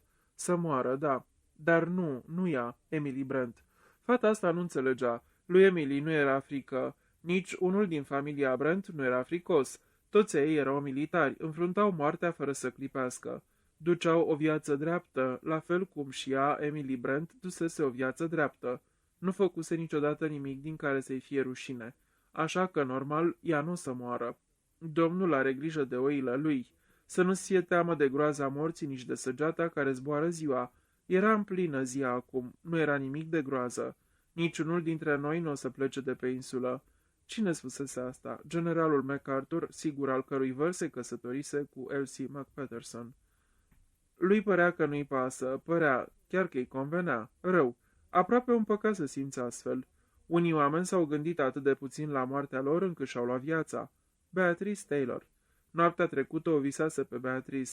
O visase că era afară, își apăsa fața de geam și gemând cerea să fie lăsată înăuntru, dar Emily Brent n-a vrut să o lase.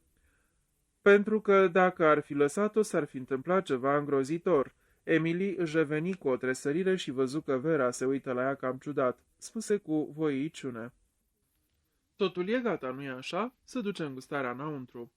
Micul dejun decurse într-o atmosferă stranie, toată lumea era foarte politicoasă. "Mai dorești puțină cafea, domnișoară Brent?" "Domnișoară Clayton, o felie de șuncă, încă o felie de pâine prăjită." 6 oameni tot stăpân pe ei normal în exterior, dar în interior, gânduri care goneau în cer ca niște veverițe în cușcă. Ce urmează? Ce urmează? Cine? Care? O să meargă? Mă îndoiesc, dar merită să încerc. Dacă mai e vreme, Doamne, dacă mai e vreme. Manie religioasă asta e, deși dacă te uiți la ea, cu greu poți să crezi. Dacă greșesc, e o nebunie, totul e o nebunie, înnebunesc. Gheme de lână care dispar, perdeaua roșie, n-are niciun sens, nu pot să pricep. Ce prost, a crezut tot ce i-am spus, a fost ușor, trebuie să fiu prudent, totuși, foarte prudent. 6 figurine de porțelan, numai 6. Oare cât or să rămână până diseară? Cine dorește ultimul ou? Marmeladă? Mulțumesc. Mai vrei o felie de pâine? 6 oameni comportându-se normal la micul dejun. Capitolul 12. Masa se isprăvi. Judecătorul își drese glasul. Spuse cu o voce clară, autoritară: "Cel mai bine ar fi, cred, să ne întâlnim ca să discutăm situația. Să zicem peste o jumătate de oră în salon?" Toată lumea se declară de acord. Vera a început să adune farfuriile. Spuse: "O să strâng masa și o să spăl vasele." "O să vi le aducem noi în bucătărie," se oferi Philip Lombard. "Mulțumesc." Emily Brent se ridică, dar se așeză din nou. Zise: "O, Doamne, s-a întâmplat ceva, domnișoară Brent?" Se interesă judecătorul. Emily se scuză. "Iertați-mă, aș vrea să o ajut pe domnișoara Vera, dar nu știu ce am. Mă simt puțin amețită." "Amețită?" Doctorul Armstrong veni lângă ea. "Destul de firesc, șoc cu întârziere. Pot să-ți dau ceva ca să..." "Nu." Cuvântul îi zbucni de pe buze ca o explozie. Îi luă pe toți pe neașteptate. Doctorul Armstrong se înroși tot. "Nu puteai să nu citești teama și bănuiala în privirea ei." "Cum dorești, domnișoară Brand," spune doctorul rigid. "Nu vreau să iau nimic, absolut nimic. O să stau aici liniștită până îmi trece amețeala." Terminară cu strânsul mesei. "Mă pricep puțin la gospodărie," spuse Blor. "O să-ți dau o mână de ajutor, domnișoară Vera." "Mulțumesc," îi răspunse Vera. Emily Brand rămase singură în sufragerie. Un timp auzi un murmur slab de glasuri din bucătărie. Amețeala îi trecea. Era somnoroasă. Ar fi putut adormi ușor. Simțea un băzâit în urechi sau era un băzâit adevărat? Parcă ar fi o albină, un bondar, se gândia. Imediat văzu și albina. Se urca pe geam, parcă Vera vorbise de albine în dimineața asta. Albine și miere, îi plăcea mierea. Miere în fagure, să o scoți singură într-un săculeț de muselină. Pic, pic, pic. Era cineva în cameră, cineva udloarcă și de pe care curgea apă. Beatrice Taylor, care ieșise din râu. Trebuia doar să întoarcă privirea și o vedea, dar nu putea să întoarcă capul. Ce-ar fi să strige? Nu mai era nimeni în casă, era complet singură. Auzi pași. Pași care se furișau ușor până în spatele ei. Pașii împleticiți ai fetei înnecate. În nări simți un miros umed, umed și rece. Pe fereastră albina bâzâia, bâzâia. Și pe urmă simți înțepătura, acul albinei pe gât. Stăteau în salon și așteptau pe Emily Brent. "Să mă duc să o chem?" să oferi Vera. "O clipă," spuse Blor repede. Vera se așeză din nou. Toată lumea îl privi întrebător pe Blor, care începu: "Ascultați cu toții aici. Părerea mea, nu trebuie să-l căutăm pe autorul tuturor acestor crime mai departe decât în sufragerie în clipa asta. Pot să jur că femeia e criminalul." "Și motivul?" întrebă Armstrong. "Manie religioasă. Ce spui, doctore?" "Perfect posibil, n-am nimic de zis. Dar, desigur, nu avem dovezi." "Era foarte ciudată în bucătărie când gătea micul dejun," spuse Vera. "Ochii ei." Vera se cutremură. "Nu poți să o judeci după asta," fu de părere Lombard. "Cu toții suntem puțin tulburați acum." "Mai e ceva," spuse Blor. "E singura care n-a vrut să dea nicio explicație în legătură cu acuzația de pe placa de patefon." "De ce?" "Fiindcă n-avea niciuna." Vera se mișcă pe scaun. "Asta nu e adevărat. Mi-a spus mie, după aceea." "Ce ți-a spus domnișoară Vera?" întrebă Wargrave. Vera repetă povestea Beatricei Taylor. "O poveste perfect sinceră," remarcă judecătorul.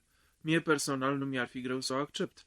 Spune-mi, domnișoară Vera, părea să fie tulburată de un sentiment de vină sau de remușcare pentru atitudinea pe care o avusese? Câtuși de puțin, spuse Vera, nu părea deloc mișcată. Inim de piatră, fetele astea bătrâne și cinstite, invidie mai ales, spuse Blor. 11 fără 5, remarcă judecătorul Wargrave. Cred că ar trebui să o invităm pe domnișoara Brent să ia parte la discuția noastră. Blor întrebă, nu intenționați să faceți nimic? Nu văd ce am putea face, spuse judecătorul. Bănuirile noastre sunt pentru moment numai bănuieli. O să-l rog totuși pe doctorul Armstrong să observe foarte atent purtarea domnișoarei Brent. Să mergem acum în sufragerie. O găsiră pe Emily Brent pe scaunul unde o lăsaseră. Din spate nu văzură nimic ciudat, în afară de faptul că părea să nu-i fi auzit intrând în cameră. Și apoi îi văzură fața, congestionată, cu buzele vinete și ochii fixi. Dumnezeule, e moartă!" exclamă Blor. Vocea subțire liniștită a judecătorului Wargrave spuse, încă unul dintre noi absolvit. Prea târziu. Armstrong dădu din cap, se uită la ploape. Cum a murit, doctore?" întrebă Lombard nerăbdător. N-avea nimic când am lăsat-o aici." Armstrong se uita atent la un semn pe partea dreaptă a gâtului. Spuse, asta este urma unei seringi hipodermice. Dinspre fereastră se auzi un zumzeit. Vera strigă, uitați-vă, o albină, un bondar. Amintiți-vă ce vă spuneam dimineața." Armstrong spuse sever, nu albina a înțepat-o. O mână omenească a ținut seringa. Ce otravă a fost injectată?" întrebă judecătorul. O cianură, presupun," spuse Armstrong. Probabil cianură de potasiu, ca și la Anthony Marston. Probabil că a murit aproape imediat prin asfixiere. Dar albina aceea, țipă Vera, să fie doar o coincidență?" Lombard spuse sumbru. O, nu e coincidență. E tenta de culoare locală adusă de ucigașul nostru. E o fiară jucăușă. Îi place să se țină cât mai mult de blestemata aceea de poezioară." Pentru prima dată, vocea îi era inegală, aproape stridentă, ca și cum, până și nervii lui, căliți într-o lungă carieră plină de riscuri și întâmplări periculoase, cedaseră în cele din urmă. Spuse cu violență, e o nebunie curată. Suntem nebuni cu toții." Mai avem încă, sper, puterea de a raționa," spuse calm judecătorul. A adus cineva o serincă hipodermică aici în casă?" Da, eu," spuse doctorul Armstrong cu o voce nu prea sigură. 4 perechi de ochi se ațintiră asupra lui. Își făcu singur curaj împotriva bănuielii adânci ostile din ochii lor. Spuse, totdeauna călătoresc cu una la mine. Majoritatea doctorilor procedează așa." Judecătorul Wargrave spuse calm, foarte adevărat. Vrei să ne spui, doctore, unde e acum seringa aceea?" În valiza din cameră. Am putea eventual să controlăm." Toți 5 urcară, o procesiune tăcută. Conținutul valizei fu răsturnat pe podea. Seringa hipodermică nu era nicăieri. Armstrong spuse furios, a luat-o cineva. În cameră s-a așternut tăcere. Armstrong stătea cu spatele la fereastră. 4 perechi de ochi îl fixau, negri de bănuială și acuzare. El se uita de la Wargrave la Vera și repeta neputincios, slab. Vă spun că a luat-o cineva." Blor se uită la Lombard, care întoarse privirea. Suntem 5 în cameră," spuse judecătorul. Unul dintre noi e criminalul. Situația este extrem de gravă. Trebuie să facem totul pentru a-i proteja pe cei 4 dintre noi care sunt nevinovați. Te rog, doctore Armstrong, să-mi spui ce medicamente ai la dumneata." Am o cutioară cu medicamente aici. O puteți examina. O să găsiți ceva pentru dormit. Tablete de trional și sulfonal. Un pachet de bromură, bicarbonat de sodiu, aspirină. Nimic altceva. Nu am cianură la mine." Și eu am niște tablete de dormit. Sulfonal, cred," spuse judecătorul. Presupun că sunt mortale într-o doză suficient de mare." Dumneata, domnule Lombard, ai un revolver?" Și ce dacă am?" spuse îndrăjit Philip Lombard. Atât numai. Propun ca provizia de medicamente a doctorului, tabletele mele de sulfonal, revolverul dumitale și tot ce mai există în materie de medicamente sau arme de foc să fie adunate la un loc și puse în siguranță. Iar după ce se face asta, să ne supunem fiecare unei percheziții, atât corporale cât și a lucrurilor." Al nebii să fiu dacă renunț la revolver," spuse Lombard. Wargrave vorbi cu asprime. Domnule Lombard, Ești un tânăr bine făcut și puternic, dar și ex-inspectorul Blor este un om cu fizic puternic. Nu știu care ar fi rezultatul unei lupte între voi, dar pot să spun doar atât. De partea lui Blor, ajutându-l cât vom putea, mai bine vom fi noi. Eu, doctorul Armstrong și domnișoara Vera. Îți dai seama, cred că dacă te gândești să te împotrivești, șansele dumitale vor fi destul de mici. Lombard își a zvârlit capul pe spate, își arătă dinții aproape într-un mărâit. Ei, foarte bine atunci. Dacă totul era aranjat, judecătorul Wargrave dădu aprobator din cap. Ești un tânăr cu judecată, unde ți-e revolverul? În sertarul mesei de lângă pat. Bun, vi-l aduc. Cred că ar fi mai bine să venim cu dumneata. Filip spuse cu un zâmbet care semăna și mai mult cu mărâit. Al naibii de bănuitor ești, nu crezi? O luară pe coridor până la camera lui Lombard. Filip se duse la noptieră și trase sertarul, apoi se dădu înapoi cu o înjurătură. Sertarul noptierei era gol. Vă declara satisfăcuți? Întrebă Lombard. Se dezbrăcase până la piele și probabil fusese controlat meticulos ca și camera de ceilalți trei bărbați. Vera era afară pe coridor. Cercetările urmară metodic. Armstrong, judecătorul și Blor se supuseră pe rând controlului. Cei patru ieșiră din camera lui Blor și se apropiară de Vera. Judecătorul fu cel care vorbi. Sper că înțelegi, domnișoară Vera, că nu putem face excepții. Revolverul acela trebuie găsit. Ai, presupun, un costum de baie la dumneata. Vera dădu din cap. Atunci o să te rog să te duci în cameră, să-l pui și să vii din nou aici. Vera intră în cameră și închise ușa. În mai puțin de un minut reapăru într-un costum de baie strâmt de mătase. Wargrave aprobă din cap. Mulțumesc, domnișoară Vera. Acum te rog să rămâi aici până ce îți controlăm camera. Vera așteptă răbdătoare pe coridor până ce ieșiră. Pe urmă intră ea înăuntru, se îmbrăcă și se reîntoarse lângă ei. Judecătorul spuse: Suntem acum siguri de un lucru. Nu există arme sau medicamente otrăvitoare în posesia niciunuia dintre noi cinci. Ăsta este un punct bun. O să punem acum medicamentele la loc sigur. Există, cred, un dulap pentru arginterie în bucătărie, nu-i așa? Foarte bine, dar cine o să țină cheia? Întrebă Blor. Presupun că dumneata. Judecătorul Wargrave nu răspunse. Coborâ în bucătărie și ceilalți îl urmară. Acolo se afla o lădiță în care se țineau arginteria și tacâmurile. După instrucțiunile judecătorului, diferitele medicamente au fost puse acolo și încuiate. Apoi, tot la instrucțiunile lui Wargrave, lădița a fost pusă în dulapul de bucătărie pe care îl încuiară. Judecătorul dădu cheia de la lădiță lui Philip Lombard, iar cheia de la dulap lui Blor, spunându-le: Dumneavoastră sunteți cei mai puternici ca fizic. Ar fi greu pentru oricine să ia cheia de la celălalt. Ar fi imposibil pentru oricare din noi trei. Dacă cineva ar sparge dulapul sau lădița ar face zgomot, ar fi greu să nu atragă atenția.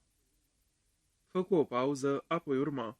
O problemă serioasă ne stă în față. Ce s-a întâmplat cu revolverul domnului Lombard? Mi se pare că proprietarul e persoana cea mai măsură să o știe, spuse Blor. Lui Lombard nările-i pălire de furie. Tâmpitule, cap de bou ce ești, ți-am spus că mi-a fost furat. Când l-ai văzut ultima dată? Întrebă Wargrave. Aseară. Era în sertar când m-am culcat, pregătit pentru orice eventualitate. Judecătorul dădu din cap și spuse: Cred că a fost luat azi dimineață în zăpăceala cu căutarea lui Rogers, sau după ce a fost descoperit.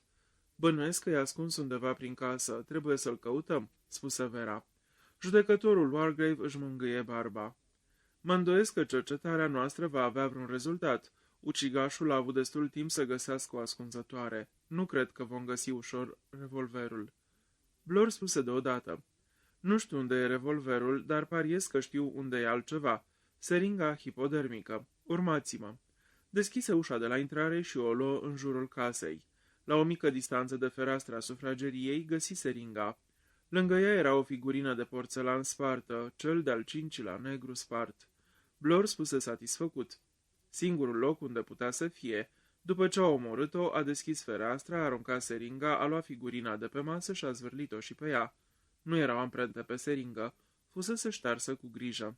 Vera spuse cu hotărâre: Acum hai să căutăm revolverul. Neapărat, aprobă judecătorul Wargrave. Dar în timpul acesta să avem grijă să stăm împreună. Nu uitați că dacă ne despărțim, ucigașul poate acționa. Cercetare cu grijă casa din pod până în pivniță, dar fără rezultat. Revolverul nu era nicăieri. Capitolul 13. Unul dintre noi. Unul dintre noi. 3 cuvinte repetate la nesfârșit, imprimându-se ceas după ceas în mințile înfricoșate ale celor 5. 5 oameni îngroziți, 5 oameni care observau, care nu-și mai dădeau osteneala să-și ascundă tensiunea nervoasă. Acum era doar puțină prefăcătorie, lipsea masca formală a conversației. Erau 5 dușmani legați împreună printr-un instinct reciproc de autoconservare. Și dintr-o dată toți începură să semene mai puțin a ființe umane. Reveneau la tipuri mai bestiale. Judecătorul Wargrave stătea ghemuit ca o broască țestoasă bătrână, prudentă, nemișcată, cu ochii pătrunzători și vioi. Ex-inspectorul Blor părea și mai greoi și grosolan la înfățișare. Avea mișcările unui animal încet. Ochii îi erau congestionați, injectați. Avea un aer de ferocitate și stupizenie la oaltă.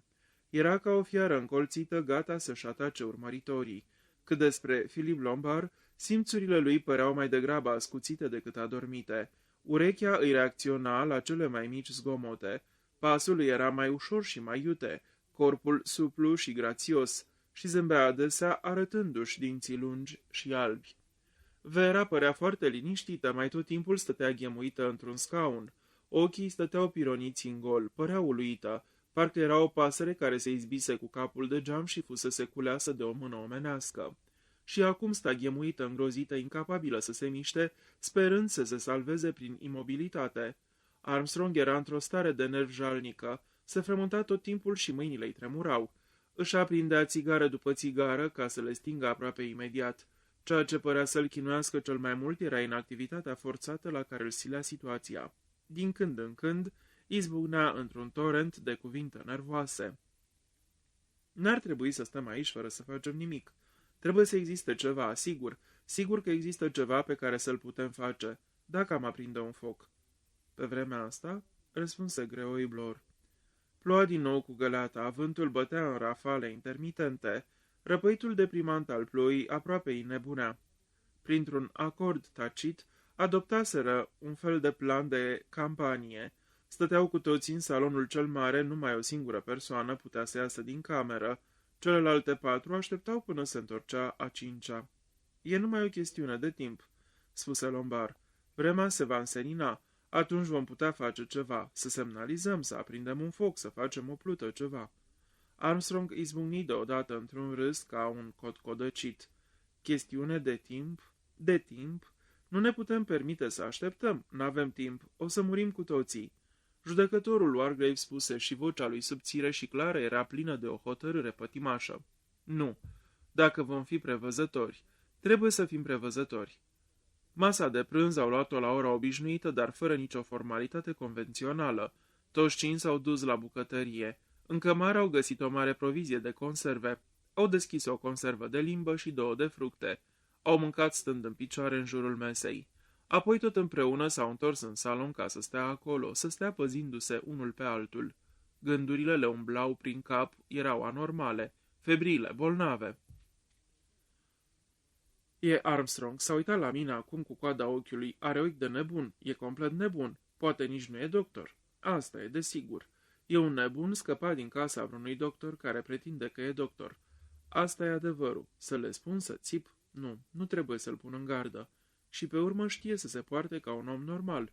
Cât e ceasul? Numai 3:15.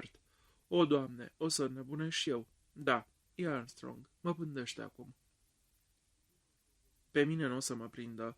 Știu să-mi por de grijă. Am fost și altădată în situații grele. Unde dracu e revolverul ăla? Cine l-a luat? Cine l-are? Nimeni. Știm asta. Am fost toți căutați. Nimeni nu poate să-l aibă. Dar cineva știe unde este. Fiecare e pe cale să nebunească. Cu toții au să nebunească. Le e frică de moarte. Tuturor ne e frică de moarte. Și mie mi-e frică de moarte. Da, dar asta nu oprește moartea să vină. Dricul e la ușă, domnule. Unde am citit asta? Fata. O să o supraveghez. Da, o să o supraveghez pe fată. 4:20. Numai 4:20. Poate asta ceasul, nu înțeleg. Nu înțeleg. Un astfel de lucru nu se poate întâmpla. Se întâmplă. De ce să nu ne trezim? Să ne trezim ziua de judecății, dar apoi nu asta. Dacă aș putea gândi, capul, se întâmplă ceva cu capul, o să plăznească, o să crape, nu se poate întâmpla un astfel de lucru. Cât e ceasul? O, Doamne, numai 4 fără un sfert. Trebuie să nu-mi pierd capul. Trebuie să nu-mi pierd capul, să nu-mi pierd capul, totul e perfect, clar, totul e plănuit, dar nimeni nu trebuie să bănuiască. Trebuie să prindă momeala, trebuie. Care dintre ei? Asta e întrebarea, care dintre ei? Cred că da, cred că mai curând da, el. Când ceasul bătu ora 5, săriră cu toții. Vrea cineva ceai? Întrebă Vera. Se făcu o clipă de tăcere. Aș dori o ceașcă, spuse Blor. Vera se ridică. Mă duc să-l fac. Puteți sta aici. Judecătorul spuse blând. Cred, dragă domnișoară, că am preferat cu toții să venim și să asistăm la prepararea lui. Vera se holbă, apoi râse scurt, aproape isteric. Desigur, dacă preferați. 5 oameni s-au dus în bucătărie. Când ceaiul a fost gata, au băut Vera și Blor. Ceilalți 3 au luat whisky, au deschis o sticlă nouă și au folosit sifon dintr-o ladă nedesfăcută. Judecătorul murmură cu un zâmbet de reptilă. Trebuie să fim foarte prevăzători. Se înapoiară în salon.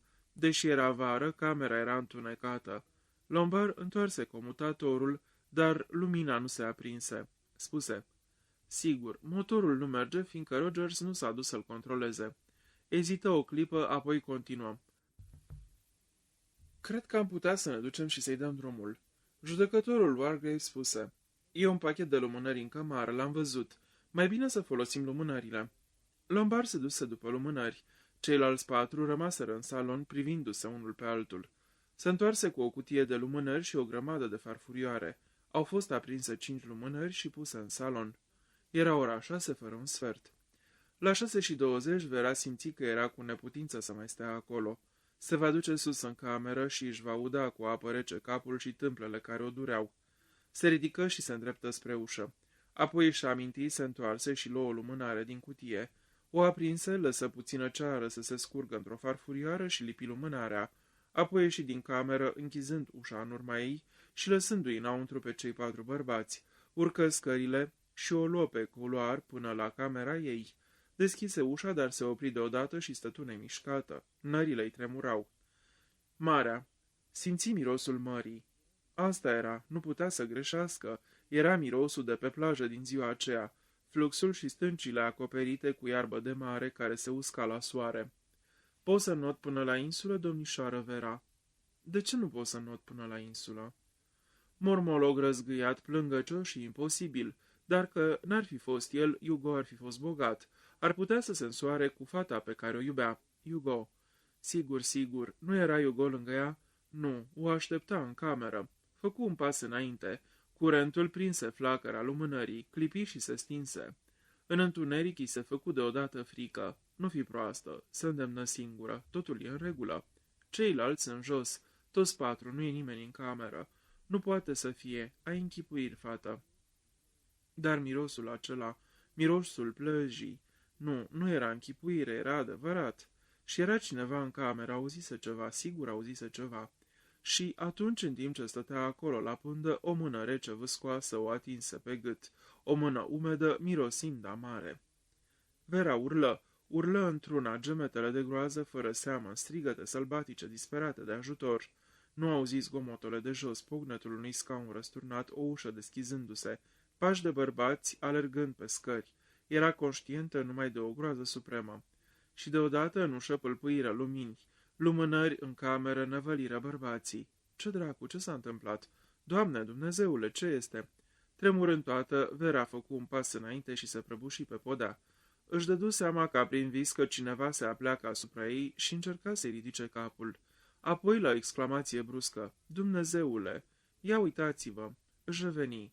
Deschise ochii și ridică capul. Văzu la ce se uitau bărbații cu lumânările. O fâșie lungă de iarbă de mare, umedă, atârna din tavan. Asta o atinsese pe gât în întuneric și asta luase ea drept o mână vâscoasă, o mână necată, venind din morți ca să ia viața. Începu să râdă isteric. Spuse: era iarbă de mare, doar iarbă de mare, asta mirosea. Și din nou leșină, valuri și valuri de greață. Din nou cineva îi sălta capul și îl susținea. Parcă treceau veacuri. Cineva îi dădea de băut, apăsându-i paharul pe buze. Simți miros de brandy. Era gata să înghită cu recunoștință băutura când, deodată, un avertisment, ca un clopot de alarmă, îi sună în creier. Se ridică împingând paharul la o parte. Întreba tăios: "De unde ați luat-o?" Blor fu cel care răspunse. Se uită mirat o clipă înainte de a vorbi. "Am luat-o de jos." "Nu vreau să o beau," strigă Vera. O clipă domnită cerea, apoi Lombard râse. Spuse apreciativ: "Bravo, Vera, nu ți-ai pierdut firea, chiar dacă te-ai speriat de moarte. O să aduc o sticlă nouă, nedeschisă încă." "Ieși repede." Vera spuse nesigur: "Mă simt bine acum, o să beau niște apă." Armstrong o ajută să se ridice în picioare. Clătinându-se și sprijinindu-se de el, Vera se duse până la chiuvetă, dădu drumul la robinet și pe urmă umplu paharul. "Brandy-ul n-avea nimic," spuse indignat Blor. "De unde știi?" întrebă Armstrong. Blor vorbi furios: "N-am pus nimic în el. La asta te referi, cred." "Nu spun că dumneata ai pus," preciză Armstrong. "Ai fi putut să o faci dumneata sau altul ar fi putut băga ceva în sticlă tocmai pentru acest caz." Lombard se întoarse în cameră. Avea o sticlă nouă de brandy și un tirbușon. Îi vârâ Verei sub nas sticla sigilată. "Uite aici, fată, nicio excrocherie." Rupse poleiala și scoase dopul. Noroc că e o cantitate suficientă de alcool în casă. Frumos din partea lui U.N. Owen. Vera era scuturată de un tremur violent. Armstrong, care ținu paharul în timp ce Philip turna brandy, spuse: "Ai face mai bine să bei asta, domnișoară Vera. Ai avut un șoc neplăcut." Vera bău puțin alcool. Culoarea îi reveni în obraj. Philip Lombard spuse râzând: "Ei bine, iată o crimă care n-a mers după plan." Vera vorbi aproape în șoaptă. "Credeți că asta a urmărit?" Lombard dădu din cap. "Se aștepta să mor de spaimă. Sunt oameni care ar fi murit. Nu-i așa, doctore?" Armstrong nu se pronunță. Spuse cu îndoială: Greu de spus. Persoană tânără, sănătoasă, fără afecțiuni cardiace. Improbabil. Pe de altă parte, luă paharul cu brandy pe care îl aduse lângă Blor, băgă degetul în el și îl puse cu mare grijă pe limbă. Expresia nu-i se schimbă. Spuse cu îndoială: Are gust normal." Blor păși furios înainte și începu să strige: "Dacă îndrăznesc să spui că am vreun amestec în poveștile astea, îți drobesc creierii." Vera, refăcută de brandy, încercă o diversiune. "Unde e judecătorul?" Cei trei bărbați se priviră. "E ciudat, credeam că a urcat cu noi." Blor spuse: "Și eu la fel. Dumneata, doctore, nu-ți amintești? Ai venit pe scări în urma mea." Armstrong spuse: "Credeam că mă urmează. Sigur că urcă mai încet decât noi. E un om bătrân." Se uitară din nou unul la altul. "Al naibii de ciudat," spuse Lombard. "Trebuie să-l căutăm," strigă Blor. Porni spre ușă, ceilalți îl urmau. Vera încheind șirul. În timp ce coborau scările, Armstrong spuse peste umăr: "Îmi închipui că a rămas în salon." Traversară holul. Armstrong strigă tare: "Wargrave, Wargrave, unde ești?" Niciun răspuns. O tăcere de moarte umblea casa, nu se auzea de cărăpăitul ușor al ploii. Apoi, la ușa salonului, Armstrong se opri înlemnit. Ceilalți se îngrămădiră și se uitară peste umărul lui. Judecătorul Wargrave stătea în scaunul cu spătar înalt din fundul camerei. Două lumânări ardeau de fiecare parte.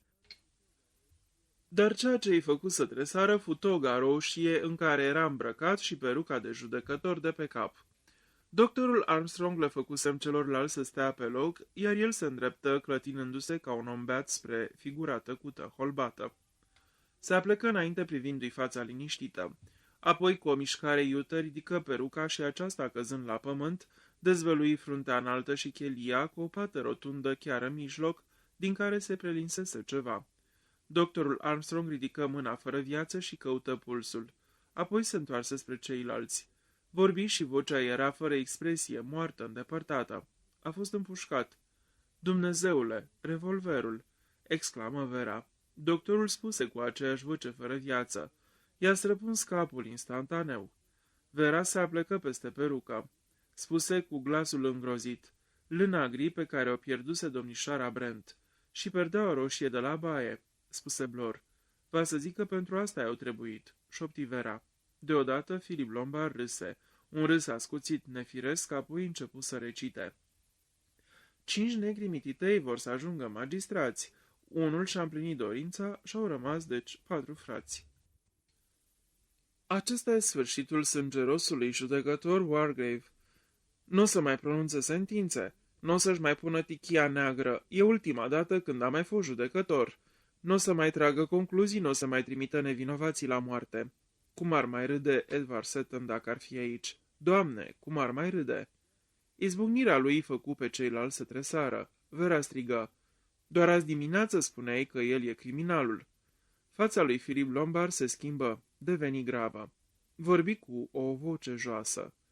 Știu că am spus. Ei bine, am greșit. Iată încă unul dintre noi care s-a dovedit a fi nevinovat, dar prea târziu.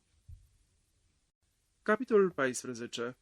L-au dus pe judecătorul Wargrave în camera lui și l-au întins pe pat, apoi o coborât din nou și au stat în hol, uitându-se unii la alții.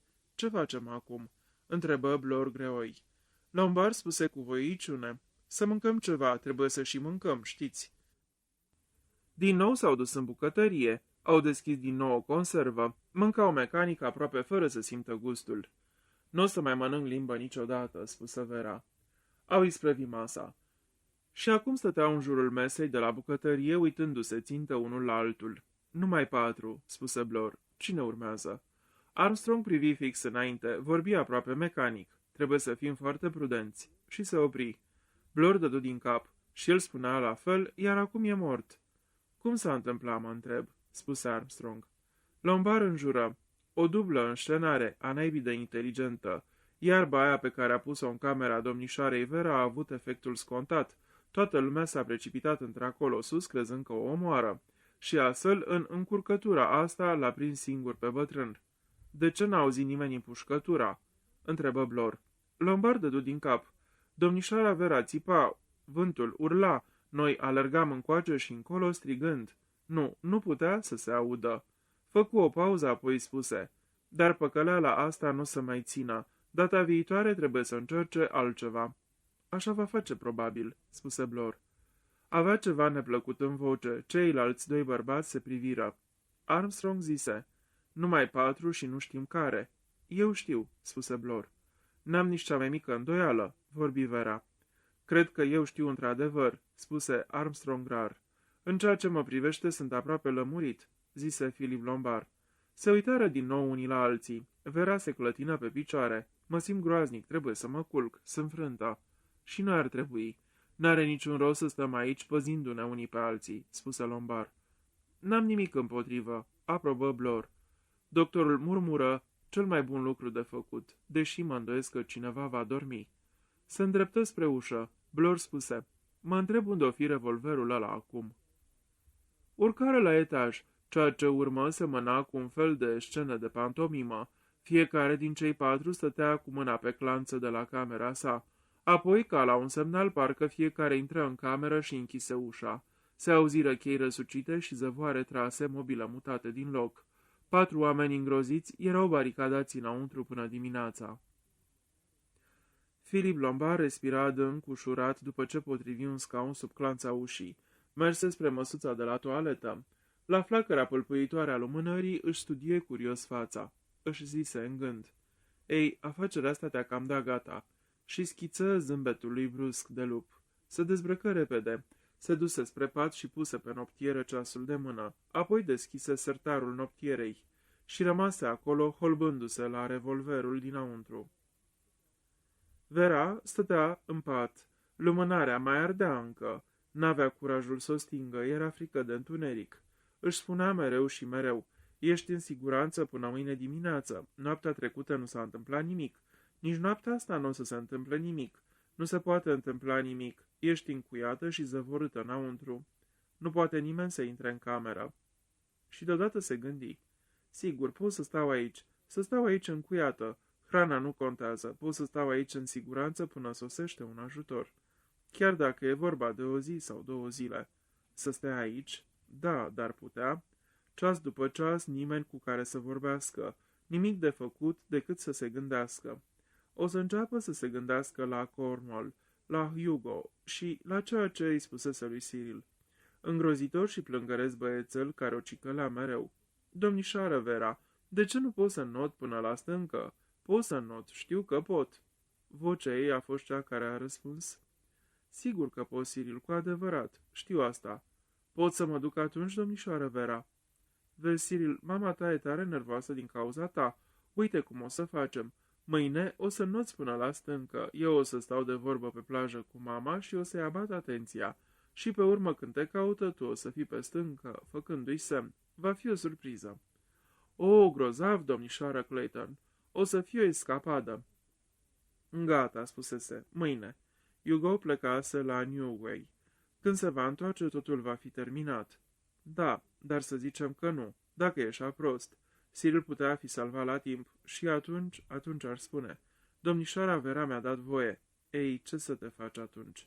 Dar trebuia să riște. În cazul cel mai rău, o să afirme fără rușine. Cum poți spune o asemenea minciună sfruntată, Cyril? Bineînțeles că n-am spus niciodată așa ceva. O să o creadă pe ea, fără doar și poate. Cyril inventa adesea tot felul de istorii. Era un copil în care nu puteai avea încredere. Singurul care va ști va fi Cyril, desigur, dar asta n-avea importanță și oricum totul va ieși bine. Va pretinde că a notat după el, dar va sosi prea târziu. Nimeni nu va bănui vreodată. Bănuise Hugo? De asta o privise în felul acela ciudat, îndepărtat. Știuse Hugo. De asta plecase imediat după ce se terminase ancheta. Nu i-a răspuns la singura scrisoare pe care i-a scris-o. Hugo. Vera se răsucea în pat fără încetare. Nu trebuie să se mai gândească la Hugo. Doare prea mult. Toată povestea asta se terminase și gata. Hugo trebuie uitat. De ce în seara asta simțise deodată că Hugo era cu ea în cameră? Se uita țintă în tavan la cârligul mare negru din mijlocul camerei. Nu-l observase până acum. Iarba de mare fusese atârnată de el. Tremură, aducându-și aminte de atingerea aceea rece, vâscoasă de pe gât. Nu-i plăcea cârligul din tavan, îi atrăgea privirile, o fascina, un cârlig mare, negru. Ex-inspectorul Blor stătea pe marginea patului. Ochii lui mici, înroșiți și congestionați, erau singurul lucru vioi în masca opacă a feței. Părea un porc mistreț, așteptând să atace. Nu era somn. Amenințarea se afla foarte aproape acum. Din 10, 6 nu mai erau.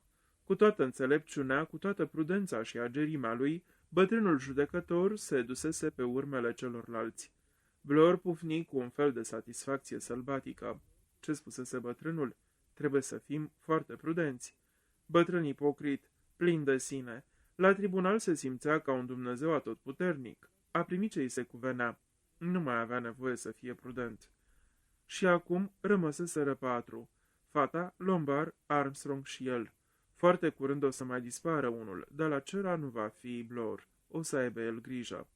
Dar revolverul? Ce e cu revolverul? Iată factorul îngrijorător. Revolverul. Blor stătea pe pat cu fruntea încruntată, cu ochii mici încrețiți și mijiți și se gândea la revolver. În tăcere putea să audă bătăile pendulelor de jos. Miezul nopții. Se simți mai puțin încordat și chiar se întinse în pat, dar rămăsese îmbrăcat. Stătea acolo gândindu-se, reconstituind întreaga poveste de la început, metodic sârguincios, așa cum obișnuia pe vremuri când fusese ofițer de poliție. Conștiinciozitatea era aceea care câștigă până la urmă. Lumânarea era pe sfârșite, asigurându-se că avea chibriturile la îndemână o stinse. Destul de ciudat găsi că întunericul e neliniștitor. Parcă temeri de mii de ani se treziră și se luptau în creierul lui căutând să iasă la iveală.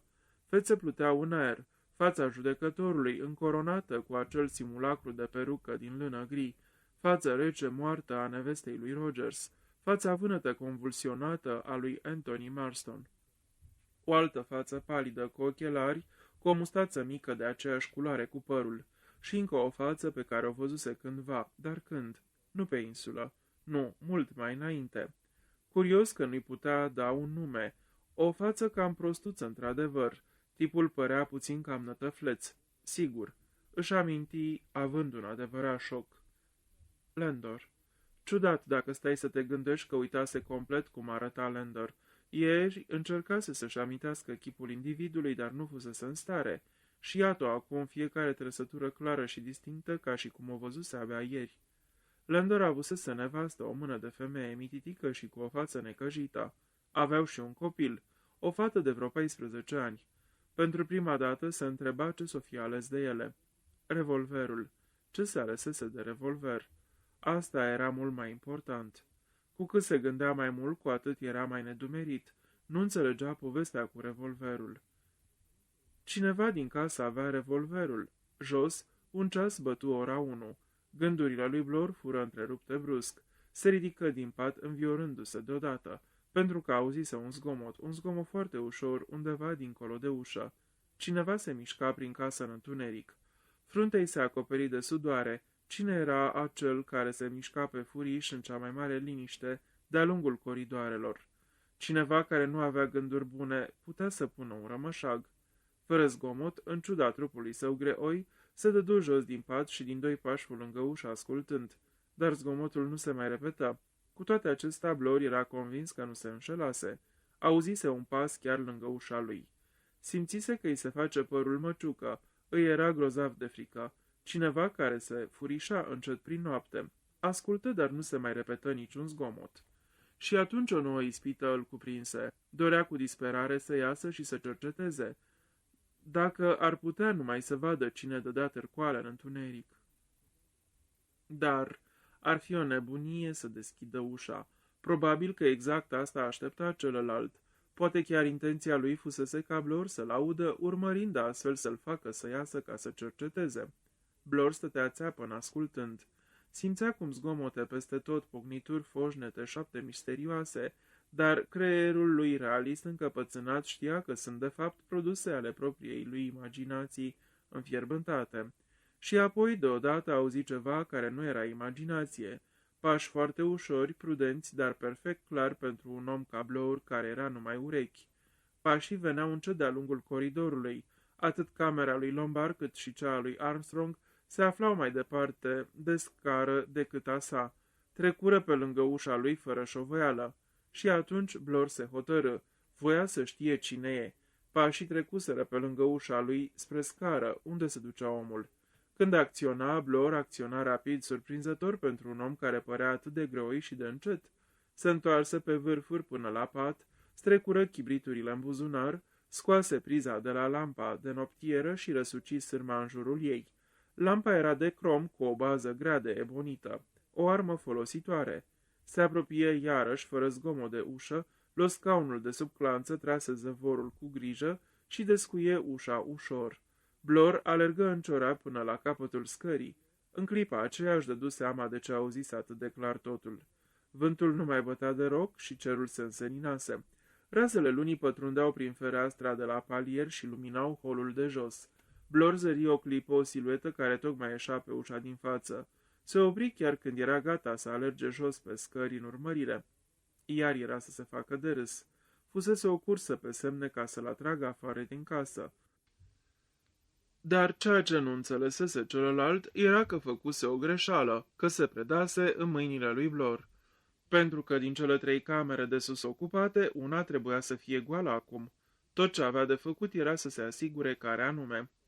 Blor se înapoie încet pe coridor. Se opri întâi la ușa doctorului Armstrong, apoi ciocăni. Niciun răspuns. Așteptă o clipă, apoi se duse la ușa lui Philip Lombard. Aici răspunsul veni îndată. Cine e acolo? Blor. Cred că Armstrong nu e în cameră. Așteaptă o clipă. Se duse la ușa din capătul coridorului și băutu. Domnișoară Vera, domnișoară Vera. Auzi vocea Verei speriată. Cine e? Ce s-a întâmplat? Nu e nimic, domnișoară Vera. Așteaptă o clipă. Mă întorc îndată. Alergă apoi la ușa lui Lombard, care tocmai se deschidea. Lombard stătea în prag. Avea o lumânare în mâna stângă. Își trăsese pantalonii peste pijama. Mâna dreaptă o ținea în buzunarul jachetei de pijama, spuse tăios. Ce dracu e asta? Blor explică repede, privirea lui Lombard se aprinse. Armstrong? Ei, va să zic că el e păsărica. Se duse apoi spre ușa lui Armstrong spunând, iartă-mă, Blor, dar nu iau nimic pe garanție. Bătu tare în ușă. Armstrong, Armstrong. Niciun răspuns. Lombard se lăsă în genunchi și se uită pe gaura cheii. Vârâ cu grijă degetul mic înăuntru. Cheia nu e pe dinăuntru. Asta înseamnă că a încuiat pe din afară și a luat cheia cu el, spuse Blor. Filip se declară de acord. O precauție normală. O să-l prindem, Blor. De data asta îl prindem. O clipă. Alergă spre camera Verei. Vera. Da. Îl urmărim pe Armstrong. Nu e la el în cameră. Orice s-ar întâmpla să nu deschizi ușa. Ai înțeles? Am înțeles. Dacă vine Armstrong și îți spune că am fost ucis sau că Blor a fost ucis, nu-i da nicio atenție. Înțelegi? Deschizi ușa numai dacă îți vorbim Blor și cu mine. Ai înțeles? Da, nu sunt chiar atât de proastă. Bine, spuse Lombard. Se duse la Blor. Și acum după el, vânătoarea a început. Ar trebui să fim mai atenți, nu uita că are un revolver, îl avertize Blor. Philip Lombard, care alerga pe scări în jos, chicoti. Aici greșești. Deschise ușa de la intrare remarcând. Zăvorul e tras ca să poată intra ușor. Continuă. Revolverul e la mine și îl scoase pe jumătate din buzunar în timp ce vorbea. L-am găsit astă seară pus înapoi în sertar. Blor se opri nemișcat în prag. Se schimbă la față. Philip Lombard îl văzu. Nu fi prost, Blor. Nu o să te împușc. Întoarce-te și baricadează-te înăuntru dacă vrei. Eu plec după Armstrong. Și porni în lumina lunii. După o clipă de ezitare, Blor îl urmă. Se gândi, cred că mi-o fac singur, dar la urma urmei. La urma urmei avusese și înainte de a face cu criminali înarmați cu revolvere. Orice i s-ar fi putut reproșa lui Blor, numai lipsa de curaj nu. Când simțea pericolul, atunci devenea mai curajos. Nu era frică de pericol dacă știa despre ce-i vorba, ci doar de un pericol nedefinit sau de supranatural. Lăsată să aștepte rezultatul, Vera se sculă și se îmbrăcă. Se uită de 2-3 ori la ușă. O ușă solidă, era încuiată, zăvorâtă și avea rezemat de ea un scaun de stejar. Nu putea fi deschisă cu forța și în niciun caz de doctorul Armstrong. Nu avea un fizic puternic. Dacă ar fi ea în locul lui Armstrong și ar avea intenția de a ucide, ar întrebuința viclenia, nu forța. Se amuza singură gândindu-se cam ce mijloace ar putea folosi doctorul. Ar putea, așa cum sugerase Philip, să vină și să-i spună că unul dintre cei doi bărbați a fost ucis. Sau ar putea să pretindă că el e rănit mortal, s-ar putea târî gemând la ușa ei. Mai existau și alte posibilități. Ar putea să-i spună că a luat casa foc. Mai mult, ar putea chiar să-i dea foc casei cu adevărat. Da, asta ar fi o posibilitate. Îi momește pe ceilalți doi să iasă afară din casă și pe urmă vărsă în gaz pe jos să-i dă foc. Iar ea, ca o idiotă, o să rămână baricadată în cameră până va fi prea târziu. Se duse spre fereastră. N-ar fi fost chiar imposibil să sară pe geam. La nevoie ar putea să se salveze pe acolo. Era o săritoare bună, dar jos se afla un strat de flori și pământ moale.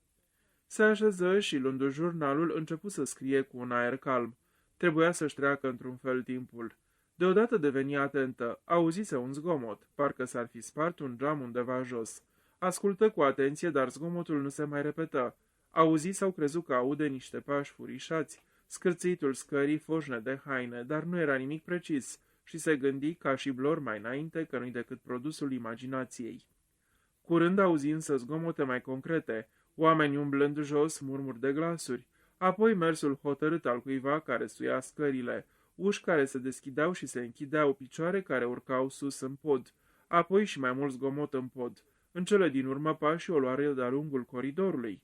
Se auzi vocea lui Lombard. Vera, ești bine? Da. Ce s-a întâmplat? Ne dai drumul înăuntru? Era vocea lui Blor.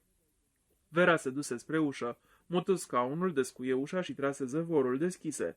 Cei doi respirau greu, picioarele și manșetele pantalonilor le erau de learcă. Ce s-a întâmplat? Întrebă din nou Vera. Armstrong a dispărut, spuse Lombard. Ce? Țipă Vera. A dispărut, a pierit pur și simplu de pe insulă, spuse Lombard. Iar Blor adăugă, dispărut, ăsta e cuvântul. Ca printr-o blestemată scamatorie vrăjitorească. Prostii, se ascunde undeva, afirmă Vera nerăbdătoare. Nu, nu e, insistă Blor.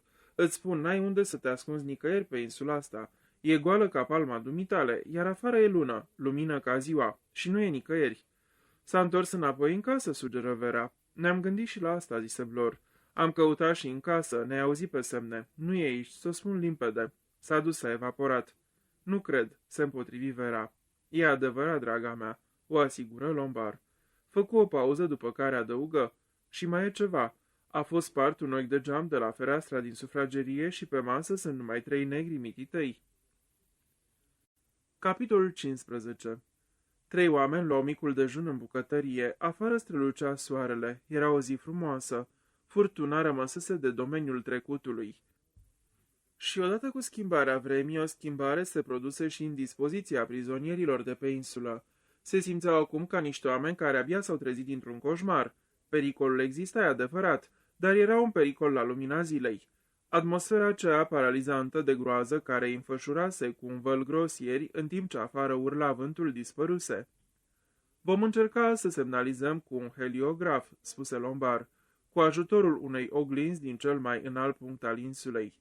Sper ca vreun flăcău deștept care colindă stâncile să recunoască semnalul SOS când îl va vedea.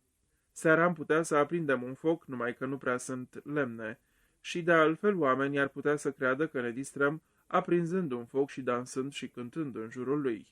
Sigur că există cineva care să știe alfabetul Morse, adăugă Vera, și atunci o să vină să ne ia, înainte de lăsarea serii. Lombard spuse: vremea s-a înseninat de tot, dar marea nu s-a potolit încă. E o hulă grozavă. Nu cred că o să se poată apropia vreo barcă până mâine. Încă o noapte aici, strigă Vera. Lombard dădu din numeri. S-ar putea să înfruntăm și asta încă maximum 24 de ore. Dacă putem să rezistăm atât, totul e în regulă. Blor își drese glasul. Mai bine am încercat să înțelegem ce s-a întâmplat cu Armstrong. Păi avem o dovadă, spuse Lombard. Numai 3 negri mititei au mai rămas pe masa din sufragerie. Asta înseamnă că Armstrong și-a găsit liniștea. Atunci de ce nu i-ați descoperit corpul? Întrebă Vera. Exact, întări Blor. Lombard dădu din cap. El naibii de ciudat, dar nu l-am găsit. Blor spuse cu îndoială. S-ar putea să fi fost aruncat în mare. De cine? Spuse tăios Lombard. De dumneata? De mine? Uite, dumneata îl vezi ieșind prin ușa din față. Vii și mă găsești în cameră. Ieșim și îl căutăm împreună. Când dracu am avut timp să-l omor și să-i car trupul prin toată insula? Nu știu, dar știu un singur lucru. Care? Revolverul. Revolverul dumitale îl ai acum asupra dumitale și nu există vreo dovadă că nu l-ai avut tot timpul. Hai, Blor, doar am fost percheziționați cu toții. Da, l-ai ascuns înainte de percheziție și după aceea l-ai luat iar înapoi. Capăt ești. Îți jur că cineva mi l-a pus înapoi în sertar. Am trăit cea mai mare surpriză din viața mea când l-am găsit acolo. Și vrei să credem așa ceva, mormăi Blor. De ce dracul ar fi pus la loc Armstrong sau oricine ar fi fost? Lombard ridică din numeri neputincios. N-am nici cea mai mică idee. E o nebunie, pur și simplu. Ultimul lucru la care te-ai fi putut aștepta. N-are nicio rațiune. Blor fi de acord. Păi da, n-are. Ai fi putut să te gândești la ceva mai bun. Nu e mai degrabă o dovadă că spun adevărul? Nu cred. Treaba dumitale.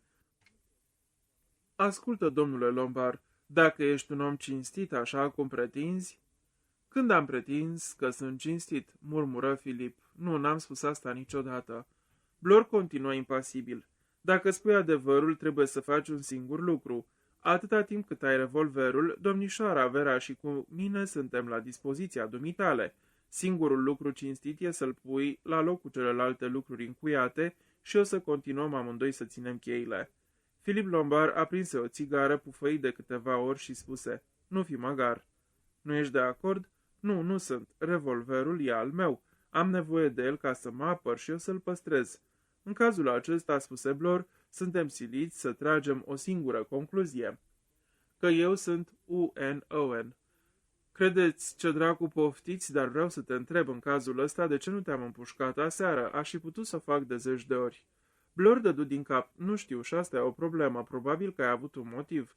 Vera nu luase parte la discuție. Acum interveni. Cred că vă purtați amândoi ca niște idioți. Lombard se uită la ea și întrebă: cum adică? Ați uitat poezioara? Nu vă dați seama că acolo e cheia? Și recită, accentuând cuvintele: 4 negri au plecat, hăt pe mare mititei. Unul a picat în laț și-au rămas doar 3. Continuă. Deci asta e cheia.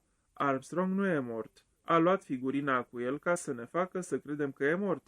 Puteți spune ce vreți, Armstrong se află încă pe insulă. Dispariția lui nu e decât o păcăleală. Lombard se așeză iar. Știi, s-ar putea să ai dreptate, zise el. Da, dar dacă e așa, unde e? Am căutat peste tot și afară și în casă, spuse Blor. Vera adăugă cu dispreț. Am căutat toți și revolverul, nu-i așa, și nu l-am găsit. Și totuși era pitit undeva. E o mică diferență de mărime, draga mea, între un om și un revolver, murmură Lombard. Ei și, făcu Vera, sunt sigură că am dreptate. Dar nu vi se pare că prea se dă singur de gol? Interveni Blor. Chestia cu picatul în laț din poezie ar fi putut să o spună altfel. Dar nu înțelegeți că e nebun? Strigă Vera. Totul e nebunie. Toată ideea asta de a se ține de versurile acelea e nebunească. Cum l-a consumat pe judecător, cum l-a omorât pe Rogers în timp ce tăia lemnele, cum a drogat-o pe nevasta lui Rogers, care astfel s-a întrecut cu somnul, cum a avut grijă să fie un bondar în cameră când a murit domnișoara Brent. Parcă e jocul îngrozitor al unui copil. Totul e făcut pentru a se potrivi cu poezia. Da, cred că ai dreptate, spuse Blor. Iar după o clipă adăugă, dar de data asta nu văd cum o să o scoată la capăt. Unde e zoo? Nu se află nicio grădină zoologică pe insulă. Nu înțelegeți? Strigă Vera. Noi suntem grădina zoologică. Aseară mi-am dat seama că aproape nu mai eram ființe umane. Noi suntem grădina zoologică. Petrecură dimineața pe stângi, semnalizând pe rând cu o oglindă spre țărm, dar se vedea că nu-i observă nimeni. Niciun semnal de răspuns. Ziua era frumoasă, dar cu puțină ceață. Jos, marea se agita într-o hulă destul de mare. Nu se zărea nicio barcă în larg. Au mai cercetat încă o dată insula fără niciun rezultat. Nici urmă de doctor, parcă intrase în pământ. De acolo de unde se aflau, Vera privi spre casă și, reținându-și ușor respirația, spuse: Te simți mai sigur aici afară, în aer liber, să nu mai intrăm în casă. Nu e o idee rea, o susținu Lombard. Suntem mai în siguranță aici, nimeni nu se poate apropia fără să-l vedem de la distanță. O să stăm aici, hotărâ Vera. Trebuie să ne petrecem undeva noaptea, spuse Blor, așa că tot va trebui să mergem în casă. Vera se înfioră. Nu mai pot, nu mai rezist încă o noapte. Încuiată în cameră o să fii în siguranță, îi spuse Filip. Poate că ai dreptate. Își întinse mâinile murmurând. E atât de plăcut să simți din nou soarele. Iar în gând își spunea, cât e de ciudat. Sunt aproape fericită și totuși simt că sunt în pericol. Într-un fel acum pare că nu mai are importanță, la lumina zilei. Mă simt plină de putere, simt că nu pot să mor. Blor se uită la ceas. E ora 2. Ce facem cu prânzul? Vera spuse cu îndărătnicie. Nu mă întorc în casă, o să rămân aici afară. Ei, lasă, domnișoară Vera, știi doar că trebuie să și mănânci ceva. Dacă mai văd odată limbă conservată, mi se face rău. Nu vreau niciun fel de mâncare. Sunt oameni care țin regim și unor nu mănâncă zile întregi nimic. Ei bine, eu am nevoie de mese regulate, spuse Blor. Dumneata ce spui, domnule Lombard? Știi, nu prea mă ispitește nici pe mine limba conservată. O să stau aici cu domnișoara Vera. Blor șovăia. Nu o să mi se întâmple nimic, îl asigură Vera, nu cred că o să mă împuște. Lombard, de îndată ce întorci spatele, dacă de asta ți-e teamă. Bine, dacă spui dumneata, admise Blor, dar parcă ne-am înțeles să nu ne despărțim. Dumneata ești cel care vrei să te duci în gura lupului, zise Filip. Vin cu dumneata dacă vrei. Nu o să vii, se împotrivi Blor, o să stai aici. Filip râse. Tot îți mai e frică de mine? Păi aș putea să vă împuși pe amândoi în clipa asta, dacă aș vrea. Da, numai că n-ar fi conform planului, observă Blor. Unul câte unul, pe rând și într-un anumit fel. Ei, comentă Filip, se pare că știi totul despre asta. Sigur, e puțin cam riscant să mă duc singur în casă, vorbi Blor. Filip râse încetișor. Și de data asta poate că ai vrea să-ți împrumut revolverul? Răspunsul este nu vreau. Să nu crezi că poți să mă duci. Blor dădu din numeri și începu să urce panta abruptă spre casă. La grădina zoologică e ora mesei, spuse încetișor Lombard. Animalele au obiceiuri foarte regulate. Nu e primejdios ce face? Întrebă îngrijorată Vera. În sensul în care ți închipui, nu cred. Armstrong nu e înarmat, știi, și oricum Blor e de 2 ori cât el ca fizic. Și e pus în gardă. Și oricum e absolut imposibil ca Armstrong să fie în casă. Știu că nu e acolo. Da, dar atunci cum rămâne? Rămâne Blor, spuse Filip încet. Oare crezi într-adevăr că... Ascultă, fată, ai auzit povestea lui Blor. Trebuie să recunoști că dacă e adevărat, eu n-am putut avea nimic de a face cu dispariția lui Armstrong. Povestea lui mă disculpă, dar nu-l disculpă pe el. N-avem decât cuvântul lui că ar fi auzit pași pe ușa din față. Totul poate fi o minciună. Ar fi putut să scape de Armstrong cu câteva ore mai înainte. Cum? Lombard dădu din numeri. Asta nu știm, dar dacă vrei să afli părerea mea, cred că nu trebuie să ne temem decât de un singur lucru, și acela e Blor. Ce știm despre polițist poate să nu fie decât vorbă goală. Poate fi oricine, un milionar nebun, un om de afaceri trăznit, un pensionar scăpat de la Balamuc. Un lucru e sigur, ar fi putut să comită oricare din crimele astea. Vera pălise, spuse aproape în șoaptă, și dacă acum e rândul nostru. Mângâindu-și revolverul din buzunar, Lombard spuse încetișor, o să am foarte multă grijă să nu fie, apoi se uită curios la ea. Mișcătoare încredere în mine însumi, nu-i așa, Vera? Ești foarte sigură că nu o să te împușc? Trebuie să te încrezi în cineva, drept să-ți spun, mă gândesc că nu ai dreptate în privința lui Blor. Eu tot cred că e Armstrong. Se întoarse brusc spre el. Nu simți tot timpul că pe insulă există cineva? Cineva care pândește și așteaptă? Nervis de vină, pronunță rar Lombard. Deci ai simțit și dumneata? Reluă Vera cu aprindere. Tremura și deodată veni mai aproape de el. Spune-mi, nu crezi? Se întrerupse, apoi continuă. Am citit odată o poveste despre doi judecători care au venit într-un orășel american de la Curtea Supremă. Făceau dreptate, dreptate absolută, pentru că nu erau din lumea asta. Lombard ridică sprâncenele. Vizitatori cerești? Nu cred în supranatural. Afacerea asta mi se pare destul de umană. Câteodată nu sunt sigură, spuse Vera cu glasul scăzut. Lombard se uită la ea. Crezi că e conștiința? După o clipă de tăcere urmă foarte calm. Va să zic că l-ai necat pe puștul ăla până la urmă. Vera protestă vehement. Nu, n-ai dreptul să spui asta. El râse ușor. O, ba da, draga mea, numai că nu știu de ce ai făcut-o, nu-mi pot imagina. A fost un bărbat la mijloc, probabil. Așa e? Un brusc simțământ de oboseală, de nemărginită silă de tot și de toate, se răspândi în făptura Verei. Vorbi cu o voce monotonă. Da, a fost un bărbat. Mulțumesc, asta voiam să știu, spuse ușor Lombard. Vera tresări deodată exclamând. Ce-a fost asta, un cutremur? Nu, ciudat totuși, un zgomot sur care a zguduit pământul. Și mi s-a părut, n-ai auzit parcă un țipăt? Eu da.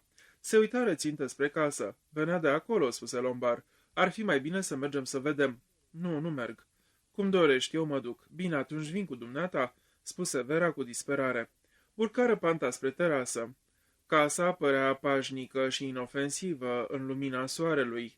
Ezitară o clipă, apoi în loc să intre prin ușa din față, înconjurară cu prudență casa. Îl găsiră pe Blor. Era prăbușit pe terasa de piatră dinspre răsărit, cu capul zdrobit de un bloc mare de marmură albă. Filip se uită în sus. Al cui e geamul de deasupra? Vera spuse încet cu voce tremurândă. Al meu. Și ăsta e ceasul de pe cămin. Acum mi-l amintesc. Era în formă de urs. Zguduită repetă cu vocea tremurândă. Era în formă de urs. Filip o apucă de umăr, spuse cu vocea aspră necurțătoare. Ne-am lămurit acum. Armstrong se ascunde undeva în casă, mă duc să-l prind. Dar Vera se agăță de el țipând. Nu fi prost, noi urmăm acum. E rândul nostru. E exact ce urmărește să-l căutăm. Contează pe asta.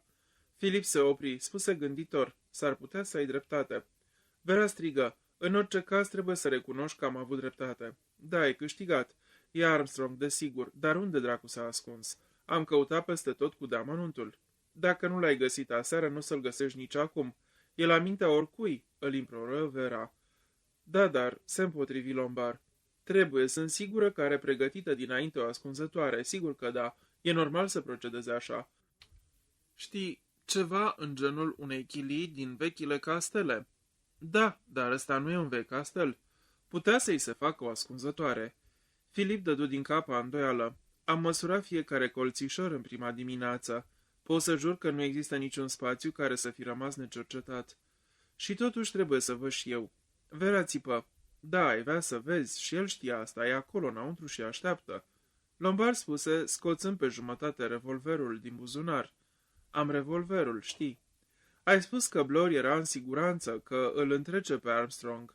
Da, ca fizic, și era și nebun, iar un nebun are toate avantajele de partea lui. E de 2 ori mai șire decât un om întreg la minte. Lombard puse revolverul la loc în buzunar și spuse, bine, ai dreptate. După o vreme, Lombard vorbi. Ce ai de gând să faci când vine noaptea? Cum Vera nu răspunse nimic, continuă acuzator. La asta nu te-ai gândit? Fata spuse neajutorată. Ce putem face? O, Doamne, mi-e frică. Philip Lombard rosti gânditor. E vreme frumoasă, o să fie lună. Trebuie să găsim un loc. Sus pe stânci, poate. O să stăm acolo până mâine dimineață. Nu trebuie să ne culcăm. Trebuie să veghem tot timpul. Și dacă vine cineva spre noi, trag. Făcu o pauză. Nu o să-ți fie frig în rochia asta subțire? Vera râse răgușit. Frig? Mi-ar fi mai frig dacă aș fi moartă. Da, adevărat, spuse calm Lombard. Vera se agită neliniștită. Înnebunesc dacă mai stau aici. Hai să ne mișcăm puțin. De acord. Se plimbară încet în sus și în jos, pe lângă stâncile care dădeau spre mare. Soarele cobora spre apus, o lumină roșietică plină de blândețe învăluia într-o strălucire aurie. Ce păcat că nu putem face baie, chicoti Vera cu nervozitate. Filip se uită în jos spre mare, spuse deodată. Ce e acolo? Uite acolo, lângă stânga aceea mare. Nu, puțin mai la dreapta. Vera privi atentă, parcă ar fi hainele cuiva. Unul care face baie? Spuse Lombard. Curios, cred că e doar iarbă de mare. Hai să ne uităm. Sunt într-adevăr haine, spuse Lombard când se apropiară. O legătură, uite o gheată. Hai, vino după mine. Începură să coboare pe stânci. Vera se opri deodată, nu sunt haine, e un om. Omul era prins între două stânci, a zvârlit acolo mai devreme de flux. Lombard și Vera ajunseră jos, ținându-se cu greutate de stânci. Se aplecară. O față vânătă decolorată, o față hidoasă de necat. Dumnezeule, e Armstrong, exclamă Lombard. Capitolul 16. Trecură veacuri. Lumi se roteau și goneau, timpul nu se mișca, stătea nemișcat, trecea prin mii de ere. Nu, n-a fost decât o clipă sau cam atât. Doi oameni stăteau uitându-se la un mort. Încet, foarte încet, Vera și Filip ridicară capul și se priviră în ochi. Lombard râse. Va să zic așa, Vera? Nu e nimeni pe insulă, absolut nimeni în afară de noi doi. Vocea Verei era o șoaptă, nimic mai mult. Exact. Deci, știm cum stăm, nu-i așa? Cum a fost aranjat trucul cu ursul de marmură? Lombard ridică din numeri. Un truc de scamator, dragă, foarte bun. Ochii lor se întâlniră din nou. Vera se gândi. Cum de nu i-am văzut mai devreme fața? De lup, asta e, o față de lup. Dinții ăștia îngrozitori. Lombard vorbi, iar vocea era omorâit, periculos, amenințător. Ăsta e sfârșitul, înțelegi? Am ajuns la adevăr acum. Și e sfârșitul. Înțeleg, spuse calm Vera. Privea în gol spre mare. Generalul MacArthur privise și el în gol spre mare. Când? Abia ieri sau alalteri? Și el spusese, ăsta e sfârșitul. O spusese acceptându-l sau aproape bucurându-se, dar în vocea Verei cuvintele, gândul produse revoltă. Nu, nu va fi sfârșitul. Se uită în jos spre mort și spuse, sărmanul doctor Armstrong. Lombard rânji. Ce-i asta, milă de femeie? De ce nu, dumitale, nu ți-e milă? De dumneata, nu. Să nu te aștepți la așa ceva. Vera se uită din nou la mort. Trebuie să-l ducem de aici, să-l urcăm în casă. Ca să stea alături de celelalte victime, bine lucrat. În ceea ce mă privește, poate să rămână unde e. Măcar să-l scoatem din mare, să nu-l mai ajungă apele. Lombard râse. Dacă vrei. Se aplecă, trăgând de corp. Vera se aplecă peste el ca să-l ajute. Traseră amândoi din răsputeri. Lombard gâfâia. Nu e o treabă prea ușoară. Reușiră totuși să scoată corpul din apă. Lombard întrebă în timp ce își îndrepta spatele. Mulțumită? Foarte. Tonul ei îl puse în gardă, se întoarse. Înainte de a-și duce mâna la buzunar, știu că îl va găsi gol. Vera se depărtase 2-3 pași și îl înfrunta cu revolverul în mână. Va să zic că asta e explicația milei dumitale de femeie, voiei să mi-l iei. Ea aprobă dând din cap. Continua să țină revolverul fără să șovăie. Moartea era foarte acum de Philip Lombard. Niciodată, știa și el, nu fusese mai aproape. Cu toate acestea nu se dădea încă bătut. Spuse autoritar, dăm revolverul. Vera râse. Hai, dă-mi-l, repetă Lombard. Mintea lui lucra repede. În ce fel, prin ce metodă să-i vorbească, să o legene cu gândul că e în siguranță sau o mișcare iută neprevăzută. Toată viața Lombard alesese riscul și acum procedă la fel, foarte rar ca și cum ar fi căutat să o convingă. Uite ce-i, fată dragă, trebuie să mă asculți. Și pe urmă sări, iute ca o panteră, ca o felină. Automat, Vera apăsă pe trăgaci. Trupul lui Lombard se opri suspendat la jumătatea săriturii, apoi se prăbuși greoi la pământ. Vera înaintă cu băgare de seamă cu revolverul pregătit în mână, dar nu mai era nevoie de nicio precauție. Philip Lombard era mort, împușcat drept în inimă. Un sentiment de ușurare puse stăpânire pe Vera. Enormă, minunată ușurare. În sfârșit se terminase. Gata. Nu mai avea de ce să-i fie frică, nu mai trebuia să stea cu nervii încordați. Era singură pe insulă. Singură, cu 9 morți. Dar ce importanță avea? Ea trăia. Stătea acolo atât de fericită, atât de calmă. Se terminase cu frica. Soarele apunea când în sfârșit Vera se mișcă, reacția șocului o paraliza parcă. O vreme nu simțise nimic altceva decât sentimentul covârșitor că e în siguranță. Acum își dădu seama că e foame și somn, mai ales somn. Dorea să se trântească în pași și să doarmă, să doarmă, să doarmă. Mâine poate vor veni oamenii și o vor salva, dar de fapt nu-i păsa. Nu-i păsa că stă aici. Nu, acum când era singură. O binecuvântată pace. Se ridică în picioare și privi spre casă. Nu mai avea de ce să-i fie frică, nu mai aștepta groaza. Doar o casă modernă, obișnuită. Și când te gândești că ceva mai devreme nu se putuse uita la ea fără să tremure. Teama. Ce lucru straniu era teama. Ei bine, acum se isprăvise. Câștigase, triumfase, înfruntând cel mai îngrozitor pericol. Cu promptitudine și îndemânare întoarse arma spre cel care voia să o nimicească. Porni spre casă. Soarele apunea, la apus cerul era brăzdat cu roșu și portocaliu. Era minunat și atât de pașnic. Vera se gândi. Totul poate că n-a fost decât un vis. Ce obosită era, îngrozitor de obosită. O durea trupul, ploapele îi se închideau. Să nu-ți mai fie frică, să dormi. Să dormi, să dormi. Să dormi în siguranță, fiindcă e singură pe insulă. Un negru mititel, rămas singur, singurel. Zâmbi. Intră prin ușa din față și casa părea ciudat de liniștită. Vera își spuse, de obicei, nu ți-ar plăcea să dormi într-o casă unde se află un mort aproape în fiecare cameră. Să se ducă la bucătărie și să mănânce ceva? Șovăie o clipă, apoi se hotărâ. Nu era într-adevăr prea obosită. Se opri în ușa sufrageriei. În mijlocul mesei mai erau încă 3 figurine mici de porțelan. Vera râse și vorbi aproape cu glas tare. Ați rămas în urmă, dragii mei. Luă 2 și le-a zvârlit pe fereastră.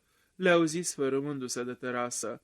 Luă cea de-a 3-a figurină și ținând-o în mână spuse, poți să vii cu mine. Am câștigat, draga mea, am câștigat.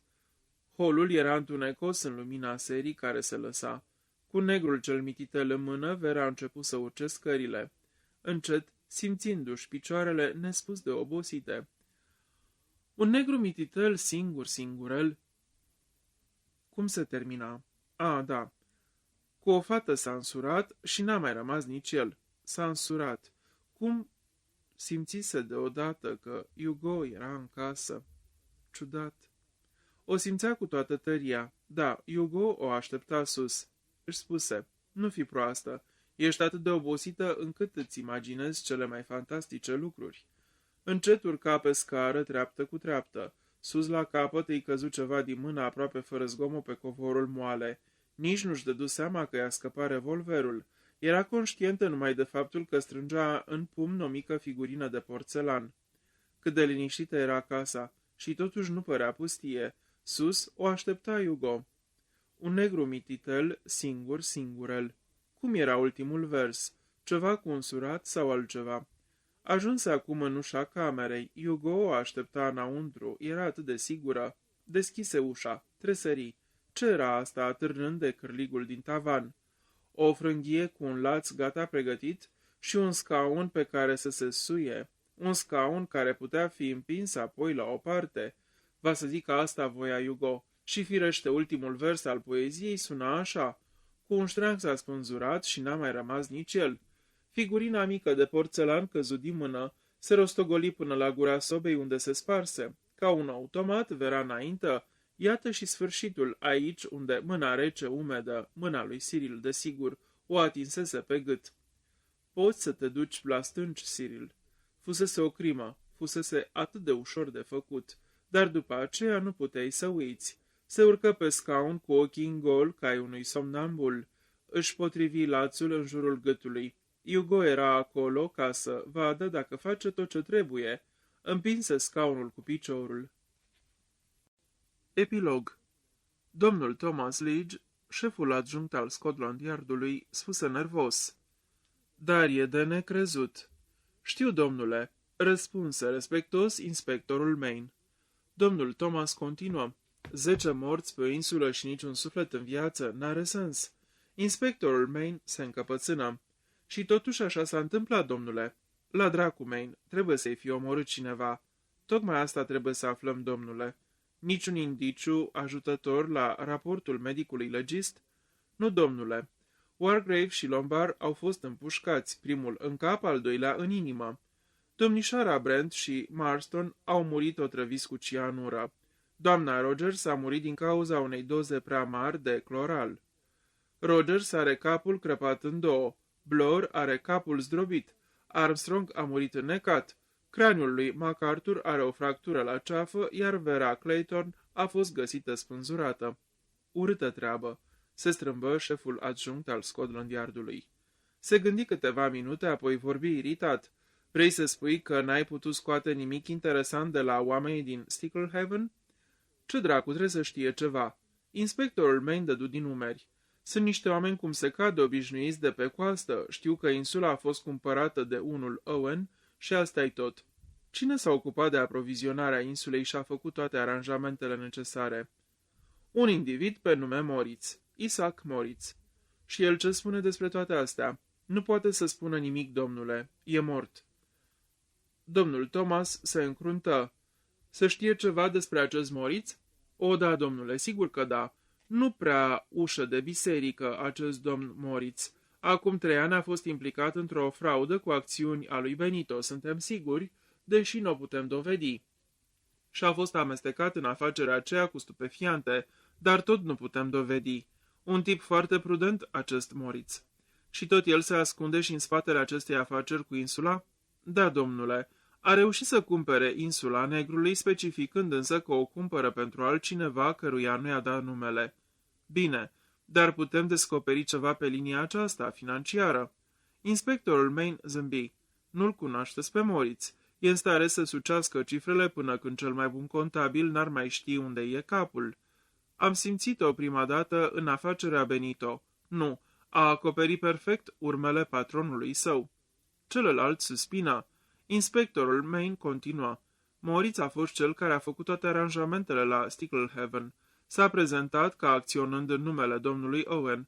Tot el a explicat oamenilor din sat că e vorba de o experiență, un pariu în legătură cu posibilitatea de a sta timp de o săptămână pe o insulă pustie și că nu trebuie să ia în seamă vreo chemare de ajutor de pe insulă." Domnul Thomas Lidge se mișcă neliniștit. "Și vrei să-mi spui că oamenii ăștia n-au mirosit nimic, nici măcar atunci?" Main ridică din umeri. "Uitați, domnule, că insula Negrului a aparținut înaintea americanului aceluia tânăr, Elmer Robson. Organiza acolo cele mai extravagante petreceri. Nu mă îndoiesc că localnicilor le-au cam ieșit ochii din orbite, dar s-au obișnuit și au început să creadă că tot ce are de-a face cu insula Negrului trebuie să fie neapărat ceva neobișnuit. E firesc, domnule, dacă stai să te gândești." Domnul Thomas mărturisi cu tristețe că așa părea să fie. Main continuă: "Fred, cel care a dus grupul pe insulă, a spus un lucru revelator, că a fost surprins văzând ce fel de oameni erau. Nu semănau deloc cu invitații domnului Robson. Așa a spus. Probabil faptul că păreau cu toții niște oameni normali, liniștiți, l-a făcut să încalce ordinele lui Moritz și să plece cu barca spre insulă după ce s-a auzit despre semnalele SOS. Când au ajuns pe insulă, vreau să zic, el împreună cu ceilalți, semnalele au fost văzute de un grup de cercetași în dimineața zilei de 11, dar în dimineața aceea nu s-a putut ajunge pe insulă. Oamenii au sosit acolo în după amiaza zilei de 12, îndată ce a fost posibil să scoată o barcă în larg. Sunt cu toții foarte convinși că nimeni n-a putut părăsi insula înainte de sosirea lor. Marea era prea agitată după furtună. N-ar fi putut cineva nota până la țărm? E mai mult de 1 milă până la țărm, iar valurile erau puternice și destul de mari lângă coastă. În afară de asta, pe lângă stânci se aflau cercetași și lume care supraveghea insula. Domnul Thomas suspină, apoi întrebă: "Ce e cu placa de patefon pe care ai găsit-o în casă? N-ai putut să scoți nici de aici nimic care să ne fie de folos?" "Am făcut toate cercetările. Placa a fost trimisă de o firmă specializată în aprovizionarea teatrelor și caselor de filmare. A fost trimisă lui U.N. Owen, prin intermediul lui Isaac Moritz, știindu-se că va servi la reprezentarea de către niște artiști amatori a unei piese nemai jucate până atunci. Manuscrisul dactilografiat a fost înapoiat odată cu placa." "Și acum despre acuzațiile de pe placă," se interesă Lige. "Ajung și aici, domnule," spuse grav inspectorul Main și își drese glasul. "Am cercetat toate acuzațiile cât mai am anunțit cu putință, începând cu Rogers și cu nevastă sa, care au venit primii pe insulă. Au fost în slujba la o domnișoară, Brady, care a murit subit. N-am putut afla nimic precis de la doctorul care a îngrijit-o. Spune că, în mod sigur, n-a otrăvit-o sau ceva în genul acesta, dar convingerea lui personală e că a fost ciudat, că a murit fiindcă a fost neglijată. Spune că e un lucru aproape imposibil de dovedit. Apoi e judecătorul Wargrave. Aici totul e în regulă. A fost judecătorul care l-a condamnat pe Seton. În legătură cu Seton trebuie să precizez că era vinovat neîndoios. Au apărut dovezi mai târziu după ce a fost spânzurat care îl condamnau fără urmă de îndoială, dar la vremea aceea s-au făcut multe comentarii. 9 oameni din 10 credeau că Seton e nevinovat, că de fapt concluziile judecătorului fuseseră părtinitoare și la mijloc era vorba de o răzbunare. Fata aceea, Vera Clayton, am aflat fusese guvernantă la o familie în care s-a înnecat un copil. Se pare totuși că ea n-are nimic de a face cu asta, că dimpotrivă a avut o purtare ireproșabilă, a notat ca să salveze copilul, a fost dusă chiar de curent în larg și abia a scăpat și ea de nec. "Continuă," spuse domnul Thomas oftând. Main respiră adânc. Doctorul Armstrong acum, un om bine cunoscut, avea un cabinet pe strada Harley. Extrem de cinstit și de corect în profesiunea sa, n-am putut găsi nicio urmă de operație ilegală sau ceva de genul acesta. E adevărat că a existat o femeie cu numele Cleese, operată de el în anul 1925 la Latemore, când lucra la spitalul de acolo.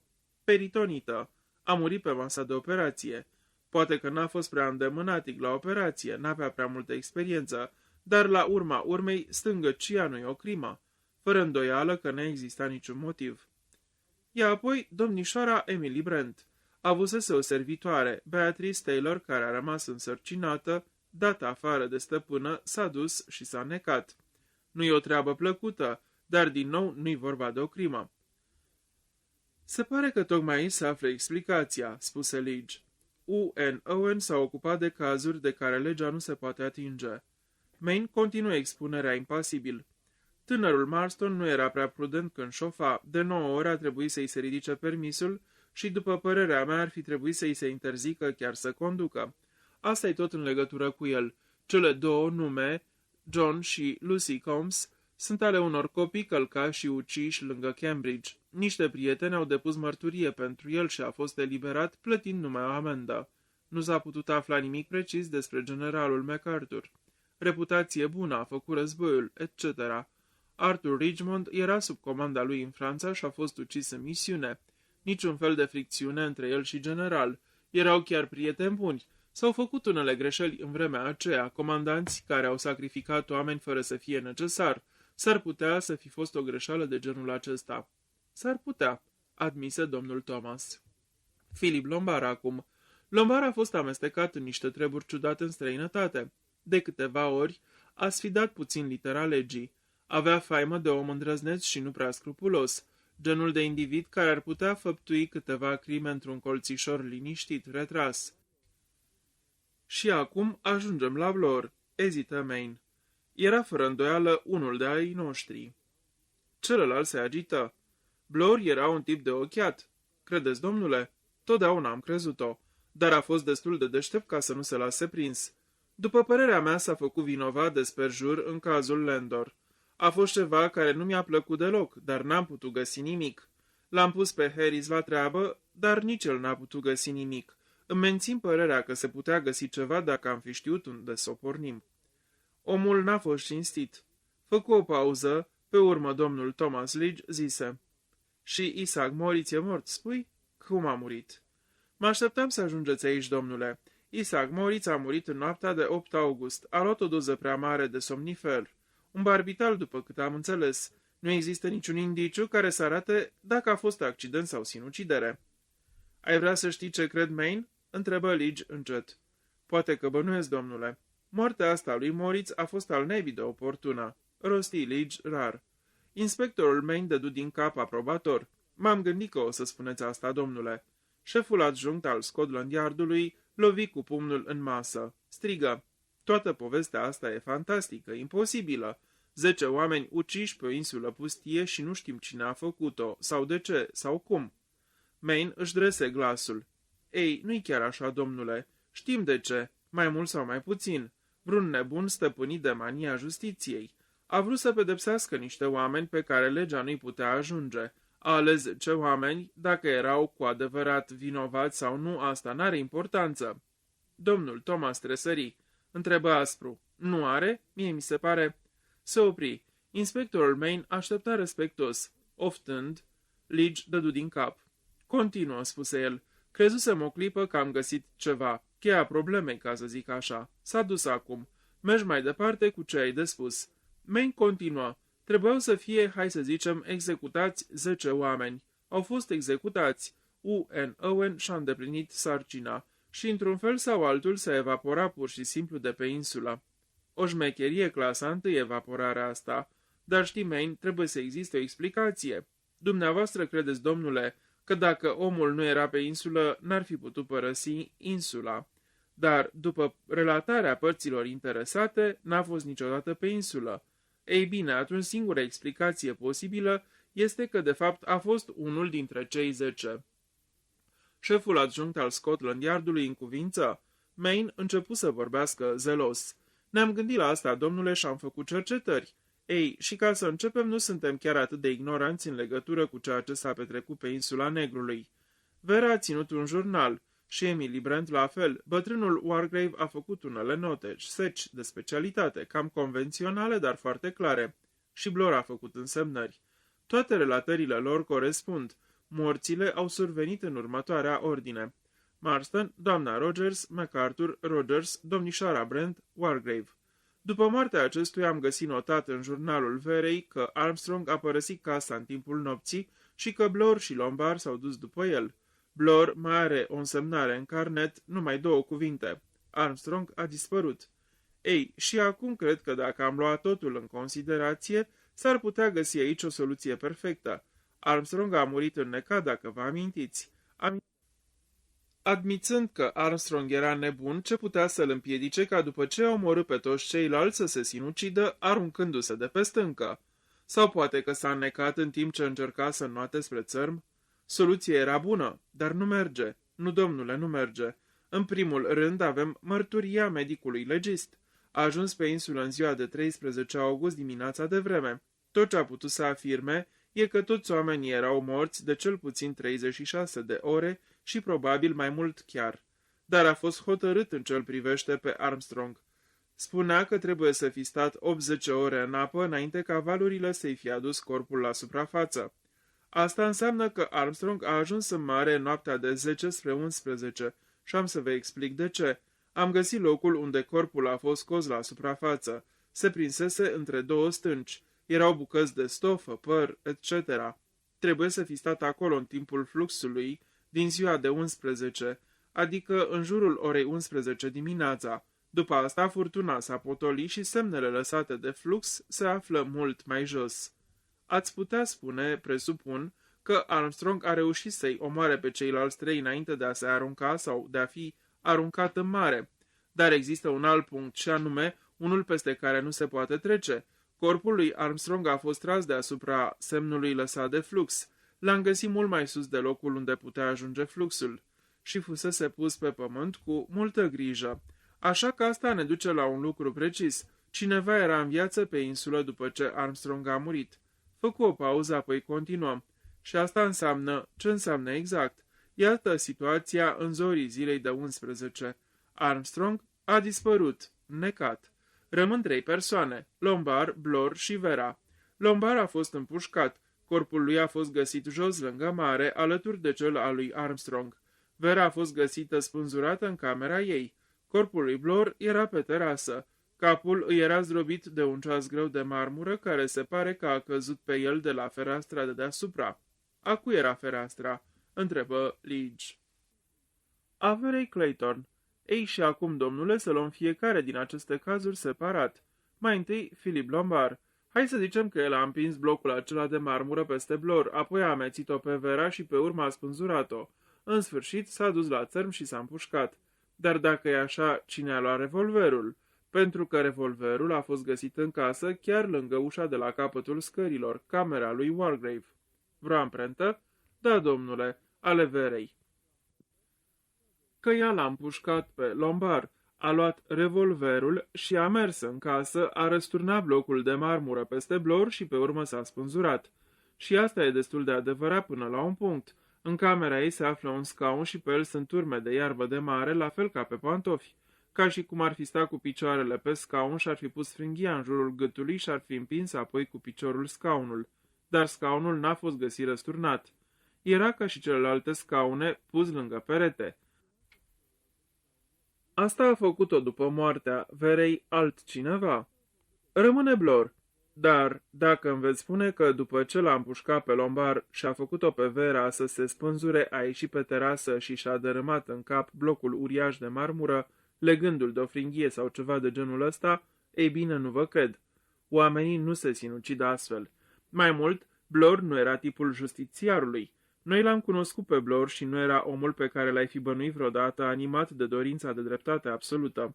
De acord. Și de aceea, domnule, trebuie să fi fost altcineva pe insulă. Cineva care a făcut ordine când s-a terminat toată povestea. Dar unde a stat toată vremea și unde a dispărut? Oamenii din Sticklehaven sunt absolut siguri că nimeni n-a putut părăsi insula înainte ca barca de salvare să ajungă acolo. Dar în cazul acesta se opri. În cazul acesta, repetă domnul Thomas Lige. Apoi oftă, clătină din cap și, aplecându-se înainte, spuse încet. În cazul acesta, cine i-a ucis? Manuscris trimis la Scotland Yard de proprietarul goeletei pescărești, Emma Jane. Încă din tinerețe mi-am dat seama că firea mea e un complex de contradicții. Am, ca să încep cu asta, o imaginație romantică incurabilă. La vârsta cărților de aventuri m-a emoționat întotdeauna obiceiul de a arunca în mare o sticlă conținând un document important. Mă face și acum să palpit la gândul, și de aceasta am adoptat acest procedeu, că îmi voi scrie mărturisirea, o voi închide într-o sticlă pe care o voi sigila și o voi zvârli în valuri. Există, presupun, o șansă la 100 ca mărturia mea să fie găsită și atunci misterul unei crime nerezolvate, ori sunt prea încrezut, va fi explicat. M-am născut și cu alte trăsături, pe lângă închipuirea mea romantică. Simt o încântare cu adevărat sadică când văd sau produc moartea. Îmi amintesc de experiențe cu viespi, cu viermi în grădină. De la o vârstă fragedă m-a stăpânit cu putere dorința de a ucide, dar alături de ea se dezvolta în mine și o trăsătură contradictorie, un puternic simț al dreptății. Nu pot suporta ca o persoană sau o ființă să sufere sau să moară din cauza mea. Am simțit dintotdeauna cu putere că dreptatea trebuie să predomine. Se înțelege, în orice caz, un psiholog ar înțelege că, dată fiind structura mea morală, m-am hotărât să devin un om al legii.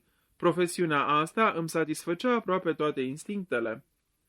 Crima și pedepsirea ei m-au fascinat întotdeauna. Îmi place să citesc romane polițiste și de aventuri. Am născocit pentru propria mea distracție cele mai ingenioase mijloace de a făptui o crimă.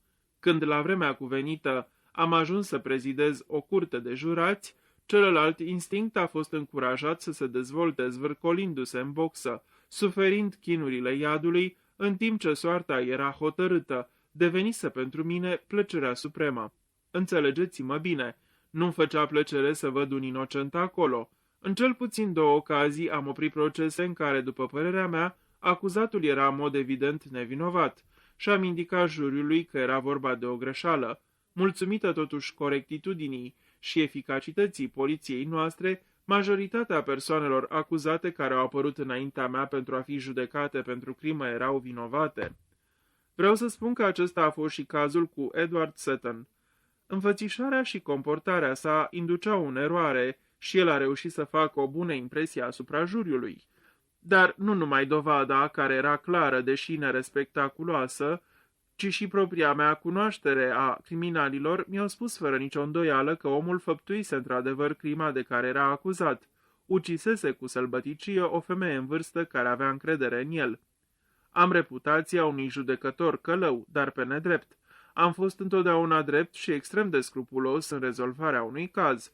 Tot ce am făcut a fost să păzesc juriul de efectul emoțional al chemării emoționale din partea celui mai emoțional dintre avocații noștri. Am căutat să-i atrag mereu atenția asupra dovezilor concrete.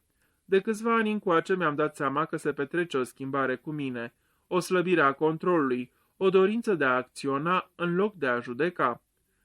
Voiam, dați-mi voie să o recunosc deschis, să comit eu însumi o crimă. Mi-am dat seama că era ceva ca dorința unui artist de a se realiza, de a se exprima pe sine. Eram sau puteam fi un artist în crimă. Imaginația mea sever controlată de exigențele profesiunii se dezvolta pe ascuns, într-o forță colosală. Trebuie să comit o crimă. Și mai mult, nu trebuie să fie o crimă obișnuită, trebuie să fie o crimă fantastică, ceva formidabil, ieșit din comun. Doar în această privință mai am, cred, imaginația unui adolescent. Doream ceva teatral, imposibil, doream să ucid. Da, doream să ucid. Dar, așa cum poate unora le va părea absurd, eram reținut și împiedicat de simțul meu născut pentru dreptate. Nu trebuiau să sufere inocenții. Și atunci destul de brusc mi-a venit ideea stârnită de o remarcă întâmplătoare, rostită într-o conversație ocazională. Vorbeam cu un doctor, un internist oarecare, mediocru. Spunea întâmplător cât de dese sunt cazurile de crimă pe care legea nu are posibilitatea să le pedepsească. Și-a dat ca exemplu un anumit caz al unei bătrâne doamne, o pacientă a sa care murise de curând. El personal, spunea, era convins că moartea se datora faptului că cei care o îngrijau și care urmau să profite destul de mult de pe urma morții ei, au încetat să-i mai dea întăritorul trebuincios. Un astfel de lucru, explica el, ar fi fost aproape imposibil de dovedit, dar cu toate acestea, pentru el, crima era ca și sigură. A adăugat că existau multe cazuri similare de crimă cu premeditare și toate complet inabordabile din partea legii. Acesta a fost începutul. Dintr-o dată mi-am văzut clar drumul și m-am hotărât să nu comit o singură crimă, ci crima pe scară largă. O poezioară puerilă, în vremea copilăriei mi-a venit în minte poezia cu 10 negri mititei. Mă fascinase când aveam 2 ani. Dispariția aceea inexorabilă, unul câte unul, simțământul inevitabilității. Am început în secret să colecționez viitoarele victime. Nu o să înșir aici detalii cum am procedat. Dobândisem o anumită rutină în a aduce conversația pe făgașul dorit și la ea recurgeam aproape toți cei pe care îi întâlneam, iar rezultatele au fost într-adevăr surprinzătoare. În timpul cât am stat într-un sanatoriu am descoperit cazul doctorului Armstrong, o infirmieră antialcoolică ce mă îngrija, nerăbdătoare să-mi demonstreze consecințele nefaste ale băuturii, mi-a povestit un caz întâmplat într-un spital cu mulți ani în urmă, când un doctor sub influența alcoolului a omorât pacientul pe care îl opera. O întrebare făcută întreagă despre locul unde lucrase infirmiera mi-a dat curând datele necesare. Le-am luat urma și am descoperit fără greutate și doctorul și pacienta. O conversație între niște bătrâni militari flecari la clubul din care fac parte m-a pus pe urmele generalului MacArthur. Un tip care se întorsese de curând de pe malurile Amazonului mi-a relatat relegiuirile pe care le are la activul său un oarecare Philip Lombard. O cucoană din Mallorca spunea indignată povestea puritanei Emily Brent și a nenorocitei ei de servitoare. Pe Anthony Marston l-am cules dintr-un grup mai larg de oameni ce comiseseră acțiuni similare. Cruzimea lui și neputința de a se simți responsabil pentru viețile pe care le luase îl făceau, am considerat eu, un tip periculos pentru comunitate, care nu merita să trăiască. Ex-inspectorul Blor mi-a ieșit foarte firesc în cale, câțiva dintre colegii mei de breazlă, discutând fără nicio reținere cazul Landor. Am judecat fapta sa cu foarte mare seriozitate. Poliția, ca slujitoare a legii, trebuie să fie de o integritate fără cusur, pentru că în virtutea profesiunii lor, cuvântul polițiștilor este întotdeauna crezut. În sfârșit, cazul Verei Clayton. S-a întâmplat pe când traversam Atlanticul. Într-o noapte la o oră târzie, singurii ocupanți ai salonului de fumători, eram eu și un tânăr bine făcut, Hugo Hamilton. Hugo Hamilton era nefericit. Pentru a-și uita nefericirea, băuse o cantitate considerabilă de alcool. Era în faza plângăreață, gata de confidențe, fără prea multă speranță în vreun rezultat, dar în mod automat am făcut prima mișcare, am pornit discuția. Răspunsul m-a făcut să tresar. Pot să-mi amintesc și acum cuvintele lui. Spunea: aveți dreptate, crima nu e ceea ce crede majoritatea oamenilor. Să-i dai cuiva niște arsenic, să-l împingi de pe o stâncă sau ceva în genul ăsta. Se aplecă înainte, vârându-și aproape fața în a mea. Eu am cunoscut o criminală, am cunoscut-o, vă spun, și mai mult, eram nebun după ea. Dumnezeu să mă ajute, câteodată cred că mai sunt încă. E un iad, vă spun. Înțelegeți? A făcut-o mai mult sau mai puțin pentru mine. Nu cred că eu aș fi visat vreodată. Femeile sunt niște monștri pur și simplu. N-ai crede că o fată ca asta, drăguță, cinstită, veselă, n-ai crede că ar fi în stare de o asemenea faptă, nu-i așa? Că va lăsa un copil să intre mare și să se înnece. N-ai crede că o femeie ar putea să facă un astfel de lucru? E sigur că a făcut-o? L-am întrebat. Vorbi și păru să se trezească din beție.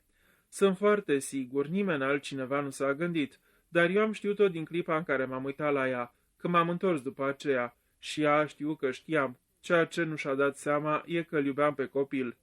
N-am mai spus nimic altceva, dar mi-a fost destul de ușor să reconstitui toată povestea. Aveam nevoie de a 10-a victimă. Am găsit-o într-un om pe nume Moritz. Era o măruntă creatură suspectă. Printre altele, făcea contrabandă cu stupefiante. Din cauza lui, fata unor prieteni de-ai mei a devenit morfinomană și s-a sinucis la 21 de ani. În tot acest timp de căutări, planul se maturizase treptat în mintea mea. Eram acum complet și ultima picătură a fost o consultație la un mare doctor din strada Harley. Am pomenit altă dată că am suportat o operație. Doctorul mi-a spus că o altă operație ar fi zadarnică. A ocolit foarte abil adevărul, dar sunt obișnuit să dau de el până la urmă. Nu i-am spus nimic doctorului despre hotărârea mea, că nu voiam ca moartea să-mi fie lentă și prelungită, așa cum ar fi fost natural. Nu, moartea mea se va produce într-o vâlvătaie de senzații. Voi trăi înainte de moarte. Și acum despre mecanismul propriu-zis al crimei de pe insula Negrului. Să obțin insula folosindu-l pe Moritz ca să-mi acopere urmele a fost destul de ușor. Moritz era un expert în astfel de lucruri. Clasificând informațiile pe care le strânsesem despre viitoarele mele victime, am putut să născocesc câte o momeală potrivită pentru fiecare. Niciunul din planurile mele n-a dat greș. Toți oaspeții au sosit pe insula Negrului la 8 august. Făceam și eu parte din grup. Cu Moritz terminasem, suferea de indigestie. Înainte de a pleca din Londra, i-am dat o pilulă pe care s-o ia înainte de culcare. I-am spus că făcuse minuni și cu sucurile mele gastrice. A acceptat fără ezitare, omul era puțin ipohondru. N-aveam nicio teamă că va lăsa în urmă documente sau note compromițătoare. Nu era obiceiul lui. Ordinea morților pe insulă a fost stabilită cu grijă și cu o deosebită atenție. Existau grade diferite de vinovăție printre invitații mei, am socotit eu. Aceia care aveau vina cea mai ușoară trebuiau, am hotărât, să dispară primii și să nu sufere încordarea mentală prelungită și teama pe care criminalii cu sânge rece urmau să le suporte. Anthony Marston și doamna Rogers au murit cei dintâi, primul instantaneu, cealaltă într-un somn pașnic. Marston, după cum am spus, era un tip înnăscut fără acel simțământ de responsabilitate morală pe care cei mai mulți dintre noi îl au. Era amoral, păgân, iar doamna Rogers, nu mă îndoiam, acționase în mare măsură sub influența soțului ei. Nu e nevoie să descriu prea amănunțit cum și-au găsit moartea aceștia doi. Poliția va fi în stare să descopere destul de ușor. Cianura de potasiu se poate obține ușor pentru stârpirea viespilor. Aveam puțină cianură la mine și mi-a fost ușor să o torn în paharul aproape gol, a lui Marston în timpul perioadei încordate după ce placa de patefon a dezvăluit acuzațiile. Pot spune că am urmărit cu atenție fețele oaspeților mei în timp ce erau acuzați. N-am avut nicio îndoială după îndelungata mea experiență de judecător că erau cu toții până la unul vinovați. În timpul ultimilor atacuri de gută îmi fusese prescris un somnifer, hidrat de clor. Mi-a fost ușor să strâng o doză mortală. Când Roger s-a adus niște rachiu pentru nevastă sa și l-a pus pe masă, am trecut pe lângă masă și am turnat somniferul în rachiu. A fost ușor pentru că în vremea aceea bănuiala nu începuse să se instaleze încă. Generalul MacArthur și-a găsit moartea aproape fără durere. Nu m-a auzit venind în spatele lui. A trebuit desigur să-mi aleg foarte atent momentul când să părăsesc terasa, dar totul a mers bine. Deși se cercetase amănunțit camerele fiecăruia, nu se făcuse încă o percheziție personală, dar urma să vină și aceasta în curând. L-am ucis pe Rogers în dimineața zilei de 10 august. Tăia surcele pentru aprinsul focului și nu m-a auzit apropiindu-mă. Am găsit cheia de la sufragerie la el în buzunar, o încuiasă seara. În confuzia care a urmat după descoperirea cadavrului lui Rogers, m-am strecurat în camera lui Lombard și am luat revolverul. Știam că trebuie să aibă unul. De fapt, îi dădusem instrucțiuni lui Moritz să-i o sugereze cât stătuse de vorbă cu el. La micul dejun, am strecurat ultima doză de cloral în cafeaua domnișoarei Brent când îi umpleam ceașca.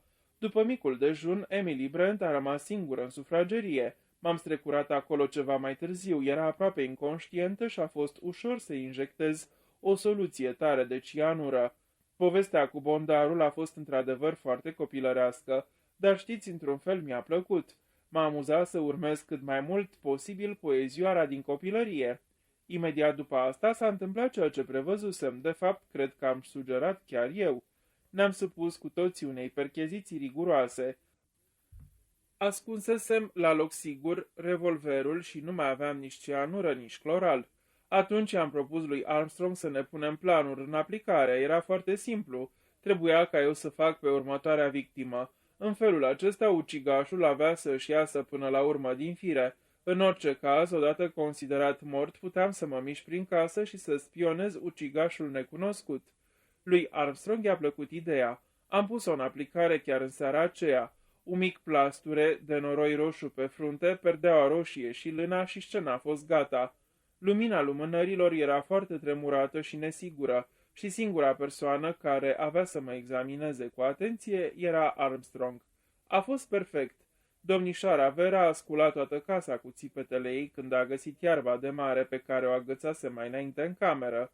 S-au repezit cu toții sus, iar eu mi-am luat poza de om ucis. Efectul produs asupra lor când m-au găsit a fost tot ce se putea dori. Armstrong și-a jucat rolul cât mai profesional. M-au dus sus și m-au întins la mine în pat. Nimeni n-a fost prea impresionat de moartea mea. Erau cu toții teribil de speriați și îngroziți unul de celălalt. Îmi dădusem întâlnire cu Armstrong afară la ora 2 fără un sfert. M-am dus sus pe stânci, în spatele casei, pe malul mării. Îi spusesem că de acolo puteam vedea dacă se apropie cineva și nu vom fi zăriți din casă, deoarece dormitoarele dădeau în cealaltă parte.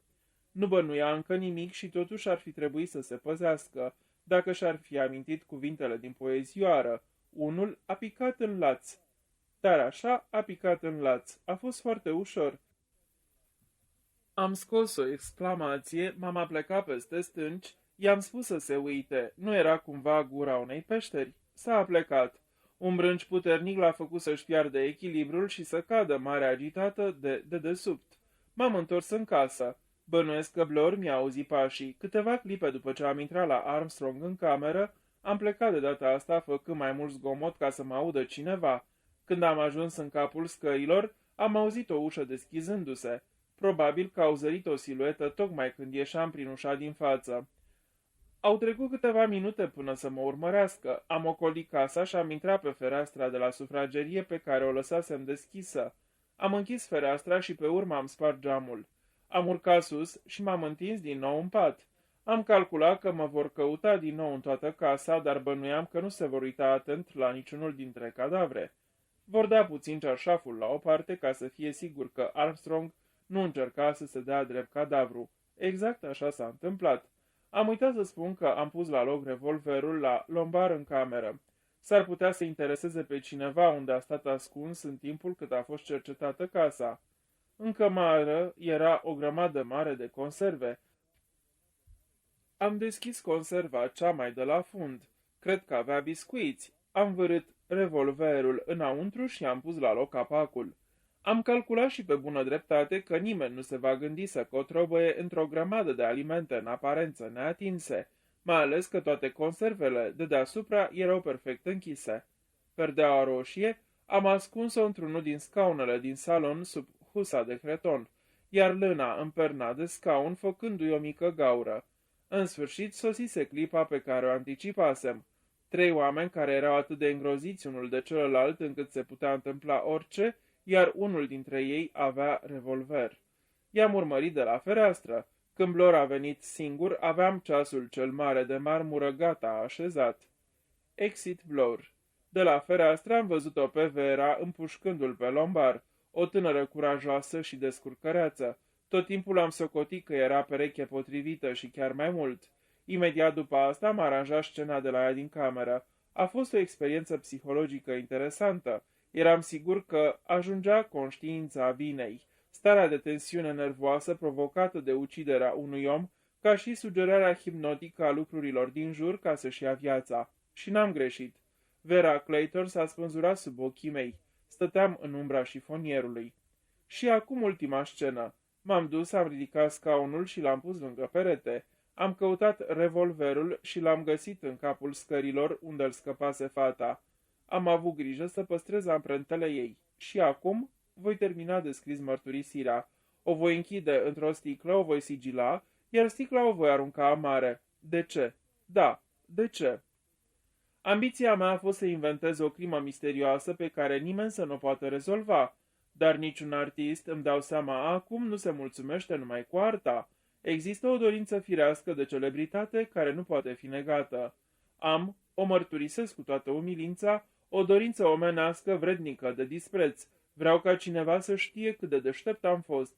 În toate acestea am presupus că misterul insulei Negrului va rămâne nerezolvat.